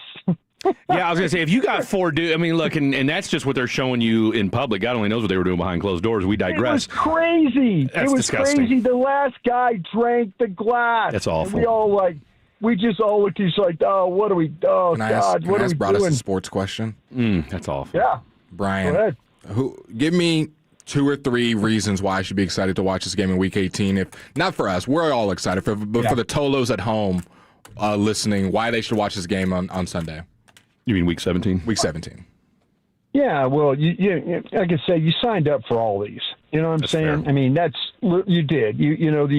When you saw the schedule, you're thinking like, honestly believed when I saw the schedule when it first came out, I really believed that the Commanders Dallas game on Christmas Day was going to be for a playoff spot. I thought it was going to be one of those winners in, losers out playoff situations. I thought that's what it was. But you sign up for them all. I mean, hey, listen, I was talking to some folks over there yesterday morning, bright and early, and this coach isn't coming off he wants to go win. He really wants to go win, and it means a lot. Now, we'll see what happens in the next, 7-8 days or so. We'll see what happens. Maybe the attitude about that all changes. But there's people over there that honestly want to finish 8-1. They don't have time for us talking about, well, if you just lose, you get the 13th pick. And, they don't have time for that today. They really don't. Well, No, I was going to say, and let's be real, aren't they better? That's why you watch. That's why you watch. Yeah. Because you watch because you signed up, but you watch to see if this coach is right. And is he right doing this for, is his reasoning right? Mm-hmm. Or is he going to get grilled for something that happens to somebody in a game that doesn't mean anything as far as the standings go? So this is one of those, you talk about culture games and stuff like that. This is one of those times where he's either going to look like an absolute genius playing out the way he did, or it's going to be an absolute disaster. And it'll be something that he might have to live with going into the 2026 season. I think that's worth a watch. That okay, this guy basically said, no, I hear all you guys. Yeah, we need the 12th or 13th overall pick. But I'm not here to do that. I'm here to win football games. I don't think you can ask these players to put it on the line every week and then play quit football at the end. I just don't. Well, and I don't disagree with you in that front, right? And so I guess the question, and Blake and I have been discussing this all week, and I know you guys probably have too on G-Bag, is that, do you go – I mean, I don't think anybody would have an issue with, all right, you play your starters for a quarter, and then you play your backups the second half. I mean, let's be real. I mean, how much of the Giants are going to play? They're guys. Well, that whole organization's getting turned over. You might, Shoddy might call Mike Kafka and go, hey, how are you approaching this game? How are you approaching this game? And, and he can say, listen, I'm not going to play any of my starters. And maybe that'll give Shoddy an idea what he wants to do too. Now they do that in the preseason and stuff like that. Right. Preseason makes sense. Preseason makes sense, but Mike Kafka hasn't won a game. They haven't won a game since they fired their coach. Daboll, yeah. When Daboll they hadn't won a game since. And, Mike Kafka, he's probably not going to get another one of these chances. Freddie, you were down there for Houston when Lovie Smith. Didn't Lovie Smith he won the last game? Yeah, they won the last game and got the number 2 pick instead of the first overall pick. Yeah. Now, you could argue it worked out well. Yeah, you could argue it worked out well. Absolutely. It absolutely worked out well, but you're in a situation where he basically gave the middle fingers to the front office and said, "No, I'm going to go win this game." And it might be, we're kind of talking about, the questions were asked to Jerry about, well, why didn't Logan Wilson play yesterday? Well, you might have a situation with Matt Eberflus as he's looking at this right now, and like, yeah, they're going to get rid of me, so I'm going to play who I want to play. And I agree with you on that. People are just looking at Matt Eberflus and going, okay, you're gone, but are you going to argue with him about not playing Logan Wilson? No, you're just going to let him play out the string, and then 2 days after the game, you're going to move on from him. That's what you're going to do. So Don't we kind of agree? Yeah, Logan Wilson's kind of washed, and I hate to say that. I mean, because look, we talked from the two worst defenses. We don't know. Logan Wilson never played. It really didn't. He honestly, when he got opportunity to play, there's a couple of times where you could watch him play in coverage, and you kind of like, okay, I get it. But this was James. This was Murray. This was. When Overshown got little Leofow mixed in for good measure. Yeah, this wasn't. Yeah, Dan Maris Leofow. That's the one guy that's kind of tough. He gets in there and kind of causes problems. I mean, he doesn't always do everything totally right, but man, knocking the ball loose, getting turns. Hell, he was a beloved player under the Mike Zimmer administration. Under this one, he's like in the witness protection program. You can argue the entire defense is in the witness protection program. All right, look, here's my question for you. All right, because we're up against it. Do you have time for another segment, or you got to go? Yeah, I got one more with you. Go ahead. All right, tell you what, let's go to break because I've got a pressing question. We had our guest on last night, and we kind of got into a back and forth, not in a bad way, about Aaron Whitecotton, and I want to kind of double that back with you as well. So there you go. So I knew you would. All right, Brian Broaddus, Super Bowl winning scout, joining us. Don't go anywhere. We got some Aaron Whitecotton questions and one or two other Dallas Cowboy and maybe one other Liberty Bowl question when we come back. Don't go anywhere. It's Fan After Dark. This is Ryan Watson, owner of Alliance Hunt.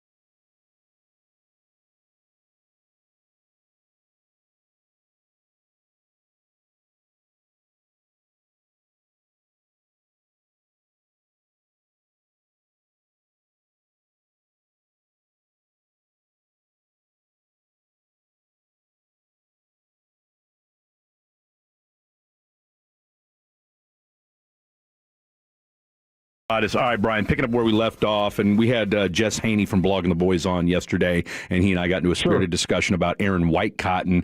I'm of the belief, and this is where I'll defer to you because I'd love to get your thoughts on this. Like, when you've got an Aaron White-Cotton who obviously had a good run in New York, now he also had Robert Saleh as, kind of the overseer of all things in New York defensively. How much blame or responsibility do we pin on Aaron White-Cotton when we talk about this defensive line play in its totality? And I'm of the belief that, look, I wouldn't be, if he didn't come back next year, to me, it's like, hey, no big deal. Jess's point was, do we really know what he was and wasn't able to do? And was it just an Eberflus funk over the entire defense? Yeah, I think there's some really some interesting thoughts here because Eberflus has taken a lot of the blame for what's going on. And then, Eberflus's really area of expertise is the linebacking room. That's another group that hasn't really performed all that well. Not at all. I think with Overstreet in the secondary, there's been some issues there. This pass rush has been non-existent the whole year. And, we talk about, believe me, Donovan Ezeraku was one of my favorite players coming out of the draft. And I really, really believed in my heart that he could be a 6 to 8 sack guy just because of his ability, how he was able to kind of dip, play with his hands, get to the corner. He doesn't even look like the same guy rushing the passer. And people say, well, look what happened. Look with Quinnen Williams. Quinnen Williams can roll out of bed and make plays. Yeah. You know what I'm saying? Seriously. I mean, so, that Quinnen Williams has been a great player for a long time. And so, to me, there needs to be some absolute scrutiny on the defensive line coach. There absolutely. Now, we'll see. Sometimes these coaches, they do a really good job of sucking up to the Joneses, and kind of put themselves in position like, oh, we can't play without this guy. We can't, this guy, he's our coach. We can't, when in actuality, you should evaluate everybody that coaches your players.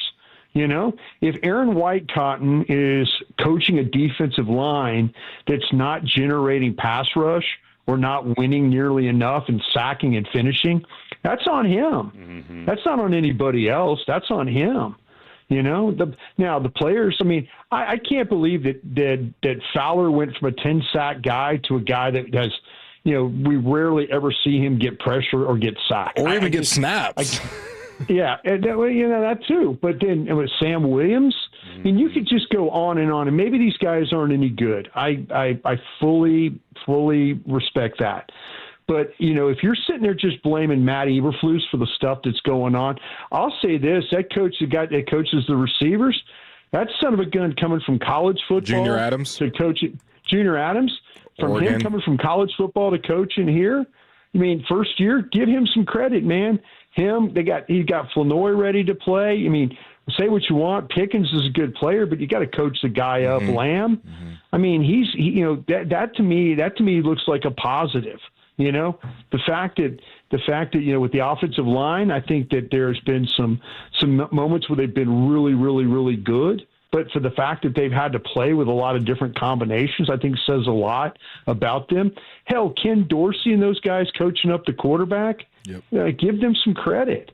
But this defensive line, the defensive coaches can kind of all look at themselves and think, this probably wasn't the best. There wasn't the best year for us to not be very good. So, Brian, you would know this better than I would. When it comes to, let's just say Eberflus is gone, how many of the guys currently on this coaching staff on that defensive side are Eberflus guys that would leave with him? Would it just be a full clean house, or do you think anybody could stay behind even if Eberflus is gone? Yeah, there's always the front office will always recommend, hey, can you keep this guy? And Aaron White-Cotton might be that guy. Just the one guy. Okay. He might be the one guy that, but if somebody comes in here and they've got, say Tampa goes south and then it's Todd Bowles gets the gig. That'd be great. You're going to let Todd Bowles bring in, if Todd Bowles has got a defensive line coach, he's got a linebackers coach or a secondary coach. Same thing Eberflus did. Yeah. Same thing. So you don't think anybody's necessarily safe here? Yeah, I don't think anybody's safe there because, like you say, what if it's Jim Schwartz at Cleveland? What if it's our guy up there in Minnesota? You know, he's got a defensive line coach, or he wants to bring his guys. I wouldn't stand in Brian Flores' way if he said, "Hey, listen, I'd like to bring my line coach or my secondary coach." I wouldn't stand in his way because that crew does a pretty damn good job. We'll send Nick Sorensen with them too.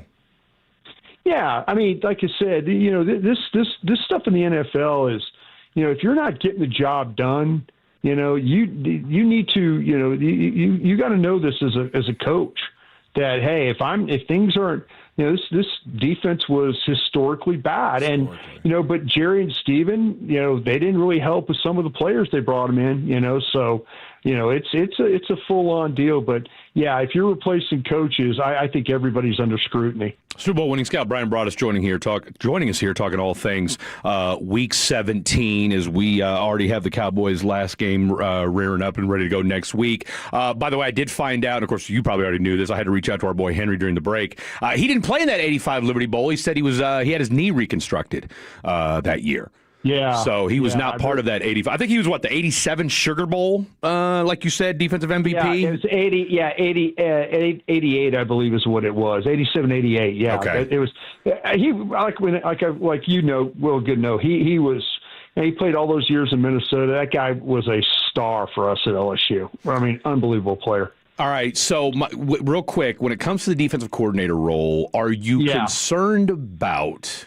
All right, if it's a Todd Bowles or if it's a Brian Flores or somebody of that ilk, while I think we'd all welcome it with open arms, but are you worried that guys of that ilk who have been head coaches, and we're all kind of scratching our head wondering when Brian, now obviously he did the lawsuit against the NFL, so I think that's probably factoring into why he's not a head coach yet, but sure, do you roll the dice on somebody like that, knowing that, okay, if these guys go back and resuscitate their career here in Dallas, especially considering how awful this defense was, are you worried that then they go get poached as a head coach, and now we're looking at 5 and 5 years of defensive coordinator play? Yeah, kind of like what Bob Sala's going through there in San Francisco. Exactly. Exactly. I you know what? I would like to believe that there could be somebody that Brian Flores or Todd Bowles or one of these guys is going to bring along that I would just like to say, listen, I want to keep the continuity of what it is. Yeah. And go that route. I don't think there's anybody particularly on this staff with what Matt Eberflus has brought that you would say, wow, we can name that guy. I know a lot of people are talking like, well, they should have just damn kept Al Harris.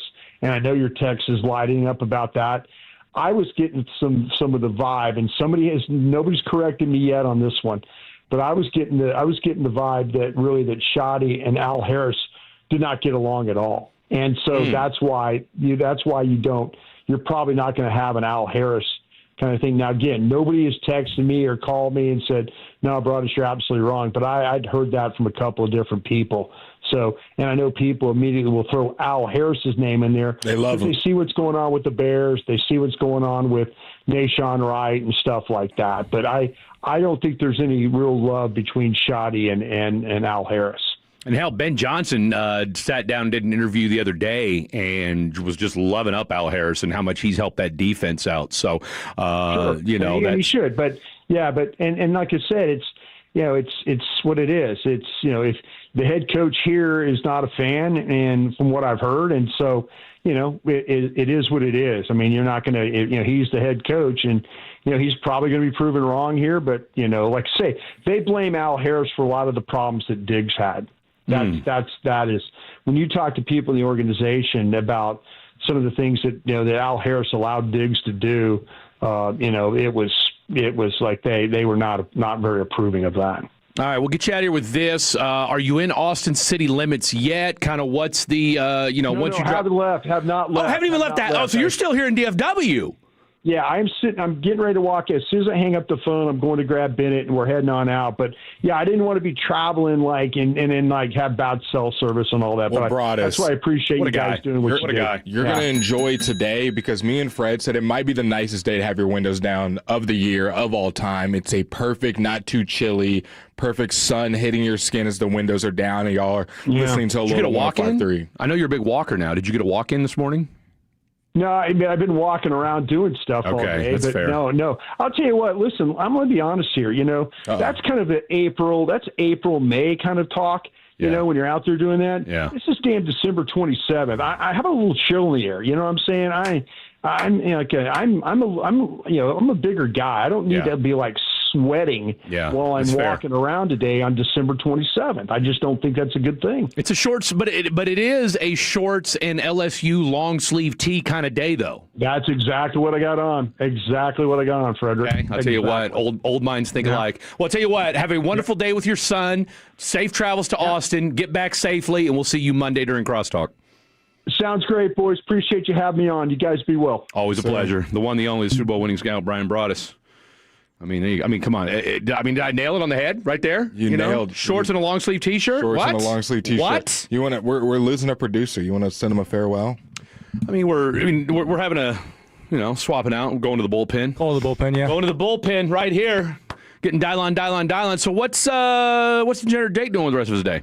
I'm going to go home, let my dog out, get him his medicine. He's on day 10 of his antibiotics. What's up with the dog? Surgery. Oh, he's getting surgery. What kind of surgery? I got him neutered. Oh, okay. That should calm him down, right? Yeah, in theory, he's 4 years old, though, so. Wow. Waited a few years, huh? Wasn't my choice, but yeah. Bob Barker always said to get your dog spayed or neutered, and I don't know if you guys know who Bob Barker is, but... drummer? That's... Okay, anyway, that answered my question right there. So, all right, so waited 4 years to get the dog neutered, huh? Yeah, his original daddy in college, he was like our group dog, right? But one of the guys took it. The guy that didn't have a girlfriend took him as his dog, and he didn't want to get him fixed. He wanted to keep him a man, so... It's hard to argue with that. Okay? Look, I'm 44, still not neutered. So I'm 22, not neutered. Still not neutered. You? Neutered. Neutered. Okay. They can reverse those. Oh, I did the non-reverse. Well, an implant. I just put it. I just did the device. I thought that was the better. I just like knowing that I can.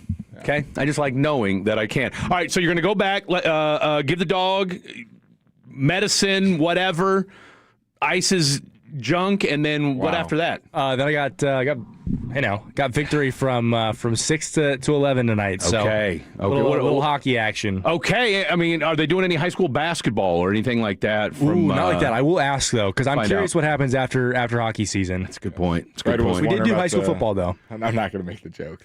Yeah. What are you going to say? The boys joke that we were talking about. No, earlier. it's not funny. Not funny. Okay. What did he say? Did we mark it? I said the harem of producers that we've got going on here at 105 The Fan. All right. Well, I'll tell you what. Have a wonderful rest of your Saturday. Have a great Sunday as well. When we come back, all right, we'll get into some more football talk. We will look at the games today. We'll make some picks this hour as well. And welcome to the program, everybody's favorite, Dylon. Lots to get to. Don't go anywhere. This is Fan After Dark.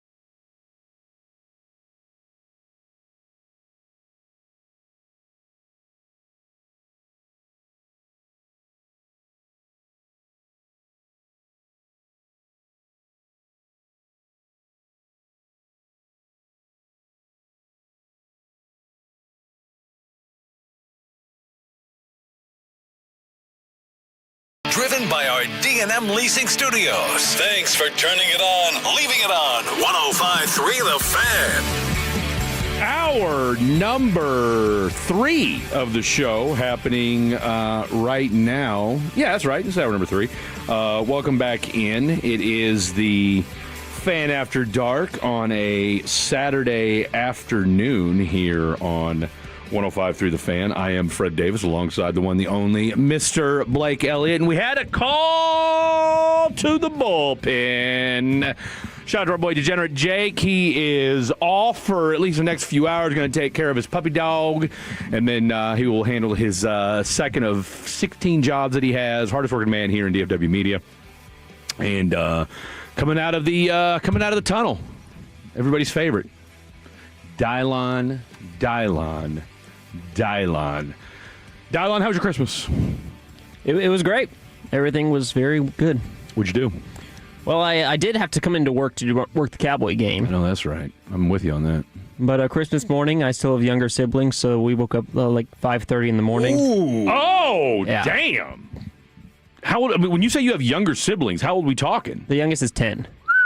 So. And they're waking up at 5 a.m. They're very excited. Yeah, they were. So where are you at in the hierarchy of the kids in your family? I'm 2 of 5. 2 of 5. Yeah. Damn, so y'all got 3. So you got 3 younger siblings. What's the age? 10, what, and what? So my sister's the oldest. She's 24. I'm 22. Okay. My brother is 19. My other brother is 13. And my youngest sister's 10. Okay. Shout out to the 11 years apart. Shout out to the Dylon family. I'll tell you what, y'all don't play around over there doing laundry every day. They need more hands for laundry. Man, seriously, that's a loaded. And is everybody still at the house?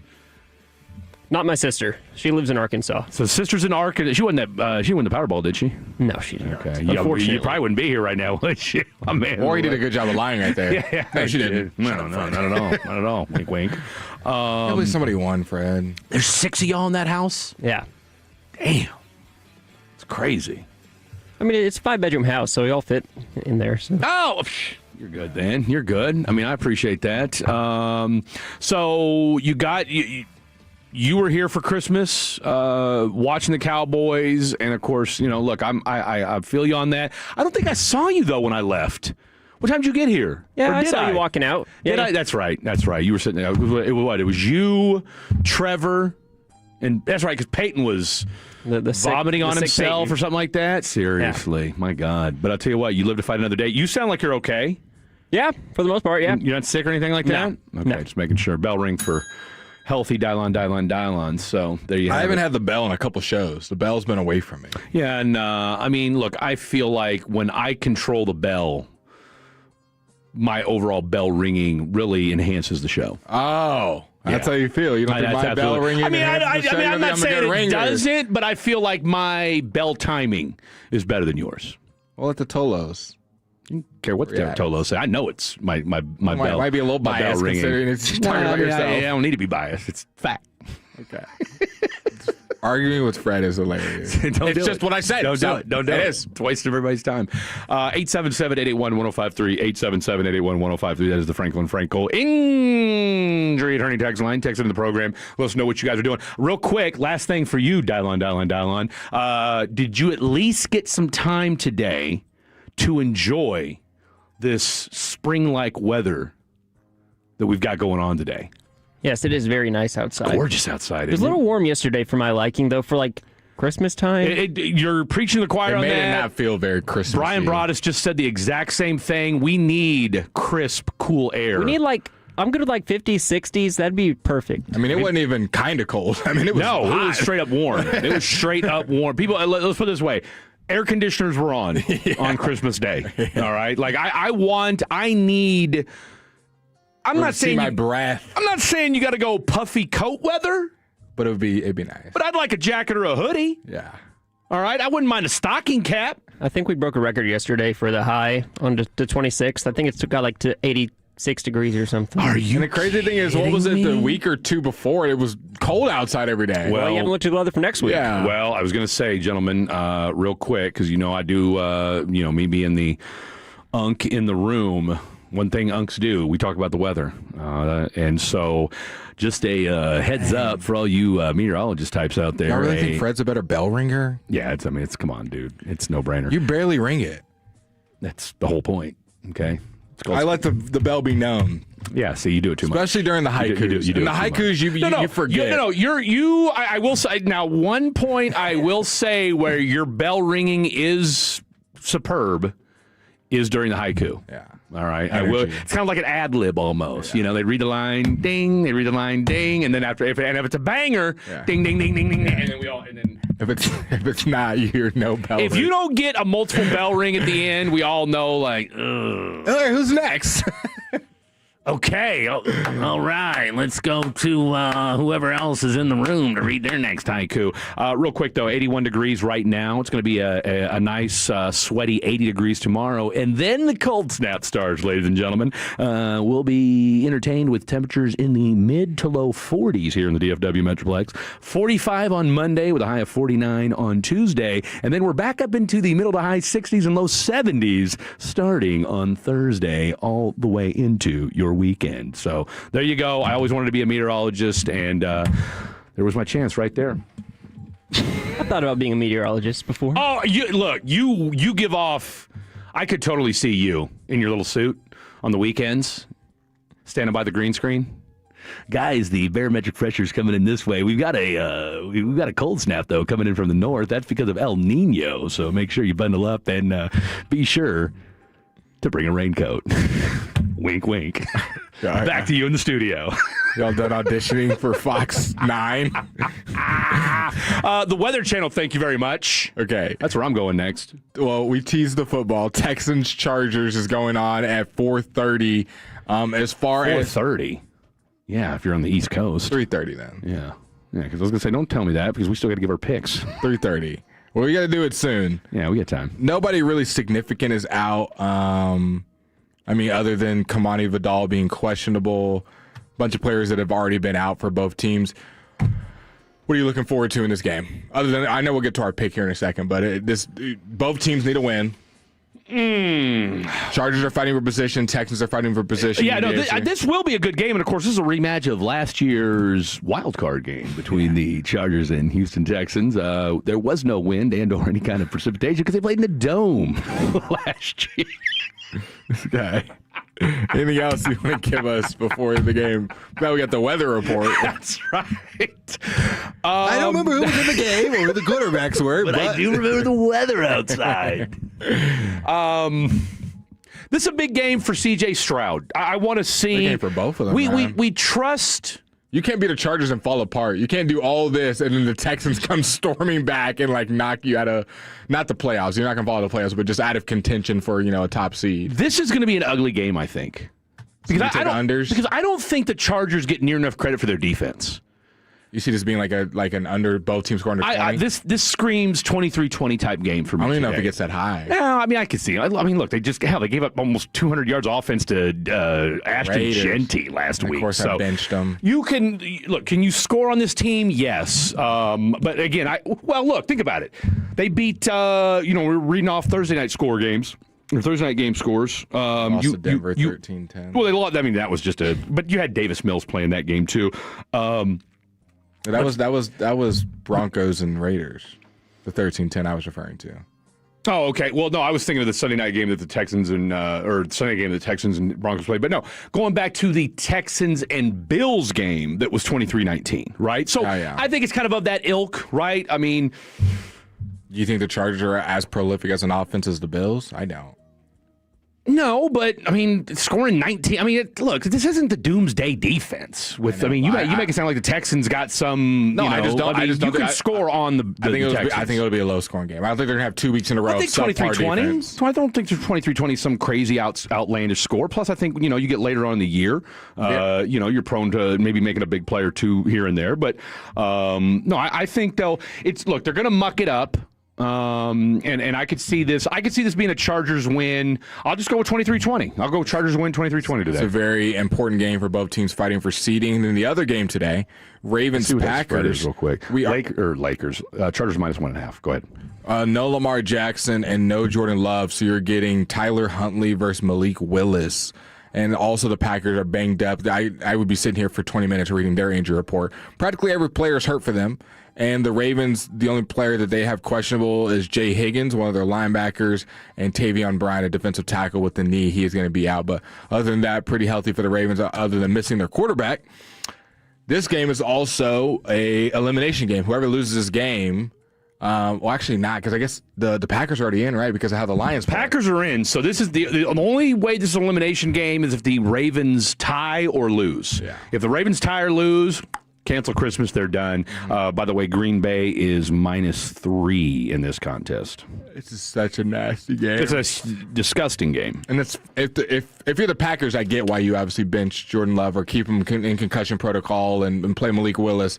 If you're the Ravens, you not think they're trying everything to try to get Lamar to play? That all of a sudden is just popping up on injury reports with the back issue? He's on the injury report the entire year, and it's been a different one each week. Illness, back, foot, ankle. Back's ain't nothing to play with. I mean, I think that tells you just how bad he's hurt. But why they were playing him before? Now that we really need a win, we're going to bench you in like the last 2 weeks.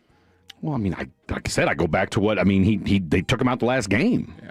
I mean, I don't think. I mean, like I said, a back is nothing. Back's one of those deals where you just kind of got to go by what the guy says, and I guess off of an MRI, and if he's that hurt that he can't play, then I guess that does, especially in a must-win situation, that does tell you how bad things have gotten. Now, there was a very I say controversial, maybe that's not necessarily the right word, but I'll use one of our favorite words we like to use here at Fan After Dark, inflammatory report / story that was written about Lamar Jackson this week that basically suggested that over the last couple of years since he's gotten his contract, he only goes to minicamp when he has to. He shows up for a day and then leaves to voluntary, and allegedly he falls asleep in meetings and stays up all night playing video games. Dang. And that was a report written in a Baltimore publication or by a Baltimore beat writer. So we've heard a lot of... I don't believe everyone on the text line that's glazing your bell ringing. Thank you guys for the positive energy today. And yes, Fred is the better overall bell ringer. You know what? I mean, how do they even know who has the bell? How do they even know? I mean, I think it pretty much goes without saying. No, but they don't know who's. I mean, when there's a flow to it, they're like, "Oh, it must be Fred." Or when it's kind of just helter skelter the way you do it, it's kind of like, what? Why are we bell ringing in the middle of people talking? Okay. I think my bell ringing is superb. I'm not saying it's bad. I'm not saying it's bad, but I'm a veteran bell ringer. Okay. I think your bell ringing. I've been doing that since Christmas. Ding ding ding ding ding. I think your bell ringing is okay. He was the kid at all the Christmas concerts who gets like the bell. It's next level. I was actually kicked out of a Christmas choir once. True story. Only people who don't ruin the other shows with their sense of humor get to ring the bell. What a callback. What a callback text from the first segment of the show. That's a real fatty right there. I turned the AC down this year just to feel Christmassy. It's not a bad point. Start throwing some snow around. I mean, you might as well. A little fake snow machine somewhere out there. You think anybody did that? No. I mean, the only time I've ever skied was at like a fake ski mountain. Are we saying skied or skied? Okay, I'm talking. I mean, with what are they called? Skis, right? I mean, what talking in code here, Fred? No, I'm not. No, I'm not. I'll say it if I did it. I'm talking skis. You got a nose for it. No, if I say that, if I'm going to use that term, I'm just going to tell you what I did. I don't need to hide it. I mean, those days are over. Those days are over. Those days been over. Those days, I'm too old for that nonsense. More excited for those NFL games I gave you. I mean, there's only 2, but yeah. Or the NBA slate today. Mavericks, Kings, Suns, Pelicans, Nuggets, Magic, Cavs, Rockets, Knicks, Hawks, Bucks, Bulls, Jazz, Spurs, Nets, Timberwolves, Pacers, Heat. No, I'm more excited for the NFL slate. Yeah, the NBA slate's not too great. Because you got 2 good games, right? Cavs, Rockets, Knicks. What's the other good one? I mean, I think Texans, Chargers, and Ravens, Packers. That's a good Saturday slate. It's talking about the NBA game. Yeah, I mean, you said you have 2 good games. Yeah, I mean, there's playoff implications in these 2. 8 games on a nondescript 2 days after Christmas. means nothing to me. Now I'm intrigued by the Mavericks. And by the way, give the update. Give the update on AD that came out. That I don't know if a lot of people. I tell you what, hold that thought. Hold it. Oh, ring the bell. Ring the bell. That's teamwork making the dream work is what that is right there. That said, when we come back, we've got an update on your Dallas Mavericks injury report, your text messages and more. Who might play today? Stick around. We'll tell you next. The more time you give, the more our crush grows. Together we continue.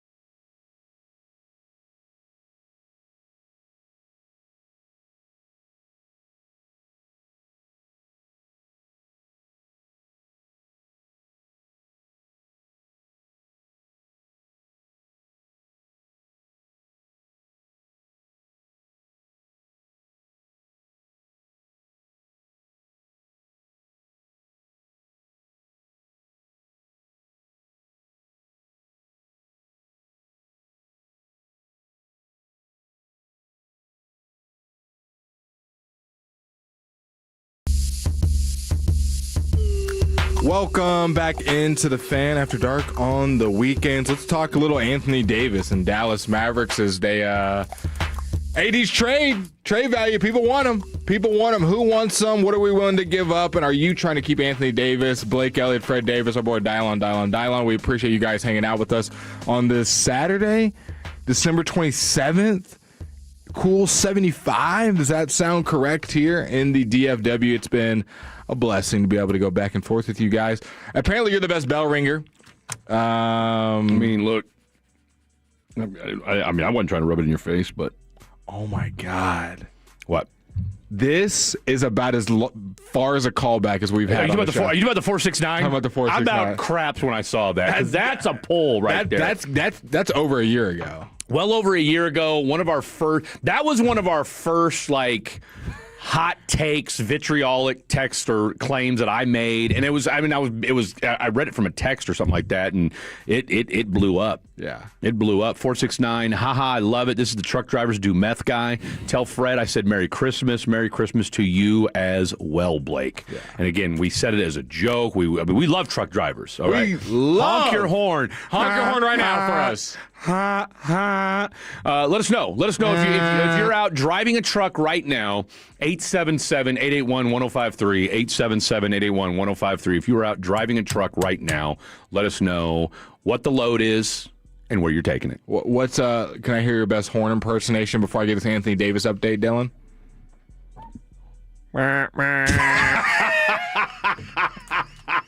I love how he looked at us and smiled first. He said, "You ready for this?" All right, Fred, you got to go too. We all got to embrace it. That's if you're Jake breaking and it's getting serious. I agree. So there you go. Okay, let's get to Anthony Davis. Well, Blake, now you have to go. I feel like it's more of an alarm. Yeah, that's more of a, can I hit the snooze button, please? Because it's kind of getting on my nerves a little bit.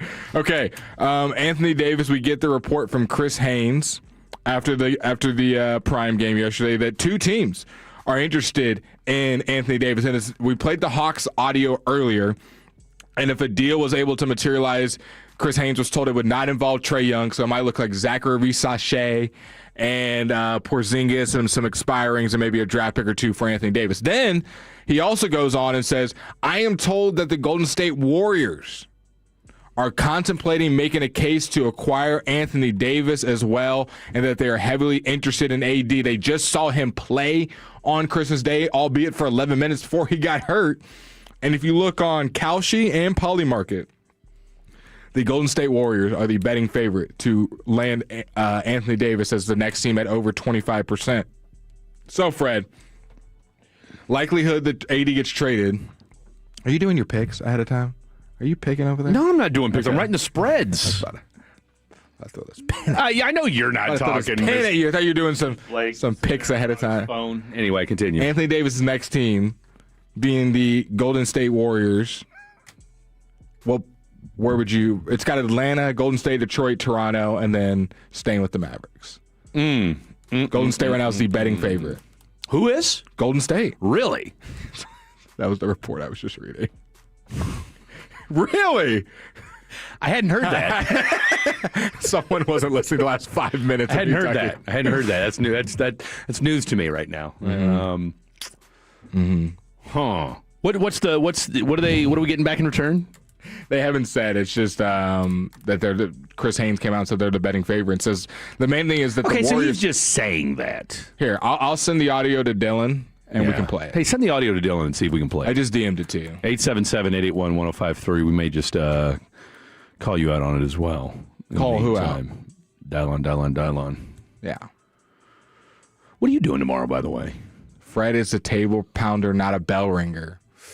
That's a good point. You kind of already have your own bell by pounding the table. I do both. And the fact that they know that on the text line means that they can hear it. That's a real fatty right there. That's a real Tolo that knows that about me. I used to catch a hard time for that when I was back in Houston. People used to give me a really hard time for clapping, pounding the table, and ringing the bell. I'm just an audible guy. If there's things out there that I can make noise with, I'm going to do it. All right, let's listen to Chris Haynes make some noises talking about Anthony Davis. Today I found something very interesting. I came on last week and I told you about what the Warriors are looking for a big man, rim running big man, protect the paint, lob threat. I was told they're contemplating making a case to acquire Anthony Davis as well. And so with that being said, I was told that Dallas was not that fascinated with what Golden State has on its books. And so if the Golden State Warriors did really want to make a true play at Anthony Davis, they would likely have to acquire some more assets or involve another team. So again, with that being said, the Warriors are really trying to figure out ways to assure themselves that they have a real defensive dominant starting center going into the second half of the season to help Stephen Curry and Draymond Green out for a championship push. What are your thoughts, Frederick? I'm just, part of me is fascinated, but then again, part of me is not, just because it is the NBA, and we've said time and time again on this show that GMs, while you have to look at it from the lens of, for us fans, for us in the media that look at Anthony Davis, and again, you always hear the line is it's a business. So Anthony Davis makes $54 million. So you have to salary match first. Yeah. I'll give you the guys that are making upwards of $10 million. Moses Moody at 11, Kuminga at 22, Draymond at 25, Jimmy Butler at 54, which is pretty much the exact same as AD. Yeah. And then Steph at 59. Obviously not trading Steph. So yeah, you're not getting rid of Steph. And I think you could say all four of the rest are up for grabs. And AD makes more money the next 2 years as well. Yeah. During that video, they showed the graphic, 58.5 for the 26-27 season, and then his player option, 62.8. That's bonkers, dude. That's bonkers. And clearly my eyes deceived me because I was like, I think it's $80 million. No, I just can't see. I thought that 6 was an 8. But either way, $62 million. And I don't know that it's quite as... Now, here's the question I have. Does AD have a no-trade clause? I don't think so. Okay. He just got shipped out of well, LA. He did waive his trade kicker. Yeah, he didn't get a new deal since he's come here, so I would assume it's still under. Well, no, I know I get all that, but I'm just saying I didn't know if he had to waive it when he came. Like I said, I knew he waived his trade kicker. That would have been like, what, a 15%. So I just want to confirm that he doesn't have a trade clause in his trade. I'm with you on that. I don't think he does. I think there's like a handful. Of guys. Okay. Because what I mean and what I'm getting at is this: is I don't know that it's necessarily like whoever you trade him to has to sign him to an extension. Like I think in a lot of cases, there's that barrier to getting a deal done. Does it? But I think if you're Anthony Davis, I mean, again, you've got that player option in your hip pocket to where, at the very least, you're going to make the $50 million that you're on the books for this year, and then you've still got almost $120 million over the next 2 seasons through the time you're 34, and then at that point you can kind of reevaluate and see what you're going to do. I can't imagine if you're a team that's trading for Anthony Davis, you're making a run for these next 2 years, and then you understand, hey, go ahead and opt in your player option. We'll go ahead and let you do that, and then kind of see where things go after that. So how do you want to do this then? You've got the Hawks and you've got the Warriors as the 2 betting favorites. Who do you want in the deals? They're not moving off. Neither team's moving off their best player salary-wise, Trae Young or Steph Curry. No. So you look at the players under Jimmy Butler, Draymond, Kuminga, Moses Moody, Buddy Hield. Plus, I don't know that I would want Steph Curry. Yeah, as crazy as that sounds. Like, what am I doing with 37-year-old Steph Curry at this point? Do you like those players I just named? Bajimski, Gary Payton, Trace Jackson Davis. I like him. And then I do too. I do like Trace Jackson Davis. You go to Atlanta. I am dubious of the hyphenated last name. I've always been a proponent of that. I don't know that I trust people with hyphenated last names. You're not getting Jalen Johnson from them. No. You're not getting Dyson Daniels from them. They'll probably give you Reece Sachet, Kongwu, Alexander Walker, Luke Kennard. So which team are you more interested in with? They call up Fred. We're about to move on to AD. We got an offer from both teams. Which problem is that neither team, if I can pry a first-round pick out of one of those, then that's the one that's most attractive to me. Okay. I need a first-round pick. I mean, well, let's put it this way. I would really, really like a first-round pick. And I think, going back to what our boys Kevin and Jake were talking about on their show from 9 to noon, I mean, we'd all love multiple first-round picks if that was a possibility, but we're also aware and realistic of this is what we're dealing with Anthony Davis. So, again, you're basically taking on role players, and you're hoping that a guy those salaries match. Porzingis at $30 million, Reece Sachet at 13, so now we're at 43, and then Kennard at 11. Yeah. And then maybe if I can get a first round pick in like 28. Yeah. Maybe we go that route. So and that's what you're hoping for. You like those three plus a first, or do you like, on the flip, Draymond, Kuminga, and a first? Or do you get a third player, or do you get another team involved? Because Draymond's doing, again, I'm of also the belief that Draymond Green does nothing for, I'm not. That I want to say he's a free agent after this year. I think he is, right? So at the very least, you're just clearing your books. Which I do. Here's the other thing I do think, though, too, is if you can get off this Anthony Davis contract, all right, and then you can also get, and maybe I do take Draymond, meaning that, all right, if you're going to tell me that I've got $50 million, and again, I'm not a capologist, so, for any of you that are, let me know. But if I can clear $50 million off my books going into next season, and we can, and I don't know about, maybe we can do it today, look at who's available free agency wise, because that's what you're going to be up against, right? Is that because you don't have the somebody mentioned the other day, and I can't remember who this was. You and I were talking about this on the show the other night, talking about Sam Presti and what Oklahoma City Thunder were able to do, and comparing Kevin Durant to Cooper Flagg and building around him like that. But the part that they conveniently left out was, okay, well, you also went out and got or drafted Russell Westbrook and James Harden in subsequent years. All right. That's all well and good if you can do something like that if you're the Dallas Mavericks. But that's the issue you're up against is, okay, we don't know what this next draft pick's going to look like, because, again, the thing about the Oklahoma City Thunder is they were still picking in the lottery in, the top 5 for the next for 3 years straight. And you picked 3 guys who basically went on to be the best of this generation. You want to hear the 5 players that are free agents next year? Yes, I absolutely do. LeBron? No. CJ McCollum? No. Chris Middleton? No. Porzingis? No. Tobias Harris? Absolutely not. Those are the guys who made the most money, like their previous AAV. We had Anthony Simons, Terry Rozier, Norman Powell, Harrison Barnes, Colin Sexton, Rui Hachimura, Kobe White.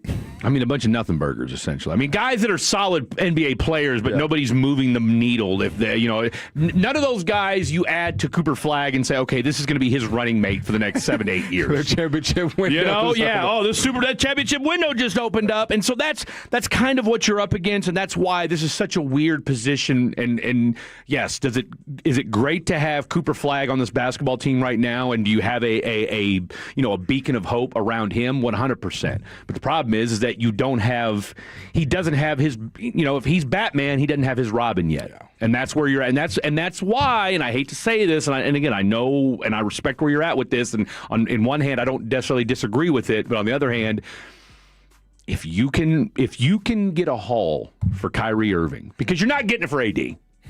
We've already, we're at think about what we just read off. Think about the 2 offers right now. Yeah. A bust of a number 1 overall pick, Kristaps Porzingis, who has some mystery illness that we don't even know what it is. They're just trying to offload him. Okay, look, Atlanta's trying to do to Kristaps Porzingis what we're trying to do with Anthony Davis. Yeah. Oh, you take our overpriced guy, and we'll take yours. But hey, we're getting Luke Kennard and a wash of a number 1 overall pick, who basically right now is a bust. Yeah. Okay, he's all right. I mean, come on, dude. No, he's all right. He's not living up to number 1 overall hype, but he still gives you 13, 10 points a night. It's not like he's now maybe off the bench scoring 2 points. No, I mean, not for what you want. I mean, when you look at the last 5, 6 number 1 overall picks, if we're comparing him to that, yes. I mean, he's a bum compared to these other guys. I mean, right now, look, you got he's still giving you 10, 2, and 1. For the Hawks, man. You know what I'm saying? Let's be real. 45% from the field. Now, maybe does he? Do we think? And he's playing with Quinn Snyder, who's not a bad head basketball coach. Do we think that maybe playing alongside a Cooper Flagg and playing with a Jason Kidd could lift his game up a little bit? Maybe. Who knows? All right, you know what? Let's do this. Let's. We've done a lot of texting today. We've done a lot of sports heavy conversation as well. Let's turn this thing over to the fatties and the Tolos. 877-881-1053. 877-881-1053. 1053. Fatty's on the phone. What are your thoughts on the Cowboys, the Mavs? Do you want to see AD gone? What's your weekend been like? Are you out enjoying this beautiful weather? Freestyle, 30 to 45 seconds. Please don't curse. Fatty's on the phone coming up next. This is Ryan Watson, owner of Alliance Hyundai. During the Hyundai Getaway Sales Event, we have over 600 vehicles in stock, like the all-new 2025 Hyundai Santa Fe.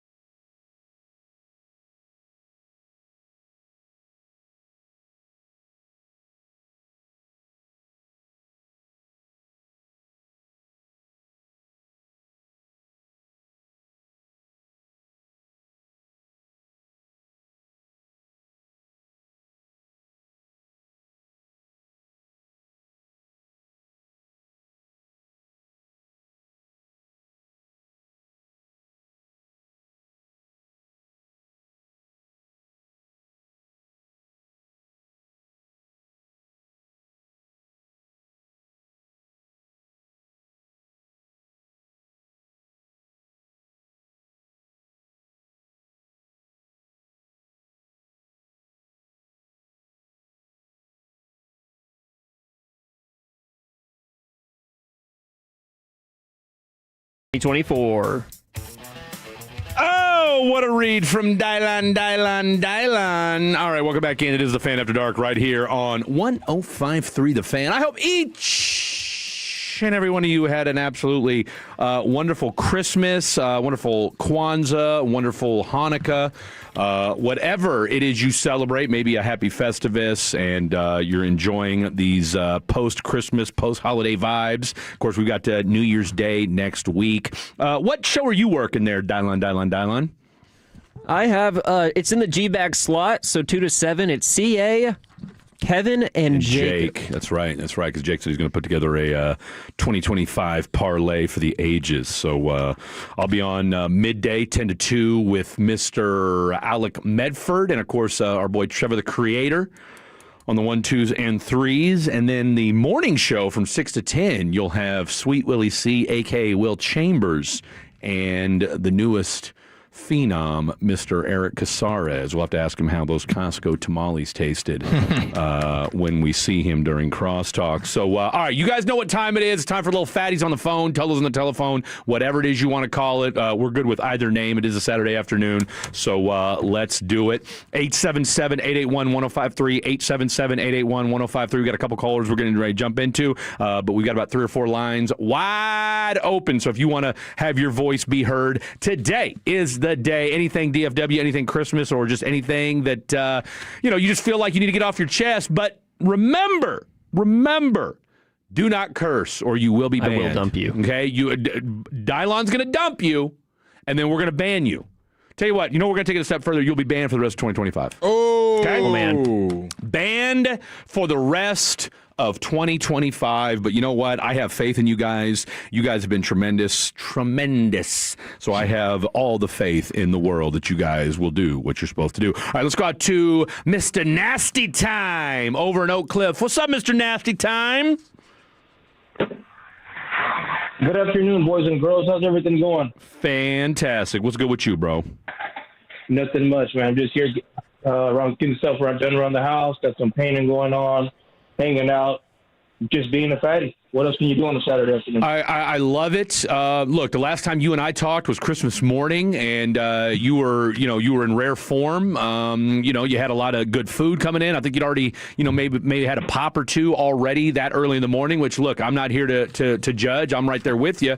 Well, at least back in the day, anyway. We're already 3 in this afternoon. Oh, let's we're hanging out, go. having a good time. But I'm keeping the carbs low with some salsa.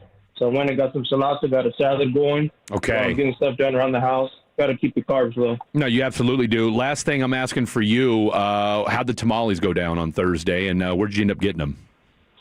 Remember I told you the mother-in-law made them? The mother-in-law made them! Okay. Yeah, you were encouraging me to get them from Costco, and I told you that's a no-go. Remember? Well, no, we were asking, would you ever get tamales from Costco? And you said no. No. So the mother-in-law makes them. Okay, fair enough. Remember I told you they have a whole assembly line? Yeah, you know what? Look, man, I'm not going to lie to you. I might have been half asleep when we did that show Thursday morning. So real quick, what was the best gift you got on Thursday? Honestly, the massage to Massage Envy. I tell you what, man. Real quick. Yeah. Hey, Dylan, great guy, hell of a guy. But every time I call in, he's like, who? What's your name? Who's Mr. Nasty Time?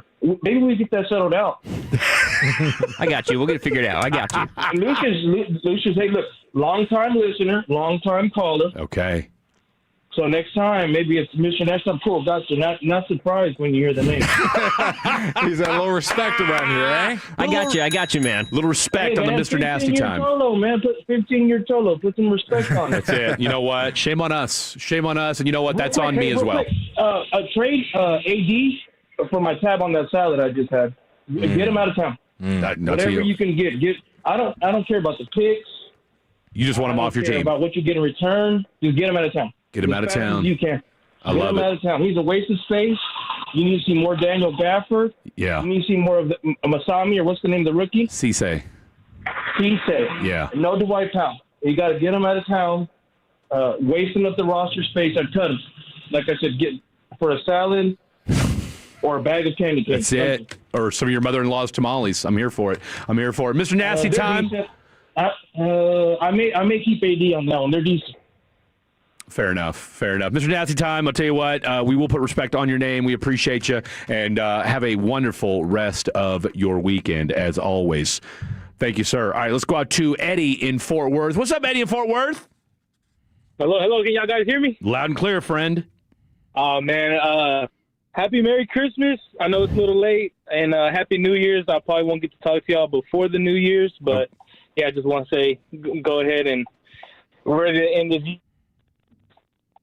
Hey, man, we appreciate it. We're going to be here. Like I said, we're off tomorrow, which we're both pretty geeked about. But then, of course, we will be on Monday, Tuesday, Wednesday, holding it down through the end of 2025. Do you have any sports kind of, resolutions or anything you're looking forward to before we start 2026? I want to talk about AD real quick. Go for it. I'm a huge LeBron fan, Laker fan. Speaking of Laker fan, I got a Luka jersey for Christmas. Nice. Thanks to my father-in-law side of the family. They're a Luka fan, but Dallas fan diehard. So they weren't really too thrilled on buying me it, but I do appreciate it. Had to do it. But I want to talk about AD. To already talk about trade talks, and I thought the trade overall long-term, whenever the original trade happened with Luka and AD, I thought Dallas won long-term. Only because he is known for defense. I mean, Luka I think he's going back into his old ways back in Dallas, where he is just crying about calls. Mm-hmm. I just really do wish he would stop doing it, but what can I say? It's Luka. That's fair. I mean, look, that's what he does. I mean, although strangely enough, Nikola Jokic, they asked him how has he stepped what has he done to take his game to the next level, and he said, stop arguing with the referees. He said it's a waste of time and energy, and it's not going to change the way they officiate the ball game. So, and especially you play for 40-plus minutes a night, and it's a lot of energy just going to the refs and crying alone. Not the fact that you have to still go out there and produce how you produce as a Luka, as a LeBron, But who am I to tell? I'm just a fan. You're just Eddie in Fort Worth. We're just Fred in Louisville and Blake in Dallas. So you know what, Eddie? We're right there with you, my friend. Look, thanks for calling in as always. You're welcome to call in anytime, and have a wonderful rest of your weekend in 2025. Okay, let's go out to my man, dial on, quick on that dump button. All right, let's go out to Zach and Alvarado. What's up, Zach? Hey, what's going on, guys? Chilling. So, I also had a Mavericks take here. Okay. No disrespect to our previous caller, but I think it's absolutely wild to sit here and say that you think the Mavericks won long-term with the AD trade. No disrespect to Anthony Davis, but one of the greatest abilities is availability, and with a guy that's as injured as he is, I was heartbroken the minute it happened. Again, no disrespect, but now going forward, you've got Cooper Flagg. He's showing some flashes of greatness. I think he's going to be a really good guy to have on your team for a long time if he can stay healthy. But my question is, I'm of the opinion that Dallas just needs to blow up the whole team. Trade Anthony Davis. I want to get a haul for Kyrie Irving. And even I'd be open to getting a haul for Derek Lively because he's kind of in the same boat. He's only played about 40% of his available games in his young career. I think you're going to be dealing with the same thing with Anthony Davis, Kristaps Porzingis, these really tall guys that can't stay healthy. Are you open to trades for guys that are going to stay healthy, maybe get some picks, and just blow it all up and try to build around Cooper Flagg? Look, I mean, that's not the worst take in the world, and I appreciate the call, Zach. I mean, I think the problem is, though, when it comes to Derek Lively, I don't know that you're going to get a haul for him. Is he even a building block right now? I mean, I think with Derek Lively, he's on the shelf for the rest of the year. You're going to kind of wait and see what he looks like going into training camp next year. But I think right now who even is your building block big man? All three have been on the trading block. Who's been all over the trading block? Now, he's been on the trading block in Twitter and other teams. Yeah. I don't know that Dallas is actively, because Twitter, look, we follow this stuff. It's Twitter's a dangerous place. I think other teams are just interested in Gafford. The Mavs are. I think half the league that needs a big man is interested in Daniel Gafford. Daniel Gafford's probably one of the most attractive pieces you have on this roster on and for off what the he court. brings. Absolutely, because again, he's a guy. He's a good dude. He plays hard. He's going to say the right thing. You don't have to worry about him wilding out in the offseason or anything like that. He's just an all-around great guy. He plays hard, so you love that part of him. He can do a little pick-and-roll type stuff. He's a good defender, and he's got a very, very, very, workable contract. But, again, if you're the Dallas Mavericks, why would you want to get rid of that? Because, again, you can't right now. Yeah, right now you don't have the luxury. Before the season started, yes, was Daniel Gafford very much a piece that, if the right deal came along, would you move him? 100%. But right now you just don't have that luxury because, again, as you alluded to, Derek Lively is, on the bench, on the shelf for now, and you're actively trying to get rid of Anthony Davis and get what you can for him. So, we'll have to wait and see how that whole thing plays out. But 877-881-1053, 877-881-1053. We got about a minute left in the segment. If you want to chime in real quick and get a quick call in before the segment's over, do it now. Looks like we've got what turned out to be two decent teams throughout the course of the college football season this year, Georgia Tech and BYU. And, of course, we had a handful of folks, complaining about BYU. They should have gotten to the playoff. No, they shouldn't have. They're a fun team. A good team, but were they a playoff team? Absolutely not. Absolutely not. Absolutely not. And, of course, we won't get to see playoff football again until Wednesday and Thursday. All right, let's lay out the rest of this program for you on this Saturday afternoon. Real quick, weather update. Still gorgeous outside. Still 81 degrees and sunny. So I don't know what it's going to look like when you and I get off the air at 4:45. Will remain to be seen. 2 more hours. Real quick, what are the 2 bowl games that are coming on right after Blake and I leave? We got the Mean Green. Oh! I just put Drew Messamaker for having 2 passing touchdowns in the parlays. I didn't see the one of you. Wait. I've got on green. Does my man have a you? Oh, I've got on shout green. Out, it's a Dallas Stars shirt. Shout out to Mr. UNT himself, because I'll tell you right now. It's green, though. You know what? I'll give you half a point for that. I will give you that. Did you do that on purpose, or was it by pure accident? I feel pure accident. So we got UNT in the New Mexico Bowl, and then after that you have LSU and Houston in the Texas Bowl. Should we call out Khaki Kevin, by the way? For not having any... I don't remember seeing him wearing any UNT gear. No, he wasn't. I think we're going to have to... He was Mr. UNT. Yeah. Guess what? what? A girlfriend. You know what? That title's gone. That title's gone today. Are you giving it to Dylan? I'm giving it to Dylon. Absolutely. We have some other pretty strong UNT grads. What? Who? Adam. Well, Black Adam's not here today. Who else went to UNT? Zach and Eric, but they never wear it. They don't. Zach's got a hoodie that he alleges that he's got, but that he's gained too much weight, so he doesn't fit it anymore. Okay. And then Eric Chiafalo has a Yeti, a North Texas Yeti. So that he does drink water out of. I've got some North Texas gear lying around. I've never seen you wear it. You talk a good game, though. I literally wore a North Texas polo to the Cowboys game, but I guess it doesn't matter. Yeah, but it was but it was gray, and it had like this itty bitty. I'm talking like maybe that big of a logo. How'd you go Trump on me? Maybe that big. Wasn't very big. Very big. Small logo. Doesn't care about the team. Then we've got Dylan, big logos, big UNTs. All right. We got football coming up. We got to do our picks when we come back. All right. Let's do picks. Your text messages more. Don't go anywhere. Take us with you wherever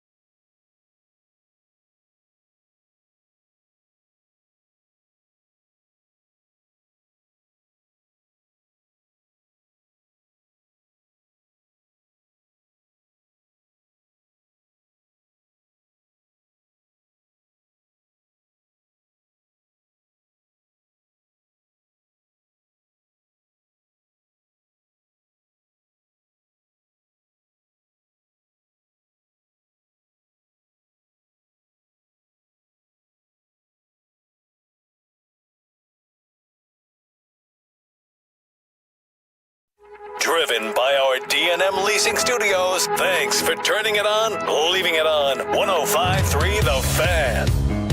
Hour number 4 of the program happening at this moment. I'm Fred Davis. That is the one, the only Mr. Blake Elliott. And, of course, we got Dylon behind the glass on the 1, 2s, and 3s from the 817. It's weird listening to you guys at 2:30 on a Saturday when I listen to y'all every night, Monday through Friday. From the 214, you guys have become my favorite show. I wish y'all could be on the middays during the week. And then from the 972, man, lots of callers who know nothing about basketball today. LOL. Quote, not the worst take in the world. Fred, LOL. And then from the 682, we call him Freddie 3 times because he says things 3 times. That is a Goodfellas reference, which, shout out to you. I know neither one of these two youngins have any idea what you're talking about, so I will take that. All right, here we go. Let's do some NFL picks. Your boy Freddie D's already up 1-0 this week on Mr. Blake Elliott. Now that's only because Thursday was a dumpster fire of an NFL day. What a weird day it was. You had Dallas and Washington. Dallas was an 8.5-point favorite. Washington covered. I picked Washington. But then we all picked Detroit. We all picked Denver. And Kansas City only lost by 7. And then, of course, Minnesota won over Detroit. So just a weird day all around for football games on Thursday. So let's get this thing rocking and rolling here on Fan After Dark on a Saturday. We've got 2 games. This game's kicking off here in about 26 minutes. You've got the Houston Texans at the Los Angeles Chargers. The Chargers are a 1.5-point favorite. I've got the Chargers. Go Chargers, go. I've got the Chargers winning this game 23-20. What say you, Blake Elliott? Houston will win this game. Houston will win this game. Blake Elliott with the pick there. And then you've got the Baltimore Ravens at the Green Bay Packers. Green Bay's lost 2 games straight. They have not lost 3 in a row since 2023. Baltimore is fighting for their playoff lives. I just feel like this is a very discombobulated football team. I mean, I like Tyler Huntley, former Pro Bowler, by the way, but he'll be starting for Lamar Jackson. Malik Willis will be starting for Green Bay. Give me Green Bay, again, 2.5-point favorites. I like the fact that they're at home. Again, they are in the playoffs, but give me the Green Bay Packers and Malik Willis. Give me the Ravens. Okay. All right. So there you have it. Right now, Fred with the Chargers, Fred with Green Bay, Blake with the Texans, Blake with the Baltimore Ravens. Moving on to Sunday's games. Pittsburgh -3 at Cleveland. Myles Garrett's going to break the sack record. Potentially. And win them this game. They're going to upset the Pittsburgh Steelers. I like where your head's at on that one. Too bad I'm going the opposite direction. Give me the Pittsburgh Steelers. This is a big win. Now, I could feel some type of way about this tomorrow, especially since I have Green Bay winning this game tonight, and then that would pretty much eliminate the Baltimore Ravens from playoff contention. But go ahead and give me the Pittsburgh Steelers to go ahead and cover because they've played some pretty decent football here as of late. Now you've got Tennessee -2.5 at Tennessee. Tennessee -2.5 at Tennessee? Or excuse me, I'm sorry. Hello. New Orleans -2.5 at Tennessee. I like New Orleans covering that spread. Okay. Tennessee's trying to lose right now. I'm going to take Tennessee to win this game. Okay. They beat the Chiefs a couple weeks ago. Now, I'm pretty sure they look terrible. Wait, no, they haven't played yet this week. That's right. I forgot the Chiefs played on Thursday. It feels like it's been a couple weeks since the last time these picks. I mean, we've had NFL all over the place. Okay, Jacksonville -5.5 at Indianapolis. Jacksonville might be one of the hottest football teams. Jacksonville covers, man. They have the most 30-point games this year at any team. No, they've been on one here. Give me them covering. I'm going with Jayville as well. Tampa Bay -5.5 at Miami. Give me Tampa Bay. Tampa Bay must win. Tampa Bay gets back on it. They win by. They haven't had a blowout win in a while. They've either just lost the game. They've lost 6 or 7. They have been talking about a fall off by Tampa Bay Buccaneers, but they cover the spread. I'm with you on that, and plus Quinn Ewers that offense just did not look good. Arizona at Cincinnati. Cincinnati -7. Arizona's not a good football team. Cincinnati beats up on bad football teams. One thing we do know, their defense sucks, but their offense can still sling it, so give me the Cincinnati Bungles. Agreed. Okay. Then we've got New England at the Jets. New England minus 13.5. The Jets did hang around, but they're still a bad football team. Give me the New England Patriots. 13.5? Yep. Jets cover. Okay, ballsy choice by you. I don't hate that pick, really, but I do like New England, who I want to say, actually, you know what? New England's down 5 players in this ball game. Stick with Drake May and the boys. They are down 5 players. Could I see the Jets sticking around? You know what? Let me switch that pick. I'm going to go ahead and go with the Jets too, just because I could see them. I could see them being like a 31-20 game. In the Jets covering. Okay, Seattle minus 7 at the Carolina Panthers. Give me Carolina. What a good game. Give me Carolina. Give me Carolina as well. Okay, this game, by far the just ugliest game of the week. Well, I don't know. There are some clunkers in this week, but Giants minus 2.5 at Las Vegas. Las Vegas. This is going to be a last second, so I don't like the spread being that far. Give me the Raiders covering. Give me the Giants. Give me the Giants. Now, aren't they? Who's got the number 1 pick right now? The Giants do.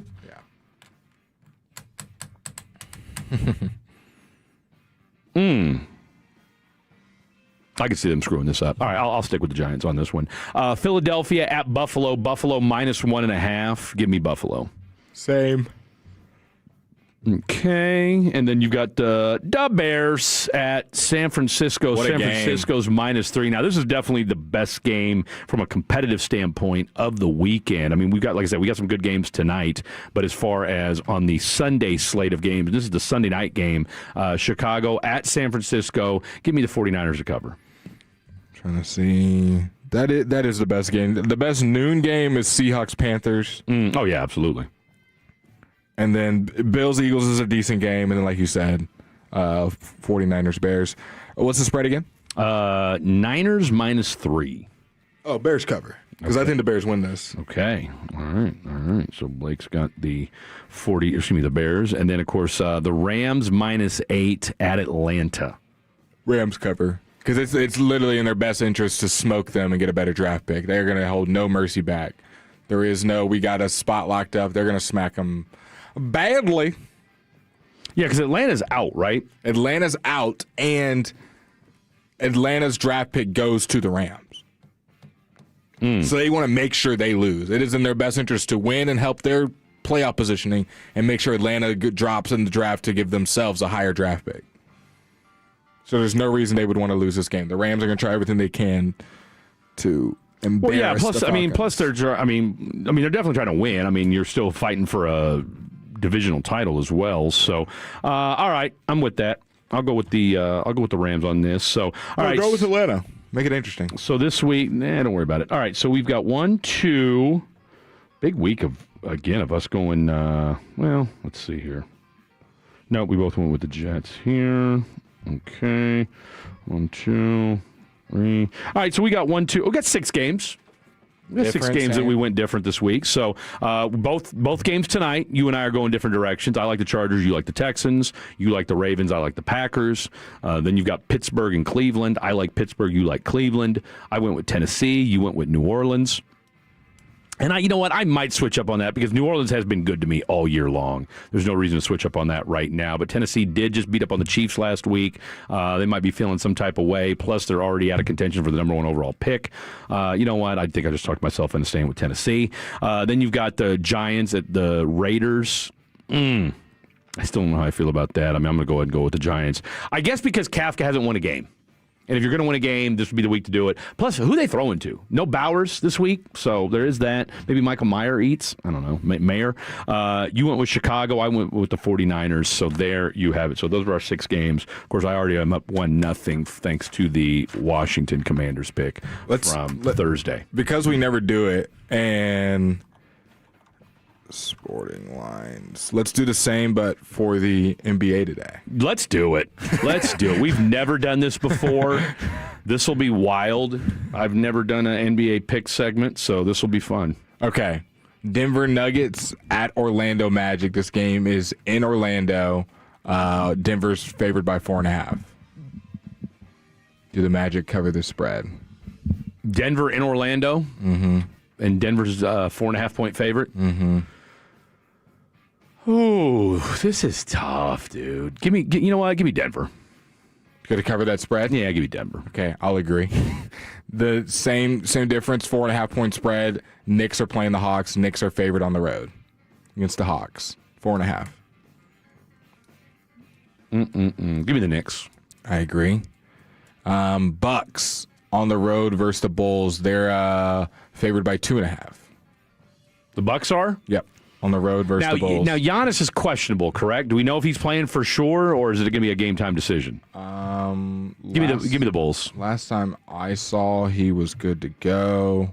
Considering I just had him getting a double-double. I was going to say, I saw that you had a parlay with him in it, but I thought he was going to be questionable. Expected to return Saturday versus the Bulls if he clears pregame testing. That's the latest update. So it's still TBD.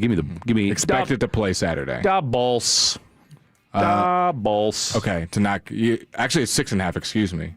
Yeah, give me the Bulls. Okay, the Nets at the Timberwolves. It opened at 9.5. It now sits at 12.5. The Timberwolves are favored over the Nets. Do the Nets cover the 12.5-point spread on the road? They didn't play last night, did they? Who? The Nets? No. I thought they did though. I think they played. I do. I think they played the Hawks yesterday. I could be totally wrong about that, but I could have swore I saw that they played yesterday. Brooklyn did not play yesterday. I got it pulled up here in front of me. Well, in that the case, Hawks played the Heat and lost. And then you had, of course, Minnesota played Christmas Day. Go ahead and 12.5. We might have to make this a regular segment just so we can get the trends of what goes down here. My boy Jalen Wilson is a Brooklyn Net. Doesn't get a lot of playing time.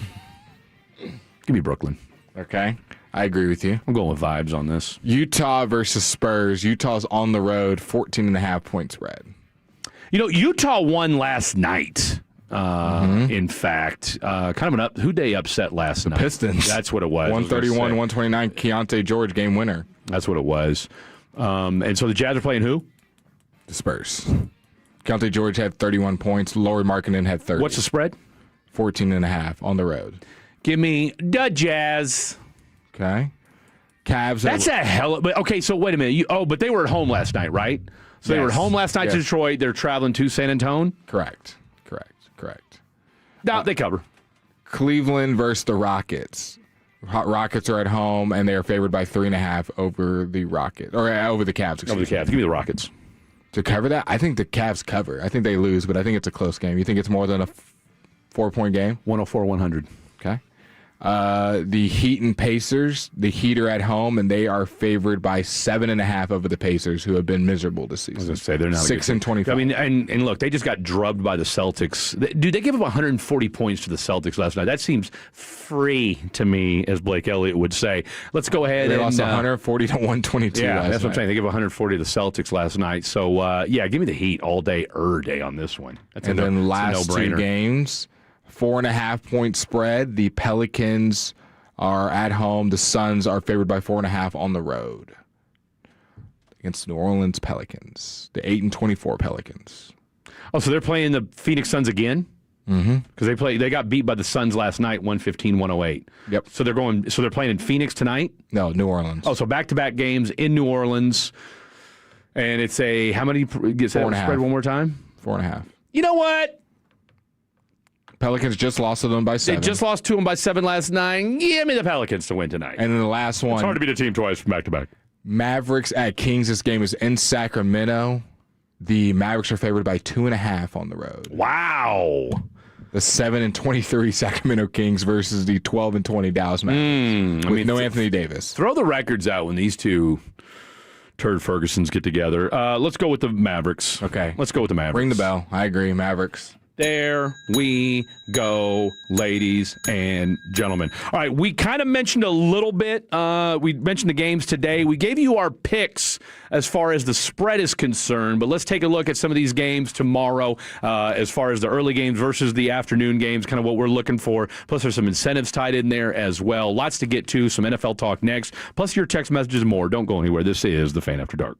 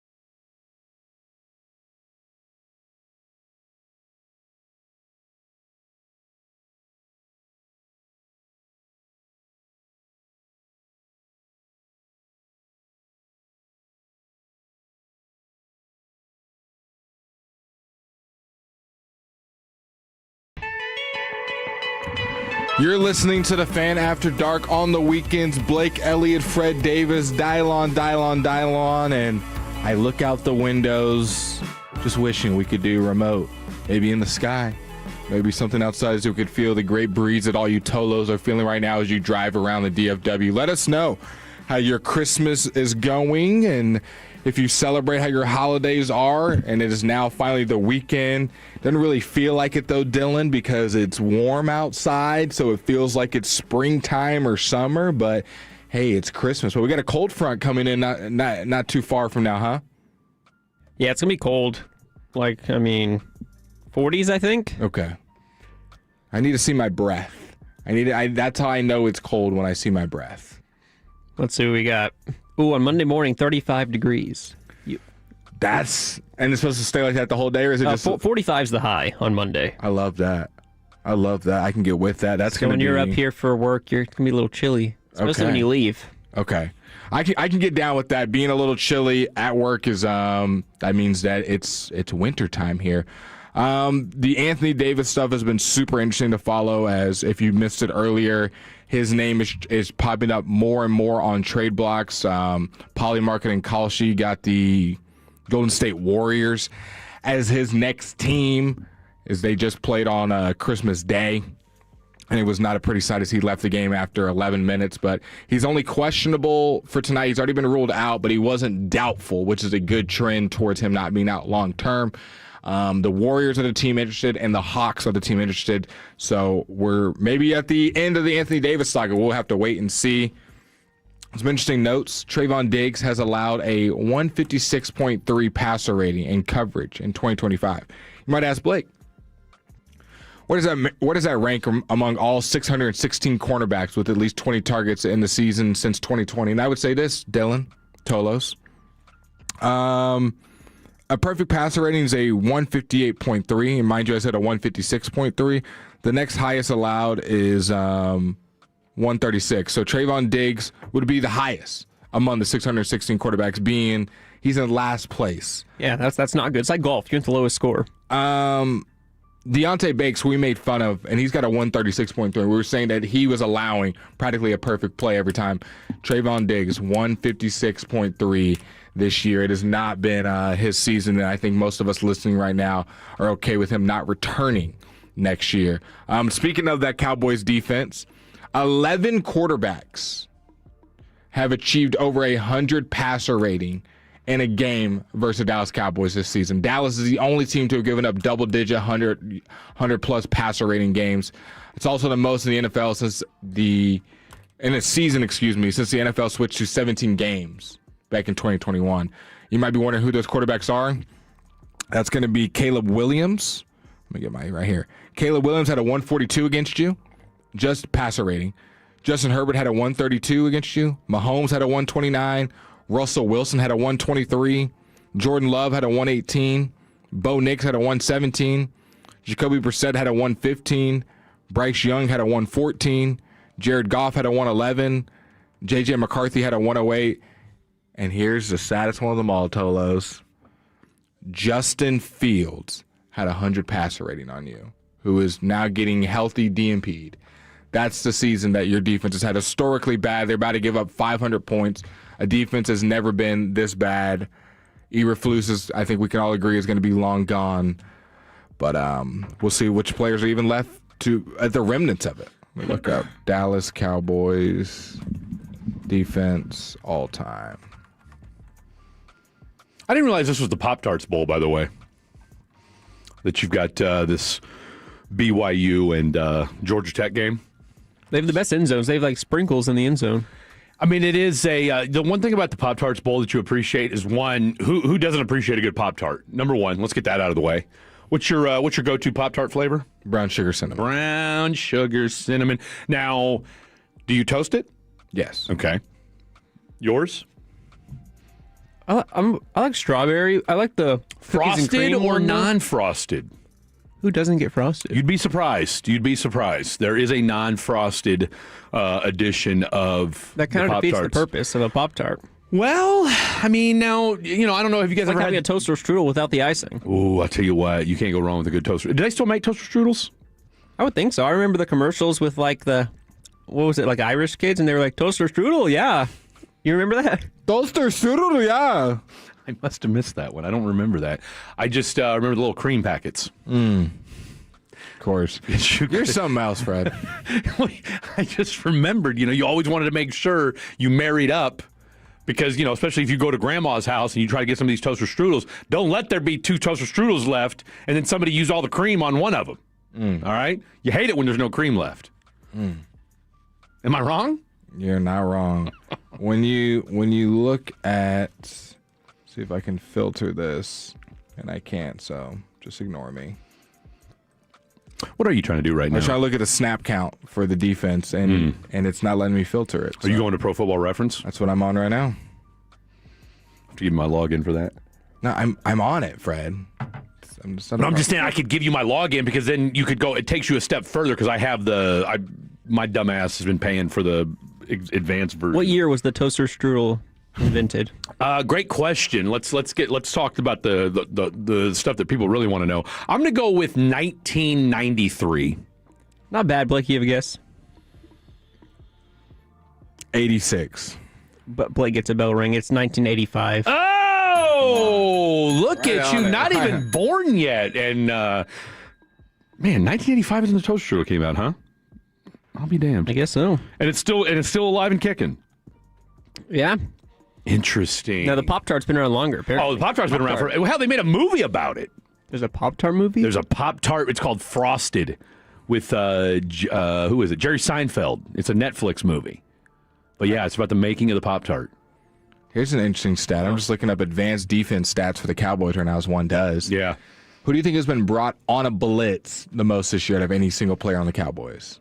And what do you think that number is? It's obviously not like a defensive end because that's just kind of... Yeah. Let's go with Leofau. Leofau would be 6th on the list. 11 times he's been brought on a blitz. Donovan Wilson. He would be 4th at 15. Kenneth Murray. He would be 2nd at 21. I mean, I'm running out of names here. I mean, who else? I don't think Overshown's been around long enough. He'd be 11th at 4. Yeah. I don't think it's Hooker. Reddy Stewart. Reddy Stewart, number 3 at 17. We know it's not Logan Wilson. He doesn't even play. Logan Wilson's 14th at 3. Let's go with... I mean, Deron Bland? Deron Bland is 7th at 8 times he's been brought on a blitz by Matt Eberflus. Malik Hooker. Malik Hooker is 15th at 2 times. I was going to say, I'm trying to think here. Who am I missing? Shamar James? Number 1, Shamar James, 27 times this year he's been brought on a blitz. Wow. Okay. And he's got 1 sack on the year. Shamar James does. So you mean to tell me this dude's been brought on a blitz 27 times and has gotten to the quarterback once? He's got 1 sack. You want to guess how many hurries he has? 6. It says on here, Pro Football Reference, he has 1 quarterback hurry. So of the 26 times, we said 26? QB knockdowns 3 for the year. So of the 26 times our boy's been brought on a blitz once, and again, now who's to say that this is that these numbers were accomplished while blitzing the quarterback? But one sack, 1 hurry, and 3 quarterback knockdowns. So 5 out of 26. So what 5 out of what's that? 10%, 20% of the time he's gotten to the quarterback or done something or affected a play. Yeah. That's terrible. I think you could say even lower than 5, it would be 3, because you would assume the quarterback knockdown also came during the like the stats are overlapping. Well, no, I don't think you would count a. No, I think it's separate. No, you can't. I don't think you're calling a sack and a. No, not the sack. I was saying the hurry, hurry and the knockdown. Either way, low numbers. That's a good question, though. Are hurries and knockdowns the same thing? I would think they're different. Like, if you get a knockdown, wouldn't you probably also... I mean, you could technically... It could be a long play. 877-881-1053. What's the difference between a knockdown and a hurry? No, I don't know, but I was corrected about the toaster strudel thing. It was German, not Irish. No, that makes sense. We know the difference in a hurry and a knockdown, like actually making contact versus just getting to the quarterback. I was just saying, do we think if you get a knockdown, you probably also get a hurry? No, I wouldn't think so. Because now you're not. I mean, because that's like saying a sack is a quarterback pressure. Yeah. So I would think a knockdown and a hurry are two different things. They are. Yeah, I agree. Yeah.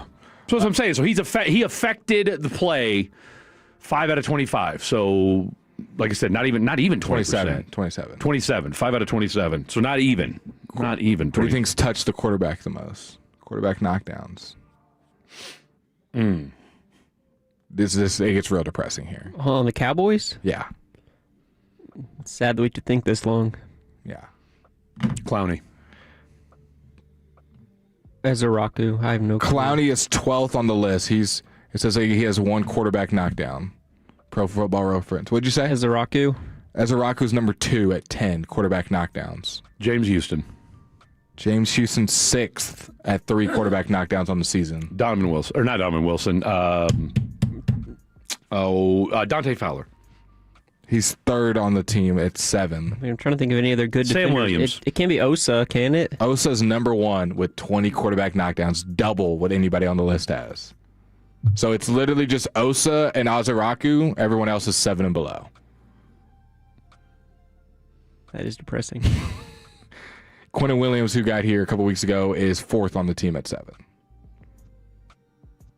You know, I know we talked to Brian Broaddus earlier in the show about, you know, what impact and would you keep Aaron Whitecotton for another year? And I think that's going to be as interesting now, again, if you bring back, or excuse me, well, we know you're not bringing back Eberflus. Are we kind of... I got the pressure numbers here as well. Osa led you in pressures with 30. Okay. Donovan Ezeraku was 2nd on the team with 26. Dante Fowler was 3rd with 19. Quentin was 4th with 19. Clowney was 5th with 16. And Kenny Clark was 6th with 15 as well. You know what Schottenheimer needs? Then a little Sam Williams with James Houston at 15 and 14. You know what Schottenheimer needs? Schottenheimer needs to find his Spags / Romeo Crennel. A guy that you're not worried he's going to go take a job somewhere else. That he's going to be with Dallas for the long haul. I tell you what, if you can lure Jim Schwartz away from Cleveland, Jim Schwartz didn't get another job. All right, Jim Schwartz is not getting, because if you're a D coordinator and you get in good in Dallas or you know in a place like Kansas City, if you're Spagnuolo or like Romeo Crennel did. Now I want to say he did end up leaving eventually from Kansas or from New England, but he was there for a good decade before he went, I think, to Cleveland and then Kansas City and then finally Houston. But if you can find a guy, and again, my thing would be Jim Schwartz. And how old is Todd Bowles at this stage of his life? Probably like mid-50s. You know, Todd Bowles is another guy that if he comes to Dallas, has a good 3 or 4 year run, is he somebody that would get 61? Plucked? So Todd Bowles is 61? 1963. Hey, black don't crack. Elizabeth, New Jersey.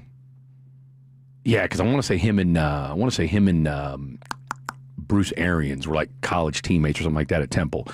Todd Bowles might be, you might get lucky, and he could be your Spagnuolo if you're Brian Schottenheimer.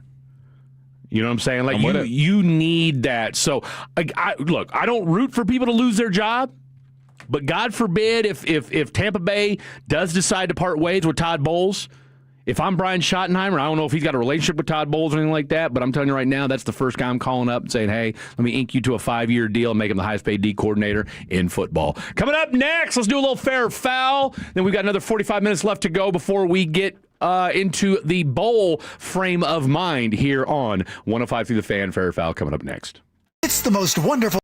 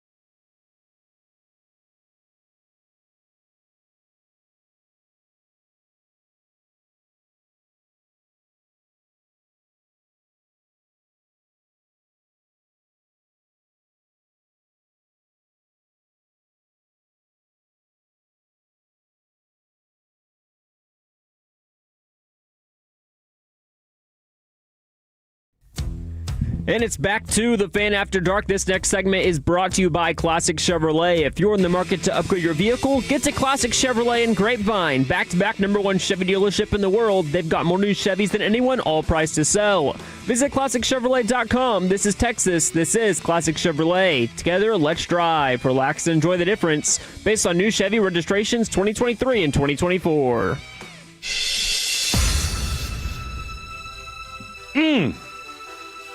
Never gets old hearing that song hit the first. I'm going to go out on a limb and say I already know the answer to this question. I know for a fact you haven't seen it. I mean, I don't know for a fact, but I'm just going to lean into it and think you won't. Blake's a 50-50 shot. I mean, I know he's not a big movie buff or really a movie fan at all. Have you seen Scarface? What if I just hit you with a movie quote right there? What would you have done? I would have been pleasantly surprised. Well, I didn't. I didn't think so. Now, you may shock the hell out of me and say you have seen it, but I'm going to go out on a limb and say no, you haven't. No. Okay, I didn't think so. See, knowing of and sitting there and watching the movie front to back, two completely different things. I know of most of the movies you've talked about. Yeah. But I just haven't taken the time to sit and watch them front to back. Just don't care. Yeah, we know, Blake. We know you're not a movie person. But I mean, it's the same for you. There's a bunch of movies you haven't seen. Nothing in Harry Potter, nothing in Star Wars. Those are like... Because I have zero... You disparage movie watching as a whole. No, the fact that I haven't... Yes, you do. Yes, you do. The fact that I haven't... I don't care about Star Wars. Okay. There's nothing about those movies that interests me. Mm-hmm. Like, I'm a movie watcher, but I don't care about Star Wars. I don't care about Harry Potter. I don't care about, what was the other one? Lord of the Rings. Yep. I don't care about any of those movies. Yep. Like, nothing about that excites me. Those are pretty popular franchises, though. So. I never said they weren't. And I'm not saying they're not good movies. I'm sure they're great movies. I know, but... And maybe one day I will get around, like, what's the one movie where the guy goes, who is this person that speaks to me as if I want their advice? No idea. I don't know. Some dude with white hair. Gandalf? Maybe. I don't think that was the quote, though. But maybe it was. I don't know. Yeah, it's like where it's gotten memed out. No. I don't know. Anyway, I said it to my cousin. He laughed. I think it's Harry Potter. I think it's Harry Potter. Gandalf. Yeah. Maybe. I don't know. Anyway. Dumbledore. Maybe. I don't... Like, look, my daughters clowned me for years for never watching these movies. I think I would say Harry Potter's the best out of all the ones I just named. If you're gonna watch something, because it's a good vibe, yeah, and it's Christmassy, so it's a good time to watch it. Well, I mean, I'm not gonna watch it now, but I'm just saying maybe someday. Anyway, my point in all that was this: I rewatched Scarface last night because it's been on Netflix, and that's your kind of movie, though, right up your alley. Oh, absolutely it is. Scarface. But I was gonna hit you guys with a fair foul. Tony's relationship with his sister. You asking and again, me? you guys don't. I mean, I'm going to go ahead and just ask the texters because you guys, the listeners, because I know you two have no idea what I'm talking about. Fair foul, and I'm sure. And I meant to look it up last night, but I dozed off not long after after the movie finished. But it's just a very weird dynamic that Tony Montana has with his sister, Gina. I'm going to spoil the end for you. You know, she doesn't make it. But that being said, it's always been very odd to me. People are saying it's Braveheart. It's Braveheart. Everyone's just texting it's Braveheart. The movie is Braveheart. See, I don't think, no. That doesn't sound accurate to me either. That does not sound... Like 12 people have texted in it's Braveheart. Is it that's Braveheart that line comes from? Because I've never seen that movie, so I didn't get the reference. Yeah. So you're quoting Braveheart? See, I don't think that's Braveheart. I really, really don't. But, I mean, if 12 people are texting in saying it is, I'll have to check it out again. I'll Google it during the break. But either way, I was just curious to see if I think it's foul. And I meant to do a deep ChatGPT Google dive on, what the hell was the point between Tony Montana and his I do know who that sister. is. Well, I mean, everybody. I mean, you couldn't have watched Cribs and not know who Tony Montana and Scarface were. So anyway, all right, let's get right down to it. Here we go. Time for a little fair or foul. Did you see what was it? Is it Sweden or Australia that's raising the? I want to say it's Australia. Is raising. You have to be like 16 years old to use social media. Did y'all see that? I did see that. You see that, Dylan? I did see that. Yeah. The fair or foul on that? Fair all day. Do we think these kids are actually going to do that? Like who's enforcing this? Yeah, how and who is enforcing this? That's great and all in practice. It's great and all saying it, but how does it actually work in practice? No, I'm with you 100% on that. Like I said, I've seen the headline. I haven't done a deep dive on how they're going to enforce it, but I think it's a great idea. I mean, I'm A-okay with kids not getting social media until they're 16, 18 years old. But then won't somebody who's money hungry make a social media that's similar, that just, you don't have to be, it'll be kids social media, if you will? I think at that point, then you start looking at, okay, what are the parameters that we're looking at to make it as kids' social media? Because, I mean, you're right. Somebody's going to do something to try to skirt the rules or circumvent it in some way, shape, or form, so I don't disagree with you Join our platform. We don't have the age. Exactly. Well, or we're friendly. We're kid-friendly. You're not going to get bullied on here. You're not going to think that, everybody's got to look a certain way, and then a couple days into Twitter it. is a very grown... I mean, at least my Twitter. There's not a lot of things that I would want if I had a kid under 15 looking at Twitter's a cesspool. Like, there's some Twitter, pretty I mean, bad... let's be real. Whether it's videos, people's opinions, it's very non-kid friendly. You feel like an adult. I mean, obviously you see some funny stuff every once in a while, but for the most part, me and yours For You page, it gets pretty real. No, Twitter sucks. I mean, look, the problem that I have with Twitter nowadays is, and we've talked about this, is that... you have to, I mean, and you can keep your algorithm, you can keep your followers and following as tight as you want to just, all right, I just want news. I mean, and that's what I use it for sports and for work. I mean, that's, but the thing about Twitter that I used to like was that you used to be able to get, live updates on news. I mean, if you didn't know where to go, something was going on in the world, boom, you go to Twitter. The problem with Twitter now is that because it's become so ransacked with bots and fake news and everything else, it's like you don't know what you're watching anymore, whether it's AI, whether it's some hate group, whether it's just some propaganda arm that you're reading. So that's the thing that irritates me, is that it's just become, everything is just so divisive when it comes to just news. I 1,000% agree. Sports is pretty straightforward, right? I mean, we get a lot of Centils and ball sack and AI, and I mean, you almost got fooled by our boy Wesley Steinberg a couple times. Like, I absolutely did about our boy. Because everyone just cares about clicks. Obviously, that wouldn't happen 10 years ago. Because why would you waste your time running a parody account for that long? But everybody, because you're getting paid now to do that. People click on their profile. You're getting paid, and you got 240 characters. You are incentivized to do it, and of course, on one hand, Elon Musk keeps saying that he's trying to, make it easier for everybody to read the news and declutter and desensitize. But at the same time, the problem is we've become so flooded with fake news that we don't know what to believe anymore. Here's something to believe. Fair or foul, average monthly car payments in the United States of America have reached record highs, with new car payments averaging $748 per month and used car payments averaging $532. Rising vehicle prices, higher interest rates, and longer loan terms have all contributed to the increase. Auto industry analysts note the affordability has become a major barrier for buyers, pushing many consumers toward used vehicles or longer financing periods. Financial advisors caution that extended loans can significantly increase total cost over time. Fair or foul, the average new car payment has reached $748, while the average used car payment is now $532. Okay. Okay, fair or foul? It's pretty foul. That's pretty foul. Pretty foul. I feel like yours is somewhere in that ballpark. That's why you're like. No, I'm just saying. I heard it was expensive. That's pretty foul. I mean, I don't think the economy's bad right now. I mean, I don't know what else. Tariffs. They say record numbers. It's just the interest is what's the worst. The interest is what gets you. The interest is what gets you. I mean, you'll pay the car times too. That's the crap. I think we should all go back to bikes, simpler times. I used to have a bike. That'd be a long trip to work. I mean, you know what I'm saying? Why can't we put an you live in electrical Mesquite, right? Yeah, it's a 30-minute drive. Can't put an electrical unit on it? Seriously. But imagine if everybody was on bikes. No traffic. Well, if everyone's on bikes, then there's going to be bike traffic. It'd just be bike traffic. Yeah, exactly.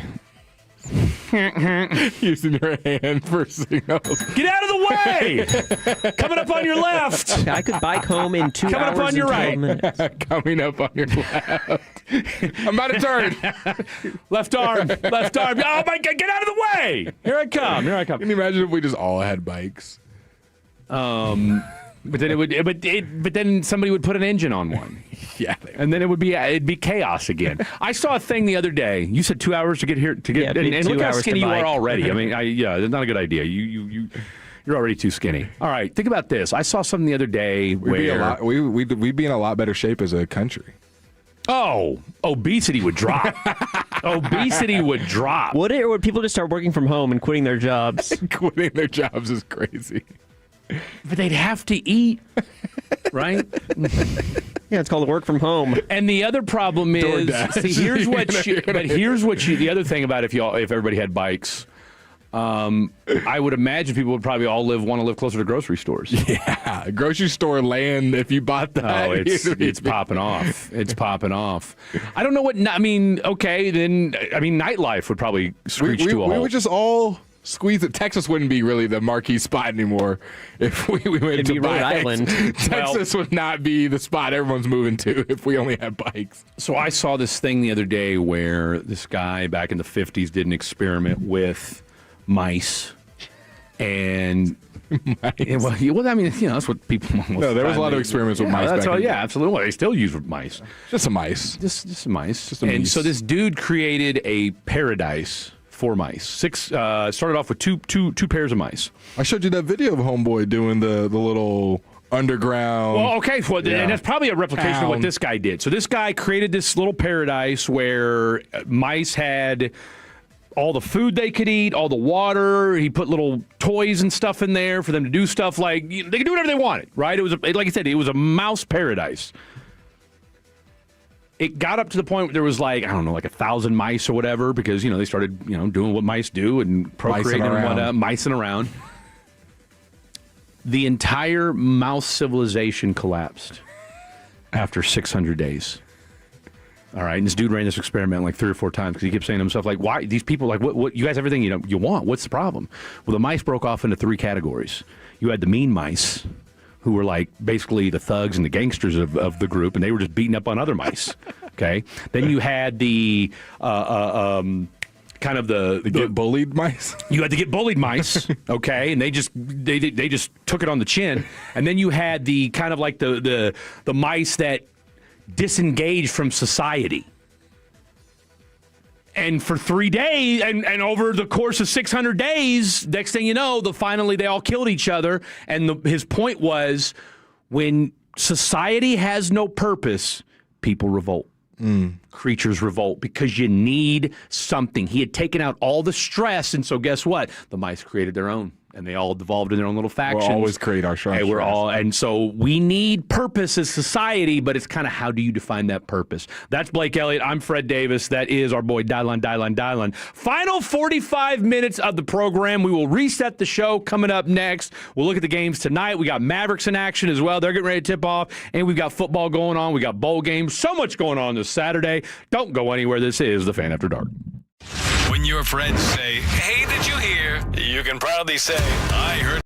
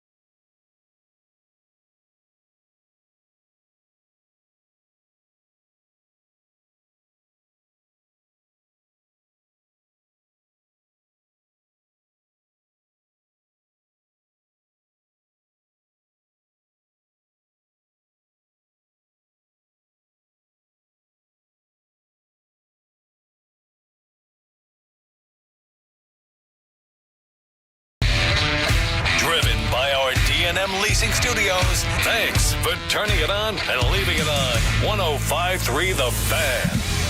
Final hour of this Saturday afternoon program is happening right now. This feels like a marathon show. I feel like we've been on since last Saturday.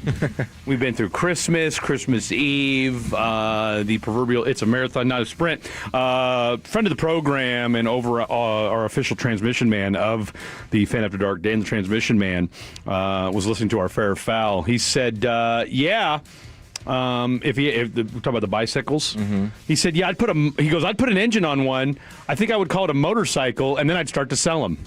So there you go. The entrepreneurial spirit that is I like that. Dan the Transmission Man. So, you'd have motorcycles is essentially what we'd have. So, in any event, there you go. Off to a great start if you're Blake Elliott and you pick the Houston Texans to beat the Los Angeles Chargers. Texans are up 14-0 on the Los Angeles Chargers. C.J. Stroud, 6 of 7. 151 yards and 2 tutties. He's already thrown 2 touchdown passes to Jaden Higgins and Jalen Noel. Jalen Noel has 2 catches, 47 yards. Jaden Higgins has 2 for 88, both with a tutty. Meanwhile, on the Charger side of things, folks, Justin Herbert, 101, 8 yards. So did they turn the ball over? What happened? They just running it? Hampton's got 6 carries. I was going to say, it looks like it's the Omarion Hampton show, and let's go ahead and cancel it because he's only got 6. He's got 6 carries, so he's carrying the load to the tune of 2.8 yards per carry. And the Texans will make the playoffs if they win this game. It's a win and in. Oh! Where'd you get that hat? TJ Maxx. Really? $8. Okay. Just saw it one day and I just grabbed it. I said, I'll like this one day. You know what? I do like that hat. Thank you. I do like that hat. Smokey the Bear. Smokey the Bear. Only you can prevent what? Wildfires. Close. Fires. Forest fires. Forest fires. Forest fires. Yeah. You know what? It warms my heart that you knew that much. Yeah. I used to watch that a little with a Yogi Bear back in the day. Yogi, hey, boo-boo. Hey, boo-boo. Just going out trying to get picnic baskets. Huh? Ranger Rick. I used to watch What a stud. I used to watch Sesame Street. It's on the screen right now. I'm waiting for the Mavericks and Kings to kick off. Or tip off, excuse me. Sesame Street. What a show. Just puppets. Just puppets being puppets. Honestly, all the little kid shows are kind of weird, if you think about it.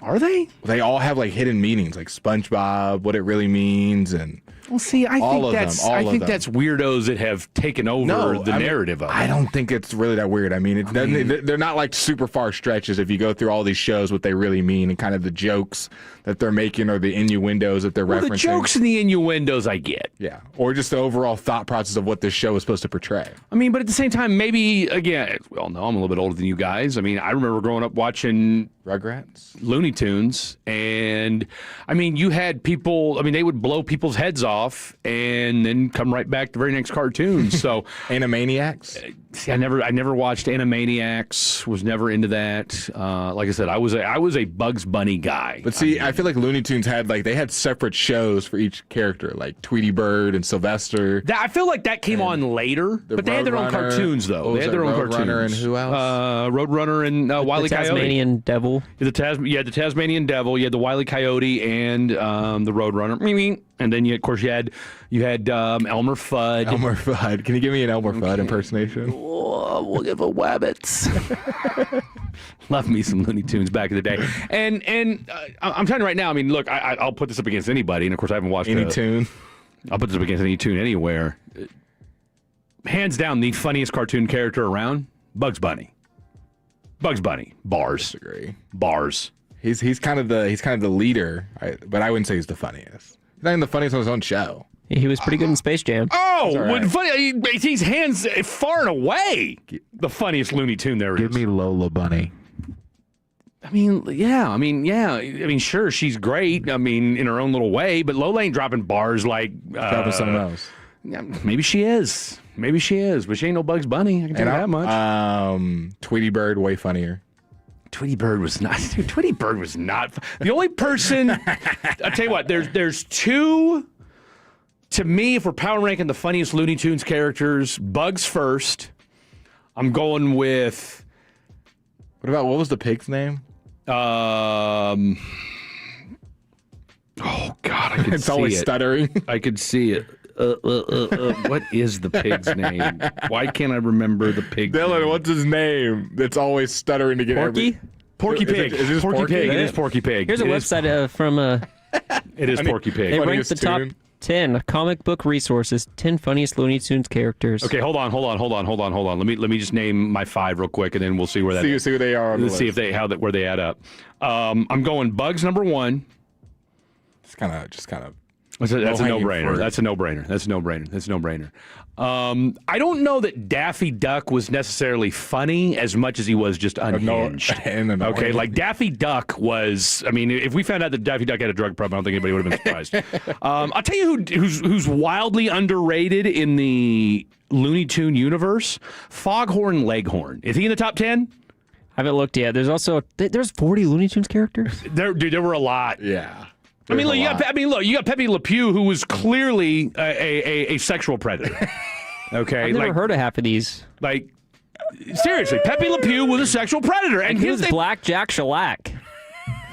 See, I love Looney Tunes as much as the next guy. Black Jack Shellac. That must be a new one. I don't remember him. Nasty Canasta. I do remember Nasty Canasta. What's our boy, the Martian, Marvin the Martian? Marvin the Martian. Marvin the Martian. I remember He's top Marvin. 5 for me. I remember Marvin the Martian. You got Sylvester the Cat, I think, but I don't remember him being that like uber funny. Just eat. Daffy Duck, Foghorn Leghorn are probably my top 3. And then I'll probably go Elmer Fudd because I thought he was pretty damn funny as well.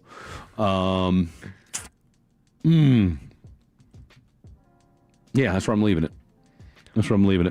So some of yours are there. They have number 10, Gossamer. I'm going to need you to tell me who that is. I don't even know who that is. I'd have to look at him. He looks like he has like dynamite sticks on his head. He's this red guy. I'm going to look him up. Gossamer? Yeah, Gossamer. I don't know him either. Okay, I've seen him, but yeah, you've seen him. He's like furry. Wait a minute. He's big, red, and furry. Yeah, see, I never thought Gossamer was that funny. They had him as number 10? Yeah. Not funny. Next. Number 9, Yosemite Sam. I'll set. Yeah, no, Yosemite Sam's funny. Absolutely. That's worth it. This was in your top 5, Sylvester. Sylvester Number Stallone? 8. Or Sylvester the Cat? Yes. Sylvester Stallone. He's hilarious. That's okay. I can agree with that. Number 7, Wile E. Coyote. Wile E. Coyote. Physical comedy was more of his strength. Yeah, blowing himself up and stuff. Yeah, he's the one that could get blown up and not miss a beat. And also just run into. Isn't he the one that would do the paintings of him going under like a tunnel? The road runner would paint the road off a cliff or into a mountain, and then he would run into it and then always survive. That's what made him so great. They have Porky Pig at number 6. That's fair. All right, what's our top 5? Bacon's Number 5, Blake said this earlier, Marvin the Martian. Interesting. Okay. I never thought he was that funny, but go ahead. Number 4, a fan favorite, the Tasmanian Devil. Okay, all right. Like I say, he just made noises. I don't really know what his allure was. Number 3, Bugs Bunny. Yo! This list is trash. This list is trash. How you gonna have Bugs Bunny at number 3? Apparently, there's 2 people funnier. Who? Elmer Fudd at number 2. Elmer Fudd is not. Elmer Fudd's a role player, man. He's Max Christie. Serious. Well, he's a little bit better than Max Christie, but yeah, he's definitely not funnier than Bugs Bunny. Is he like PJ? Who's number 1? They claim the funniest Looney Tunes character, Daffy Duck. Your thoughts? The actual Robin. I mean, he's in my top 3. But the fact that you got Bugs Bunny at number 3 when he is the linchpin, he's the Cooper Flag of the Looney Tunes. He's the Luka of the Looney Tunes. You're not putting anybody funnier than Bugs Bunny. The whole Looney Tunes universe revolves around Bugs Bunny. I'm disgusted by that. I mean, the other list, very similar, but some things that didn't get mentioned was Tweety Bird. Was on the list. Tweety Bird was okay. Foghorn Leghorn. Foghorn Leghorn's top 10. I'm sorry. I need to look at what that looks like. Foghorn Leghorn is 10 times funnier than Gossamer. The Roadrunner was on here. Yeah, Roadrunner should definitely be on there. Oh, Foghorn Leghorn, the rooster. Yes. Hilarious. I just didn't know that was his name. No, Foghorn Leghorn was... He's hilarious. He's always cracking jokes. He's always cracking That's kind of jokes. his thing. He gets on camera, you know he's going to say something sarcastic. He's going to clown somebody. Yeah. No, Foghorn Leghorn is an icon. I'm sorry, but Foghorn Leghorn... He would be in my top 5. He's absolutely in the with top Marvin 5. the Martian, and then we'll put the top 3. Daffy Duck, I got no problem with. Bugs Bunny, I'll go with Elmer Fudd, Sylvester, and Foghorn Leghorn. Boom, there's my top 5 right there. All right, so look, we've got, let's see what the update is. And of course, has the game tipped off yet for our, what do we got? Mavericks up 9-5. There we go. Or PJ and Coop. Yep. There you go. Okay. All right. So what do we got? We're at 9-5. What? 10-9 now. 10. Oh wow. Sacramento's back up. Quick turnaround. And then for all you frauds out there that wanted BYU or were complaining about BYU not being in the playoffs, They're losing the Tech. Yeah. How's that going for you right now? 21-10. Was BYU a nice story? Yes. Is BYU a good football team? Yes. Are they a playoff football team? No, they're not. As right now you've got, apparently, according to ABC, 19 minutes and 59 seconds left to go in the second quarter. I don't know if they're doing, college basketball rules here, but okay, boom, halftime. So at halftime of the game, you've got Georgia Tech up over BYU 21-10. Mm-hmm. And then, as you alluded to already, again, dude, they get the ball National back Football already. League. Yeah, it's getting nasty. Since when does Snoop Dogg have a bowl game? We have a Snoop Dogg Since bowl. Snoop Dogg Arizona Bowl. Yeah. And I want the juggernauts, Miami of Ohio and Fresno State. And see that particular bowl, like the one thing I'll say about that bowl game, because I want to say, wasn't that like the Barstool Bowl like a year or two ago? I feel like that bowl game in Arizona, they're always trying to incorporate different cultural phenomena. Well, that and just different sponsors, try to get people to watch it. But look, unless it's Texas high school football, what are we talking about? Shout out to the Chargers. Not showing up right now. God, tell me about it. Shout out to the Texans being the hottest team in football. Them in Jacksonville, right? Come out of nowhere. Dude, I'll tell you what, that AFC South. We're who ready knew? to write off both teams. And think about that. The AFC South was all Colts. Jags and Texans were falling apart, and it couldn't be more of the opposite in the last 5 weeks. Seriously. Colts haven't won a game, and I don't think the Texans and Jags have lost in the last 4 weeks. Well, the Texans started out 0-3. Yeah. I mean, they're 10-2 since starting out 0-3. I mean, shout out to DeMeco Ryans. Shout out to the offensive coordinator there. And again, you had a 4 or 5 game stretch where C.J. Stroud didn't even play. Mm-hmm. And Davis Mills. And you had to have your boy Davis Mills in there with the maybe the longest neck in the history of the National Football League. All right, 877-881-1053, 877-881-1053. We know a lot of you guys are watching college football. We know a lot of you guys are watching NFL football. We know a lot of you are getting ready to watch this Mavericks game. If you're still listening to us, and we know a lot of you are, text into the show. Let's get some shout-outs here. Final segment of the program coming up next. Don't go anywhere. Blake, Fred, Dylon right here on 105.3 The Fan. Sean and RJ, the KNC Masterpiece, G-Bag Nation, and Fan After Dark. Live and local. Turn it on and leave it on. 105.3 The Fan and our Odyssey, iHeartRadio, and TuneIn apps. You know that Big Bargain detergent jug is 80% water, right? It doesn't clean as well. 80% water? I thought I was getting a better deal because it's so big. If you want a better clean, Tide Pods are only 12% water. The rest is pure, concentrated cleaning ingredients. Oh, let me make an announcement. Attention shoppers, if you want a real deal, try Tide Pods. Stop paying for watered-down detergents. Pay for clean. If it's got to be clean, it's got to be Tide Pods. Water content based on the leading bargain liquid detergent. Wesley Financial Group is not a law firm. I'm Chuck McDowell, founder of Wesley Financial Group. Did you buy a timeshare because they told you it was a great investment? That's a lie. Most timeshares can be bought online for $1. To find out what your timeshare is worth and to cancel it, call us today and we'll send you our timeshare exit kit free with all your options for cancellation. Call Wesley for your free exit info guide. 800-941-2255. That's 800-941-2255. When equipment breaks down and operations come to a halt, every single second counts. So why is your maintenance team spending 60% of their time doing anything but turning wrenches? MaintainX is the AI-powered maintenance and asset management system that helps your team get back to actually fixing breakdowns. No more searching for manuals. No more hunting down parts. No more drowning in paperwork. With MaintainX, your team can access manuals from anywhere, create new procedures in minutes, and turn voice notes into clear and complete work order feedback. What used to take hours now only takes minutes. Keep your operations moving, not your paperwork. Join over 11,000 maintenance teams that are already fixing more and filing less. Try Maintain X for free today. Go to maintainx.com/AI. That's maintain and the letter x.com/AI. Cashback is not available on gas in New Jersey and Wisconsin.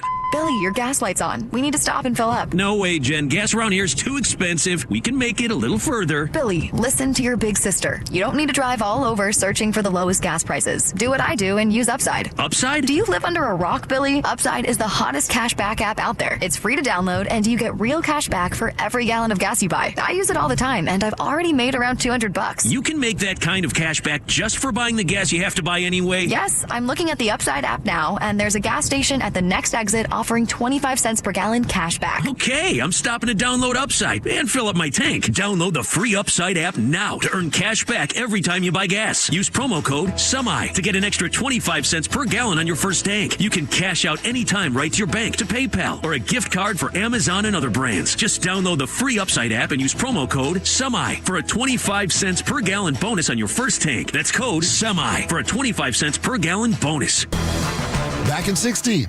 Are you really eating during the commercial break? You bet. These Factor meals keep my head in the game. Oh, yeah? So what do you got there? This year's filet mignon and creamy Parmesan shrimp. With Factor, I get chef-prepared, dietitian-approved meals delivered weekly. Perfect for pros like us. Oh, so you're a pro now, too? Box says Factor, eat like a pro. So, yeah. I think it's time for you to share a bite like a pro. No. Get your own at factormeals.com.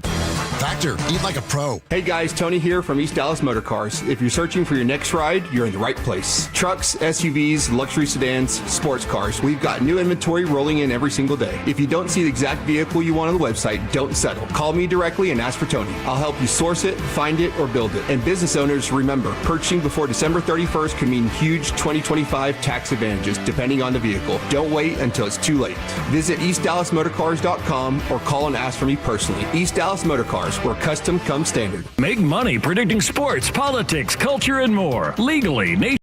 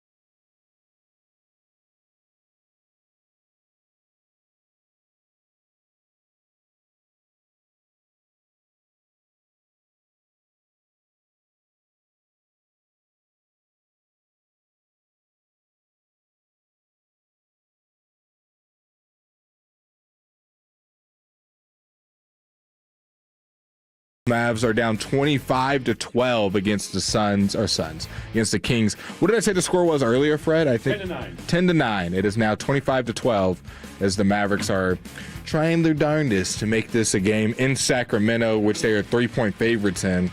We've also got some other football going on. The Texans are up 14-0 on the Chargers. Chargers looking to finally get something going. They're on their own 9. On their own 9-yard line right now, so. All right, so, a little 91-yard drive, and we're right back in this thing is what you're telling me. Yeah. Okay. 2nd and 9 on their own 9, 1-yard rush for our boy Hampton. 2nd and 9 at their own 9. Here come your Chargers. Justin Herbert, 2 of 3 for 14 yards. It's not how you start, it's where you finish. Remember that, okay? It's not about how you start, it's where you finish. It is now 30-12. Kings are up. Timeout, Jason Kidd. Somebody came to play today. And won your Mavericks. 13-0 run by the Kings. Who's leading the score? Like Keegan Bradley? Keon Ellis, okay. 11. Okay. What's my boy Keegan doing? Keegan's hurt. Yeah. Levine's hurt. Sabonis is hurt. And they're still... they're still putting BTA to... they actually haven't even brought in their bench yet. It's just their starting lineup. I mean, you don't need to right now. I mean, hell, you're just free-flowing. Mm-hmm. Free-flowing. All right, what's the bowl game is coming up after us? Is Mestmaker? The Mean Green? Now, the Mestmakers. Now, is Mestmaker playing? Yeah. Yeah, from what I know. So he is going to play? Yeah. Okay. He better. I got him in my parlay. Now, I did hear that, and of course, again, it's still very early. It's still very preliminary at this stage when it comes to the transfer portal. But he's being linked to Oregon as where he may end up at. So I thought it was too. I mean, look, yes, is he grateful to what's our boy's name? Eric Morris, Chad Morris. Eric Morris, right? Eric, yeah. Yes. Is he complimentary and grateful, I'm sure, for what Eric Morris did for his career? And but at the same time, Eric Morris is probably pretty thankful for Drew Mestmaker. Mm-hmm. All right? Because he's probably not at Oklahoma State if it wasn't for Drew Mestmaker doing what he's doing. But I felt like for as good as this kid could be, I didn't know that, A, Oklahoma State was going to pony up the money it's going to take, and B, Oklahoma State's just not – this ain't peak prime Oklahoma State days right now. I think it's probably going to take them a year or two to get back to where, at the very least, to get back to where they were, a national conversation year in, year out. You just got too many other good programs right now that, A, have large NIL budgets, and B, look at, and because you've been saying, you think it's only a matter of time before, well, obviously they got to play next week, but that more than likely Dante Moore will declare for the draft after I think there's a chance he could be the number 1 overall pick, him and Mendoza. And I like Dante Moore out of Oregon. A lot of teams are quarterback needy. Doesn't always mean it's going to be the right pick. But, I mean, I think if you're him, go to the draft, go get your bread, go change somebody's franchise, go to the Raiders. The thing is, you can get your bread now, too, though. I mean, obviously not the same kind of bread you're going to get being a number 1, number 2 overall pick. But the reality is he would be a top 5 pick. Go to the Raiders. Raiders need to draft an O-lineman. Rot and see what happens. If you're the Raiders, do you just go O-lineman and trade back, or do you also need a quarterback? No, you have to get a quarterback. So get Dante Moore. If you think Dante Moore or Francisco Mendoza is your guy, then that's who you go get. Have you always, I've talked about it, and it's not really that crazy of a theory, but I think the drafting a quarterback is so much more complicated than people make it, because these GMs and scouts have to be looking years ahead. Because just because the Raiders have a top pick this year doesn't necessarily mean we want to strap ourselves for the next 5 years to a quarterback in this draft. And that's what that means. If we make a pick here, we're kind of doing that. Or it could be like, even though we are the right guy. Yeah, that's what I'm saying. Is this the right guy? Even though we are needy of a quarterback, we might not like this class because it's not like any other position where you can 2-3 years move on. Like quarterback, you're pretty locked into that guy. You're saying this is our franchise quarterback. We draft him in the top 2. Oh, absolutely. So even though they are quarterback needy and have a top draft pick, it's so convoluted of what's next year look like. Do I like those guys better to be the face of my franchise? But at the same time, though, too, you have to kind of stick with what is in front of you, because then, because look, we thought this year was going to be a lot different quarterback draft. Yeah. We thought Lenore Sellers was going to be a lot better. We thought Garrett Nussmeier was going to look a lot better. I mean, I don't think anybody. We can go back to media outlets and who was doing what draft wise. I don't remember Francisco Mendoza being on anybody's top 10 list as far as he could be the top quarterback taken. That's not to say people didn't do that, but I don't remember his name being bandied about as somebody that might be a number 1 overall prospect. I need to watch more of. Look, you and I are pretty much on every Saturday, and we have been throughout the entire college football season. I watched a little bit of the Indiana game against Ohio State in the Big Ten championship game. I like Francisco Mendoza. He's a great story. I think he's a great kid. I don't know from the little bit of what I've seen out of him football-wise that, he's just some drop back and dot the field. But again, hey, who knows? Maybe that's kind of, you like somebody with a good head on their shoulders and a good drive. And again, there's something to be said for a kid that's won everywhere he's been. Mm-hmm. And he's got prototypical size, too. And he's a lot bigger dude than I think people realize. Good locker room guy. Well, and you can't go wrong with that. There's definitely something to be said for that. I mean, I don't think we're gonna hear any issues or any kind of scuttlebutt about, well, the teammates think this of him or he's failing interviews or anything like that. I think it's just gonna come down to, how comfortable do you feel with him being a, franchise quarterback at the highest level? Because if the Giants get that number one pick, they're not taking a quarterback at number one. Mm-mm. And right now, the Raiders would be the number 2 overall pick. What do you think the Giants would draft? I think they would trade out of it, but. Oh, I'm trading out. Yeah, and recouping some. I'm pulling a Jackson, or excuse me, not a Jackson. I'm pulling a Cleveland from last year. Who wants it? Somebody come get this and give us picks. But see, the thing is, you need somebody to fall in love with Francisco Mendoza. You're all for it, and someone will. You hope. If you're the Giants, you hope they do. Chargers just got an interception. Looks like on CJ Stroud. Oh, they picked him off. That's what it looks like. All right, my screen hasn't updated here yet. My screen. Derwin James. Somebody also asked. Yes, interception. I saw a bit this morning about how Caleb Downs could fall in the draft just because of where safeties are considered for positional value. Look at this, Fred. I don't think he could have thrown it more right to the guy. Got tipped. I'm about to say it went right. No, to that ball got tipped. The D lineman got his hands up and tipped the ball. I do like the navy blue unis. Yeah, for the Chargers. Well, I'm not a powdered blue guy, but I do like the navy blue. I like the lightning blue more. The powder blue. Yeah. What about you, Dylan? Yeah, probably the powder. Go ahead and mark that. Not sure. I don't know that I believe you. Yeah, probably the powder. How do we feel about Kyle Whittingham being the new Michigan coach, by the way? There's something about that. Do we think that when Utah took the private equity money, he just said, I'm out, to hell with this place? Because he did step down. Possibly.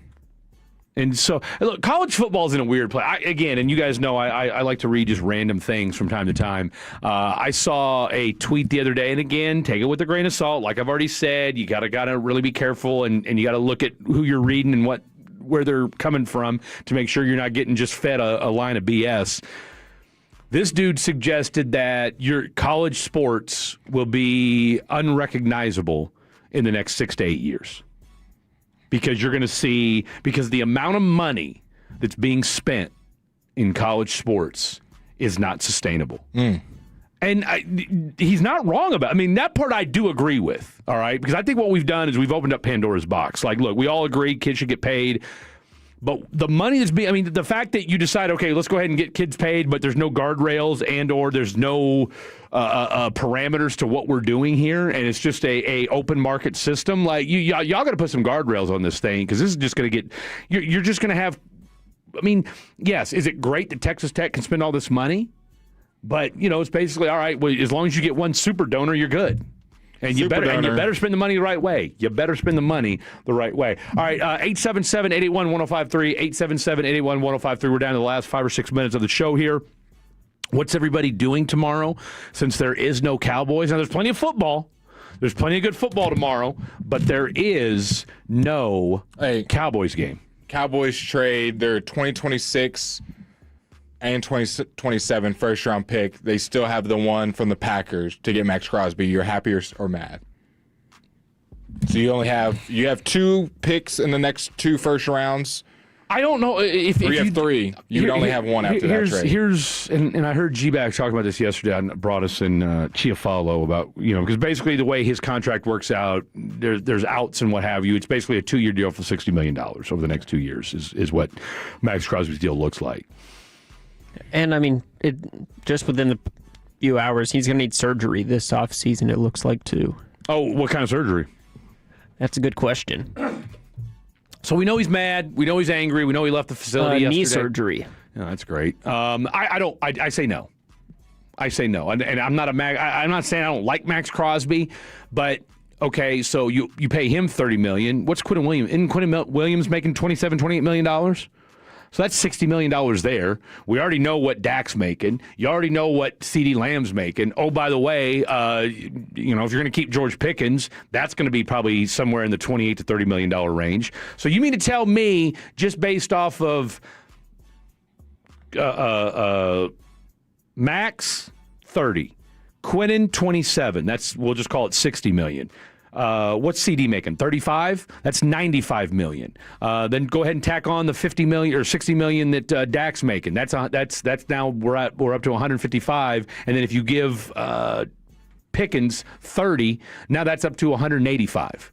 So just for the sake of this argument, you're going to spend $180 to $185 million on 6 guys? Yeah. It's not feasible. You can't do it. What'd you say CD was? Isn't he at $35 million? Yeah, his cap hit for this year was 15. Steele was your second biggest cap hit at $18 million. Yeah. I mean, he'll be gone next year, so you don't have to worry about that. And, of course, you're going to get rid of Diggs was your fourth highest. Diggs will be gone, 12. So you got that going. Donovan's right behind him at 8. I mean, look, are you going to be able to move some money around and you got guys coming off the books? Absolutely. But I just feel like you've got to me, this team is not just a Max Crosby away from being better. No, they're not. You know? But I always go to the thought process of what am I giving up versus what am I getting? Yeah. Do I think I'm going to draft somebody in this draft or next draft that's as good as Max Crosby? Obviously, they're younger, more healthy. I mean, wasn't Max Crosby a third-round pick? Or was he a first-round pick? I don't think he was. Don't get me to lying. That was. I'll hurry up and look. We got 30 seconds.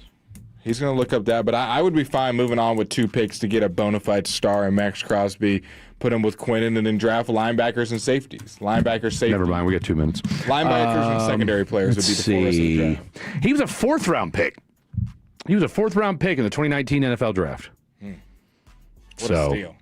No, I mean, look, he's been great for you. Think about all the good I just don't know that I'm okay. I just don't know that I want to spend $30 million on Max TJ, Crosby. Benito, Crosby. Other than Myles Garrett and Micah, it feels like some of the best pass rushers have been kind of some, right now, like currently, some kind of late-round steals. Well, TJ Watt was a first-round pick. What about Bosa? What was he? Bosa was a first-round pick. What pick was he? I mean, which one? His brother? Which, Nick or... Were they both first-rounders? Yeah, they're both first-round picks. Yeah. Lame. Yeah. Both pretty good. One of them's better than the other. Oh, yeah, the one in San Francisco. Yeah. Is now he's kind of getting the way his brother is, where he's starting to get dinged up a lot and starting to be a little bit injury prone. I guess it's a good mix of first-round picks and late talent. I mean, hell, I want to say Chris Jones was a 4th-round draft pick. What about Quentin? Quentin was a first-round pick. Okay. I think Quentin was like a top 10 pick. Okay. Is there anybody else that's for the late pick? It's balling. Jadeveon was first overall pick. I was going to say, he was the number 1 overall pick. What about like Danielle Hunter from the Vikings? Ooh, that's a good one. Let's see here real quick. Jonathan Grenard. Will Anderson was Jonathan Grenard was a late-round pick. Danielle Hunter, 3rd-round pick. And then we know Will Anderson was a 3rd overall pick. Yes. No, Will Anderson was a dog. Still is. All right, final minute of the show. Ladies and gentlemen, got to say, you guys, you Tolos, you fatties that have been riding with us for the last 4 hours and 40 minutes. What a show. The whole week, honestly. For the whole week, I'm telling you right now, what a show it's been. Now, don't forget, you got Will and CA tomorrow, so make sure you check that out. You will be glad that you did. I'm not sure who's producing that show tomorrow, but I can guarantee you it will be tip-top. Oh!